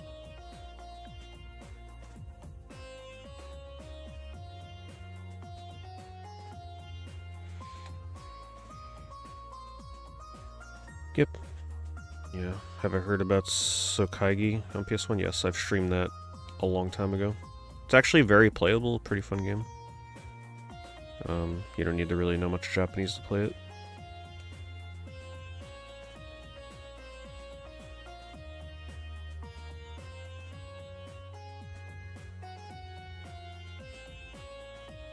It's more of an action game, though. Definitely more action than RPG, for sure.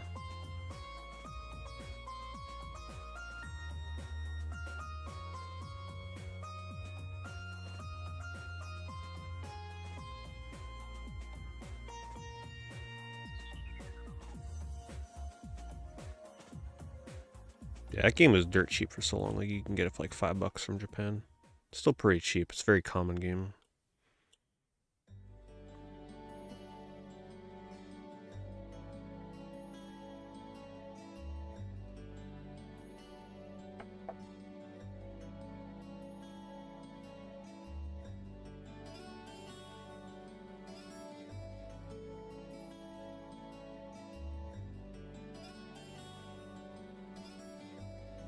Terrible photo.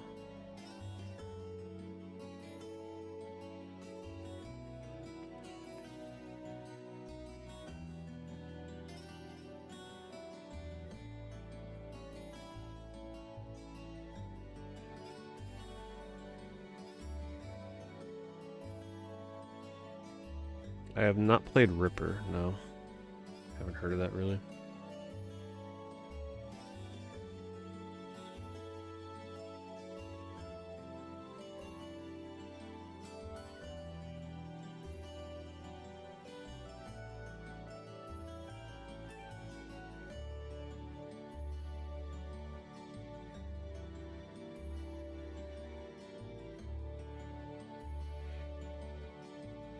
I've played Kodelka a long time ago, and I've attempted to play it like several times since then, but I honestly never make it too far into it because the battles are just so slow. But I appreciate Kodelka. Shadow Hearts, yes, that is one of my favorite PS2 RPGs. I couldn't really get into the second one as much, and the third one I have yet to play.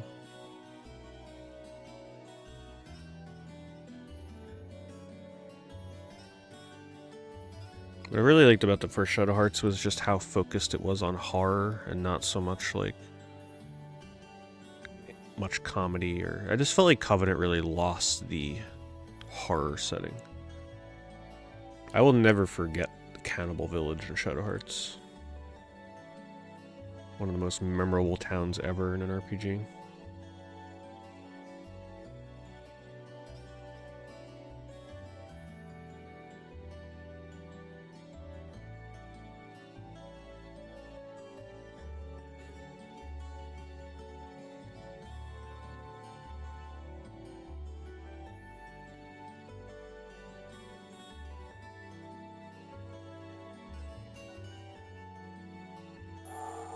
Yogster with the 5-year resub. Thank you so much, Yogster. Getting that golden doorknob in chat. Really appreciate that. Still gotta one day. I mean, where do you go from golden though, you know? Still gotta get updated knobs. Thanks for all the content, Pete. It's just like there's only so many colors I can do with that knob, you know?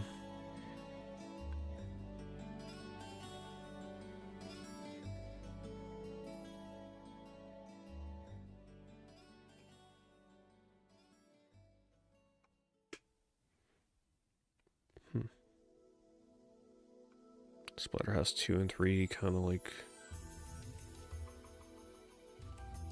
a repro cart.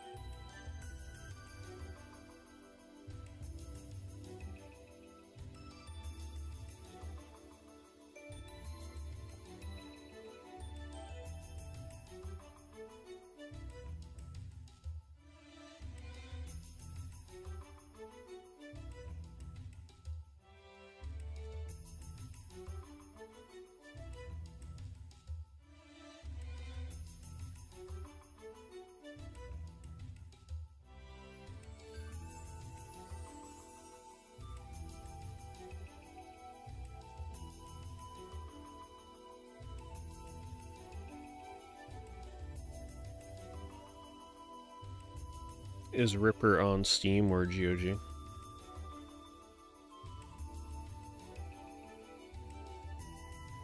How's the Game Boy Color collection going? I haven't really made much additions to it since I last tallied up how many I had.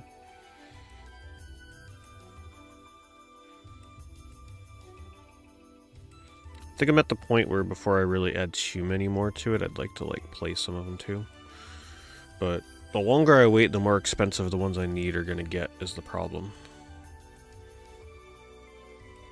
But yeah, I've been on hiatus from Game Boy Color.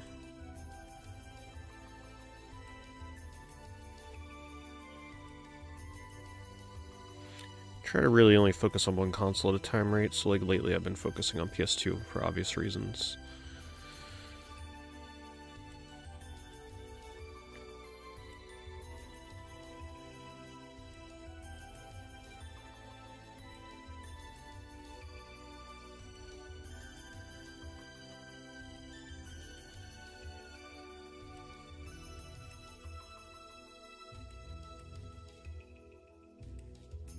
Price on Hyperstone Heist is actually coming down.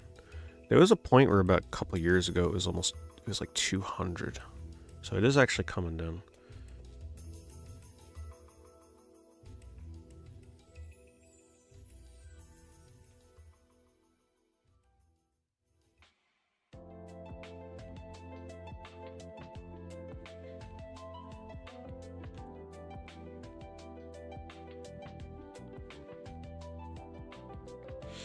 Did I ever collect vintage Pokemon cards?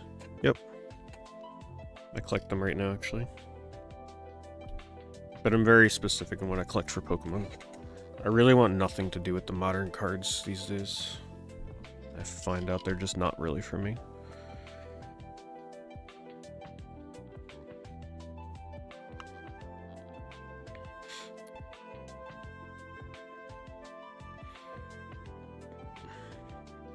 I'm really into vintage Pokemon tops. Any Wizards of the Coast cards. And some of the early sets after Wizards of the Coast. Depending on the art of the card.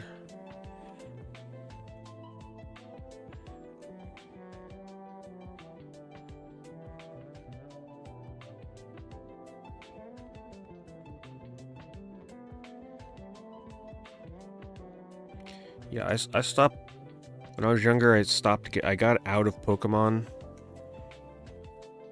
Like I missed some of the later gym sets. Like I did gym, what was it, Heroes and Challenge, and then I was into the first Neo set or so, and then not long after that is when I stopped collecting them. But I'm definitely like very into the E series, Reverse Hollows. I really like the art on a lot of those cards. They're just like, and at the time I wasn't collecting those, so it's kind of like new for me to discover, but I really like E-Series, Wizards of the Coast.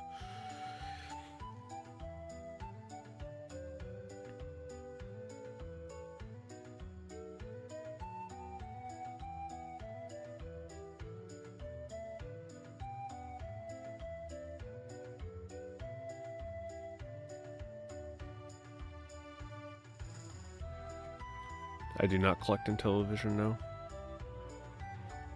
Yeah, I have a card game channel where I've opened up like Pokemon stuff. If you're unaware of it, you can check it out. Right now I've been posting videos for Pokemon Pocket, but I'm about ready to get back into actually opening cards and stuff on there.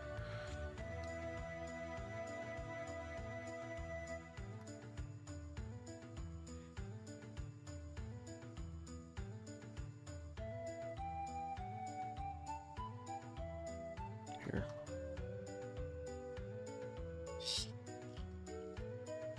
Hopefully that link works, I don't know. I like Nights into Dreams. I wasn't super in the Journey of Dreams, but I gotta try that game again. I was very off-put by that game when it came out. I feel like now it would probably age better. I think I'd like it more these days.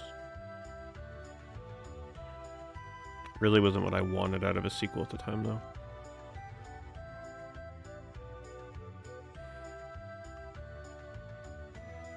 I was gonna say, that's a crazy price on Wardner. No game.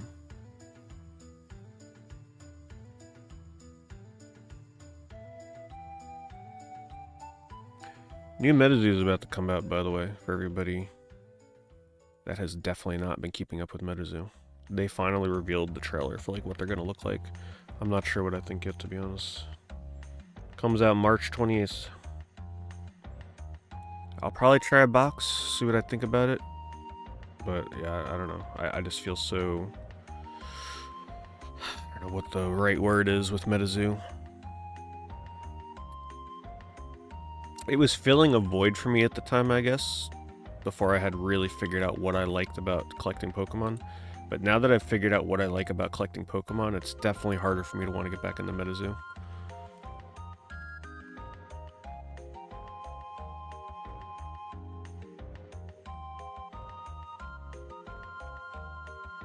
Genesis search ain't really coming up with too much. Let's do Game Boy Color, actually. Television Amico. I was very much looking forward to the Intellivision Amico. I'm kind of sad that it died. I was really looking forward to a modern day shitty console. I was kind of disappointed it didn't come out. The best way I would describe it would be like, I kind of describe the Atari VCS this way too. It's like Night of the Living Dead console. The console's like dead, but it's still technically supported and alive. That's what the Amico would have been.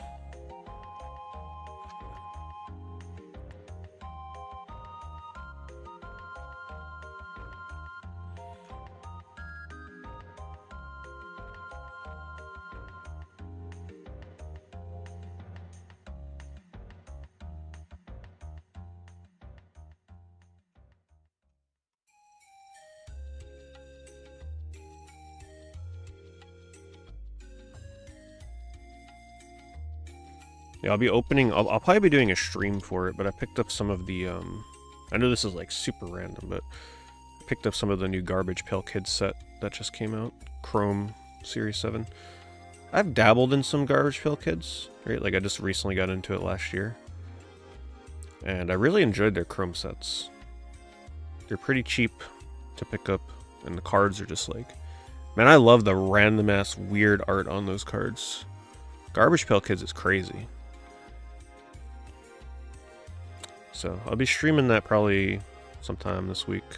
I don't know when, they're not here yet.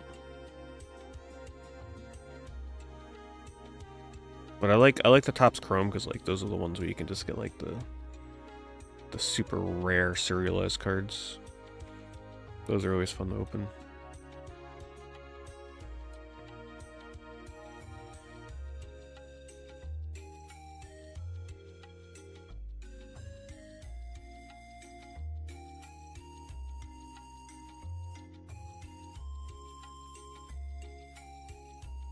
The stream will be on the TCG channel, by the way. In case you're like, oh, he'll be streaming. No, yeah, it'll be on the card game channel.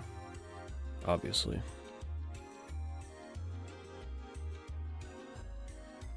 Stream or video? We'll find out. Not sure yet.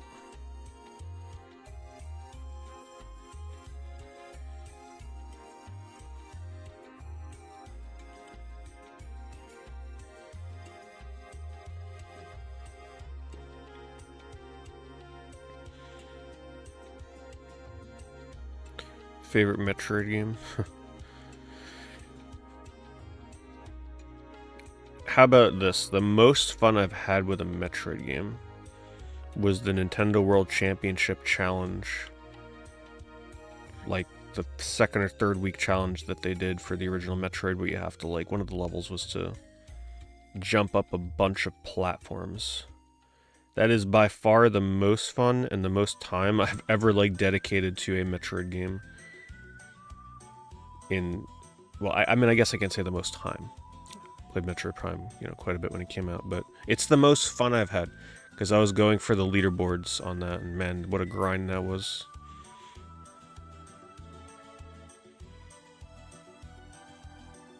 I ended up placing, like, top... What did I end up getting? Like, top 20 or top 30? I placed really high on that challenge. I grinded like crazy for that, too. My hands were killing me. Or was it... I could swear I got, like, 17th place. I don't know if anybody remembers. Whatever it was a very respectable placement. Back when the game was in its prime and there were, like, tons of people playing it.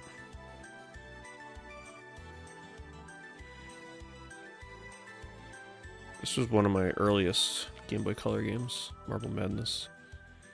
I loved Marble Madness on Game Boy Color, because I was always a sucker for these, like, fake 3D games. I love this. Old games that use an isometric effect to kind of, like, give the illusion of depth in 3D. Like, see what they're doing here with the light and shadow? Oh, like, I love that. Still love it. The thing that really turned me onto that when I was younger was Zaxxon. Zaxxon and Congo Bongo on ColecoVision. Specifically Zaxxon, though. Those were, like, the OGs for that.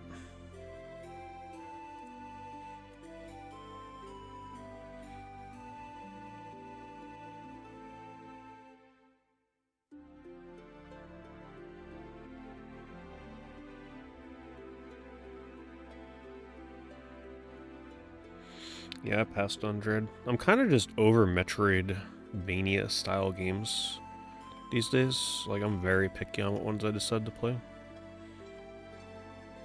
Definitely on a break from that genre.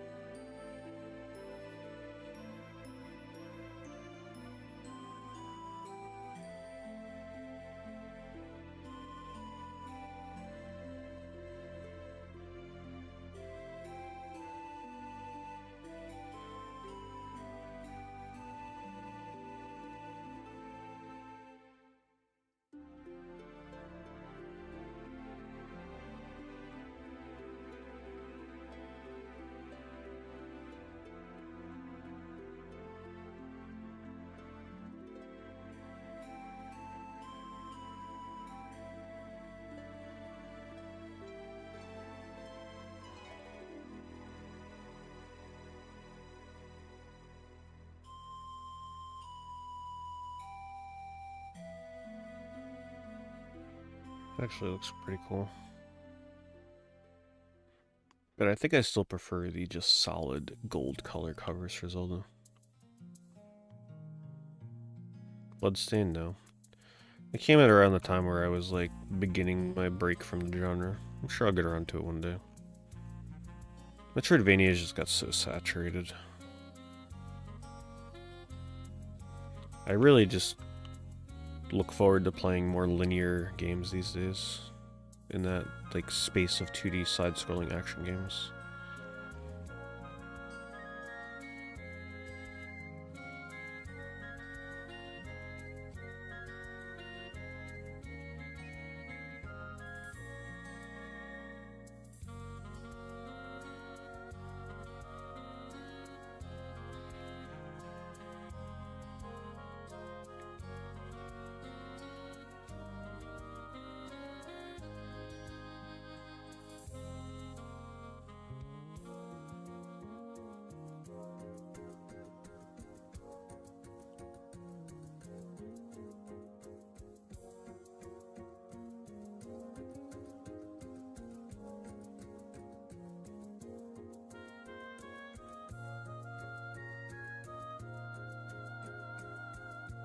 There's gotta be a catch here. That's way too cheap for a complete crystal. Oh, okay. It's kind of smashed up.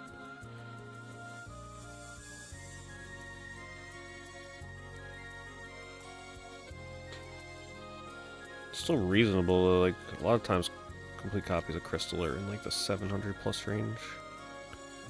Dead battery. It's a bit crushed up.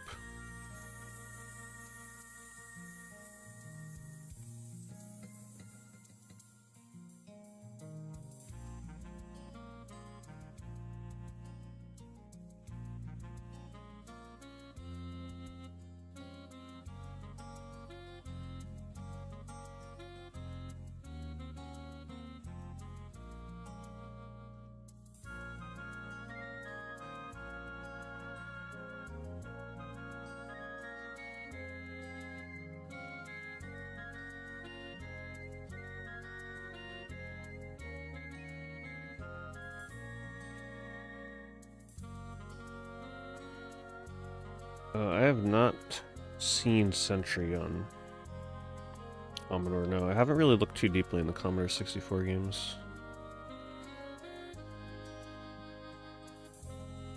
Oh wow.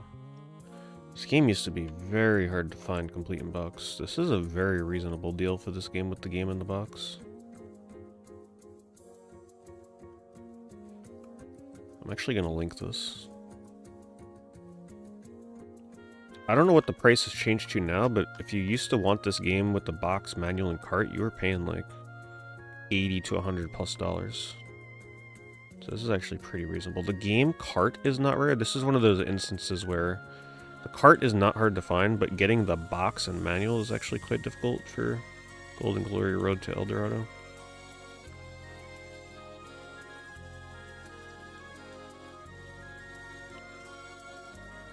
Here's the link for this one.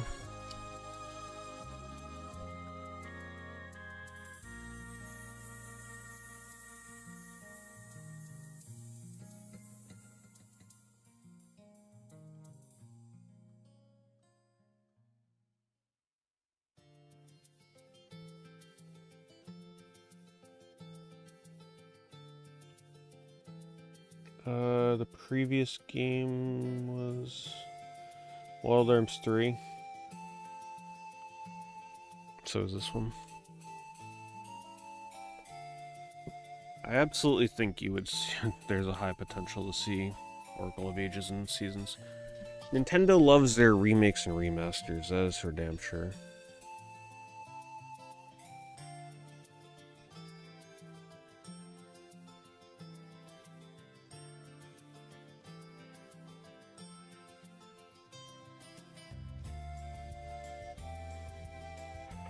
Yeah, Wild Arms 3 has some great music.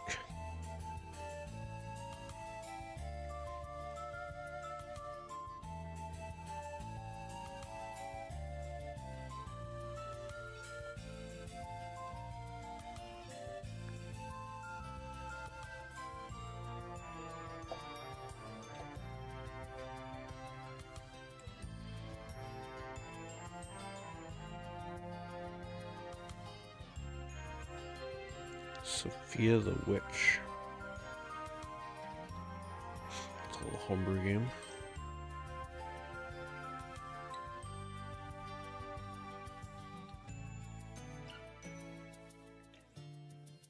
Man, Frogger has gotten pricey. Frogger on Game Boy Color used to be like, you couldn't even get rid of it for $10 complete.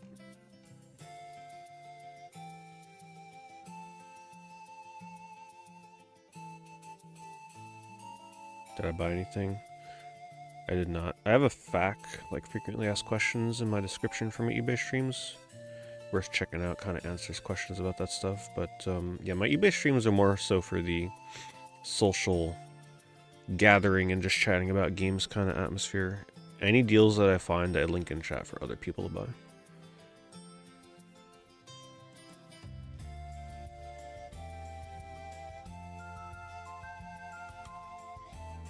There's so many very rare sports games on Game Boy Color to get complete in box.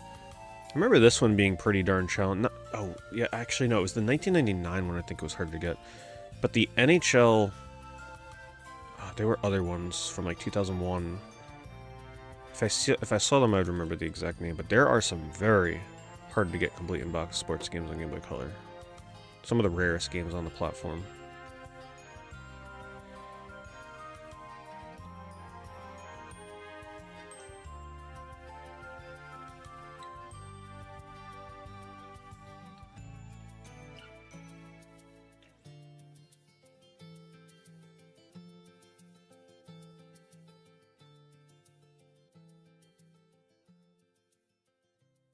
Imagine if that was a copy of Shantae. Do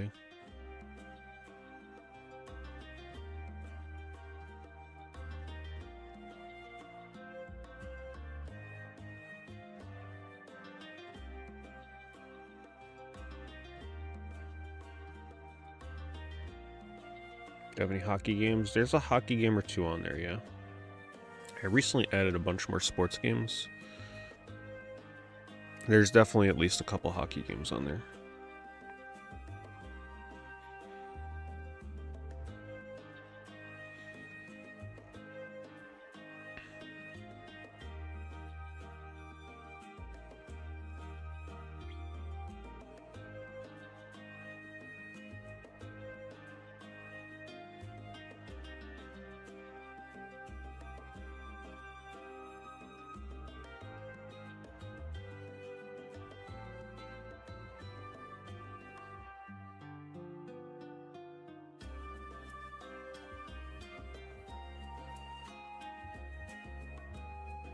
No, I probably will not be playing the Metal Gear Solid 3 remake.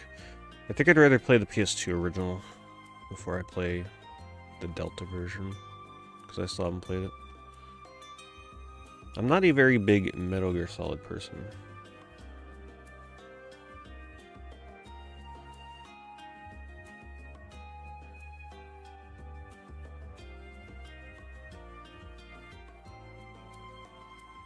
I did get very into the first two, though. Like, I will admit, I got very into 1 and 2, but, like, still just not enough to call myself a true fan of the series.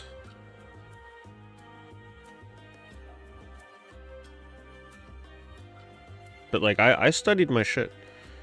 Before I played Metal Gear Solid 2, I read, I watched this giant video on YouTube that, like, recaps the entire story of 1. And then every time I finished a play session of 2, I would go back and read this, like, narrative guide to recap everything I played so that it would, like, help better explain and reinforce the characters of the story. So I was very much understanding what was happening as I was playing 2. Because that game can get pretty complex. It was cool. It was a fun experience.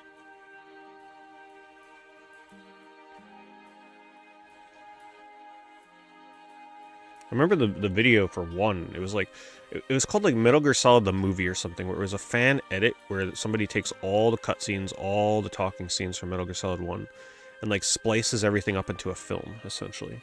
And it was like hours long. Really cool video. Because I wanted a refresher before I went in.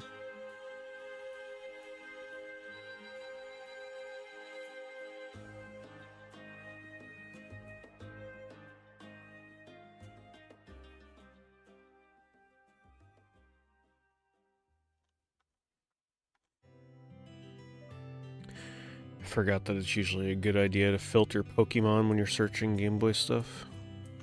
Otherwise, it's like 70% of the freaking listens.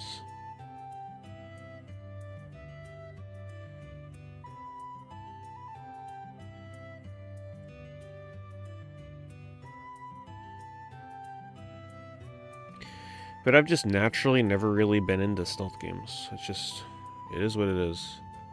It's very rare for me to really enjoy a stealth game. It's never really been my genre of choice.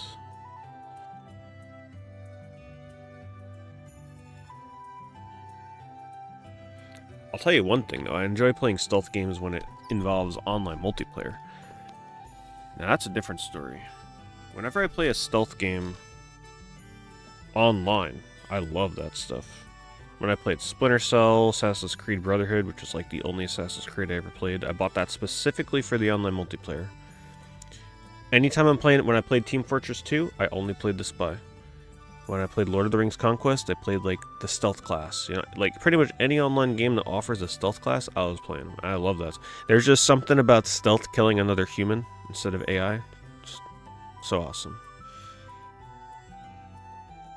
Yeah, when I played Team Fortress 2, main the Spy, I almost touched... The only time I touched something else is when I absolutely needed like a pyro or a medic or something. 95% of the time, I was on the Spy. That's all I played.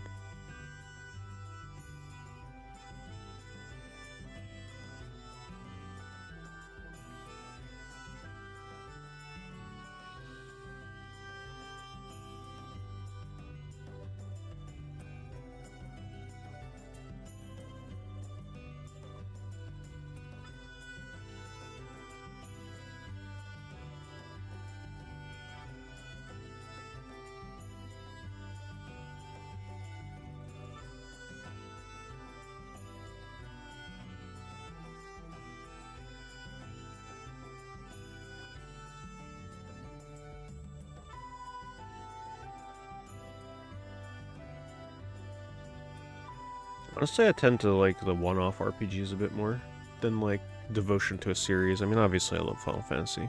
I love Etrian Odyssey, stuff like that, but I tend to really like the one-off RPGs that never really were part of a series.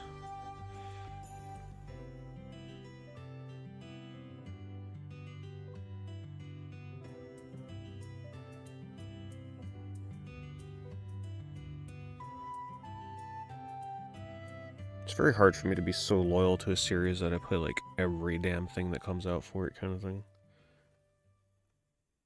I'd rather dabble in like a bunch of different things, different games. The only exception to that is typically Final Fantasy.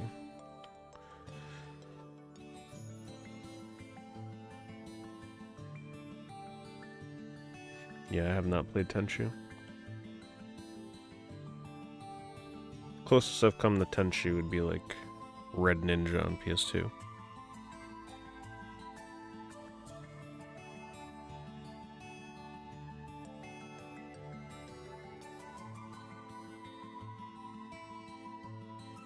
I played the original Dead Rising on 360 when it released.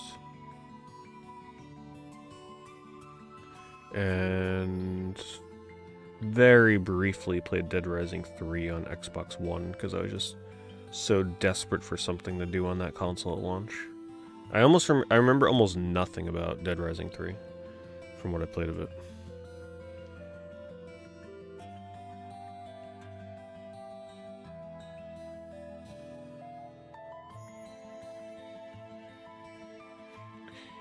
If I replay Dead Rising, it would be the original 360 version. But I would like to work my way through the series. Very curious to see what direction they took with 4 when I get there. So I would anticipate seeing Dead Rising at some point over the years during October. Is Dead Rising 1 backwards compatible on Series X? I think it is, right?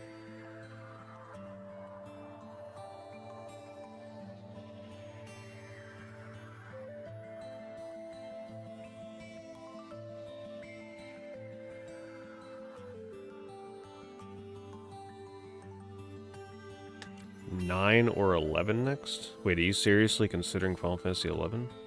Or do you mean 12? Because once you go 11, you may never come out of it.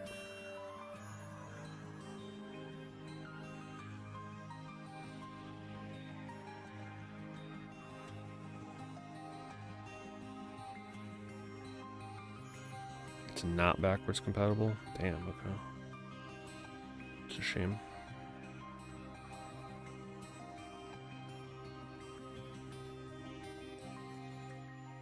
Yeah, just keep in mind 11 is the MMO. Which you can still play, and you can treat it like a single-player game. But, yeah, you're going to be putting hundreds of hours into that.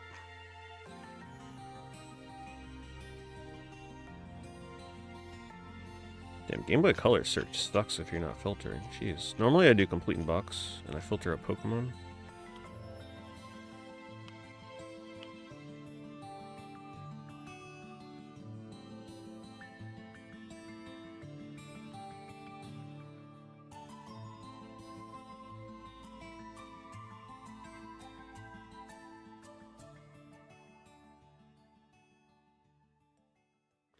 There's a oh, that's right, there is an Xbox One version of it, isn't there? Yeah, that's the one I'll do then. I just don't want to play that remaster before I revisit the original.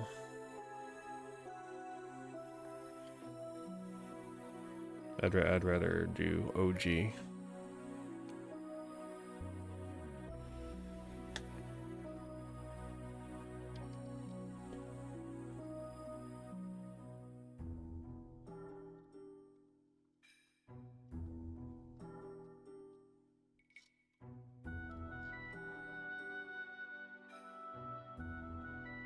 Do I like any of the Devil May Cry games? I am very early in my venture into that series.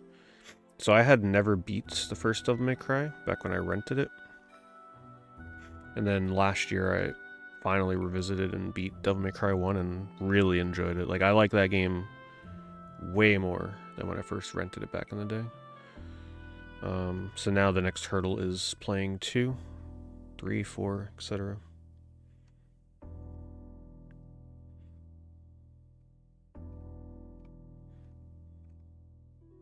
I played the PS2 version. There's HD versions, but these days I actually really like to play the original versions of games as opposed to HD, because I just find it easier to appreciate the games from a visual, technical standpoint. So, like, while you can play a game like Devil May Cry HD, and it'll look all squeaky clean, there's just something about playing the games as originally intended on the original console and seeing how far they pushed the hardware at the time. Right, like, so like the pre-rendered backgrounds and stuff and the lighting just looks so much more impressive in games like Devil May Cry on a PS2. And I feel like we kind of lose that appreciation when you play an HD version.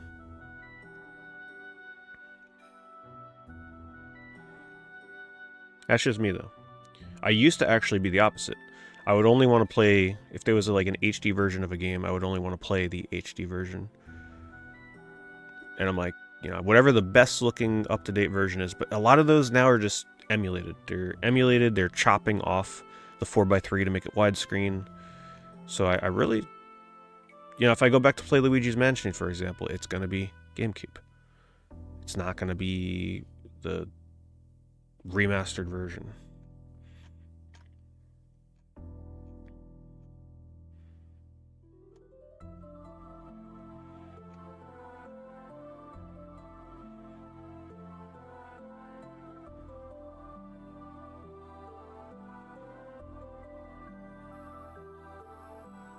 Yeah, I hear some very interesting things about Devil May Cry 2, but I do intend on playing it. The last song was Xenoblade Chronicles X.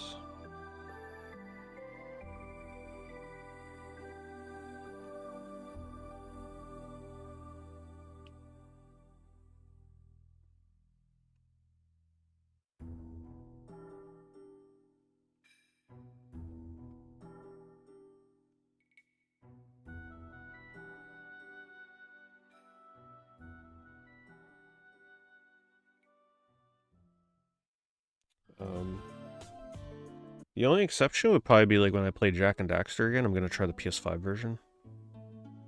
Just because they... Let's fast forward this a little bit. We heard that song already tonight. Just because they really like put in some extra effort for this port to the PS5.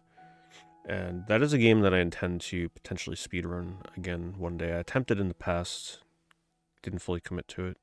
But the PS5 version has the save state feature and rewinding, which makes practicing so much nicer. So when I play Jak and Daxter again, it will be PS5. And for those that don't know, there is a new PS5 specific version, not the PS4 version that's been out for years. There is a new PS5 version that upgrades to the PS5 version if you have the PS4 one.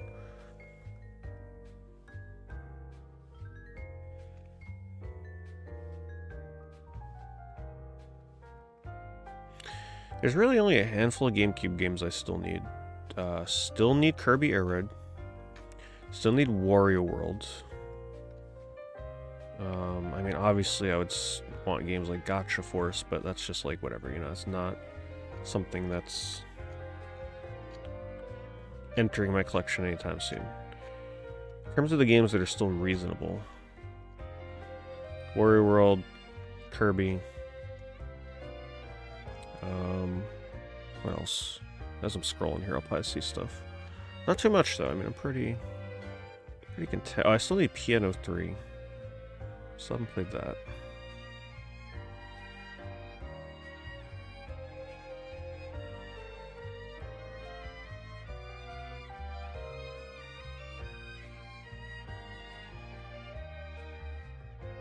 I'm gonna go back to playing on CRT. For sure, if I can figure out a stream setup for it. Like, I just don't have room to incorporate a CRT into my streaming area. I'd have to use like a little itsy bitsy baby CRT, but even that I can't really fit right here right now. There is something I can move, but yeah, it would be tough.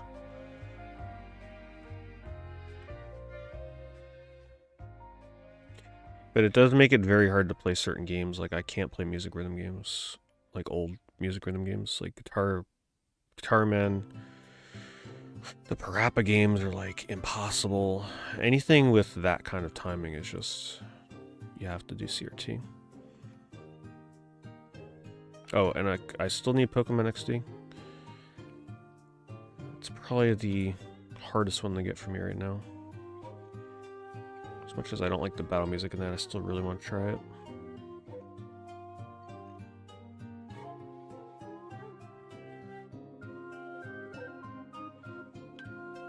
Mr. Prince of Persia.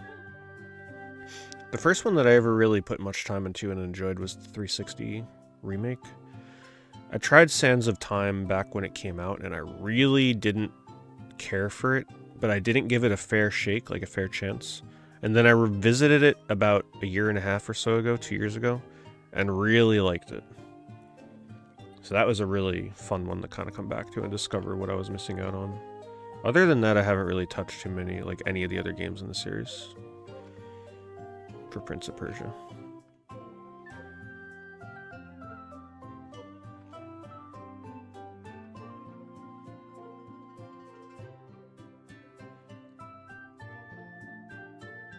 I still need Twin Snakes. I'm glad to see that Twin Snakes has, like, honestly, this is a pretty good price for it. But I think that's about the going rate for it. It used to be going for nearly like 130 to 140, so it really has not gone up. If anything, it's come down a little bit.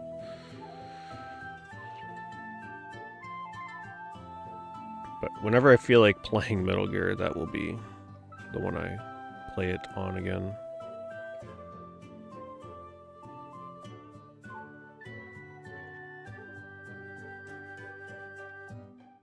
Anyway.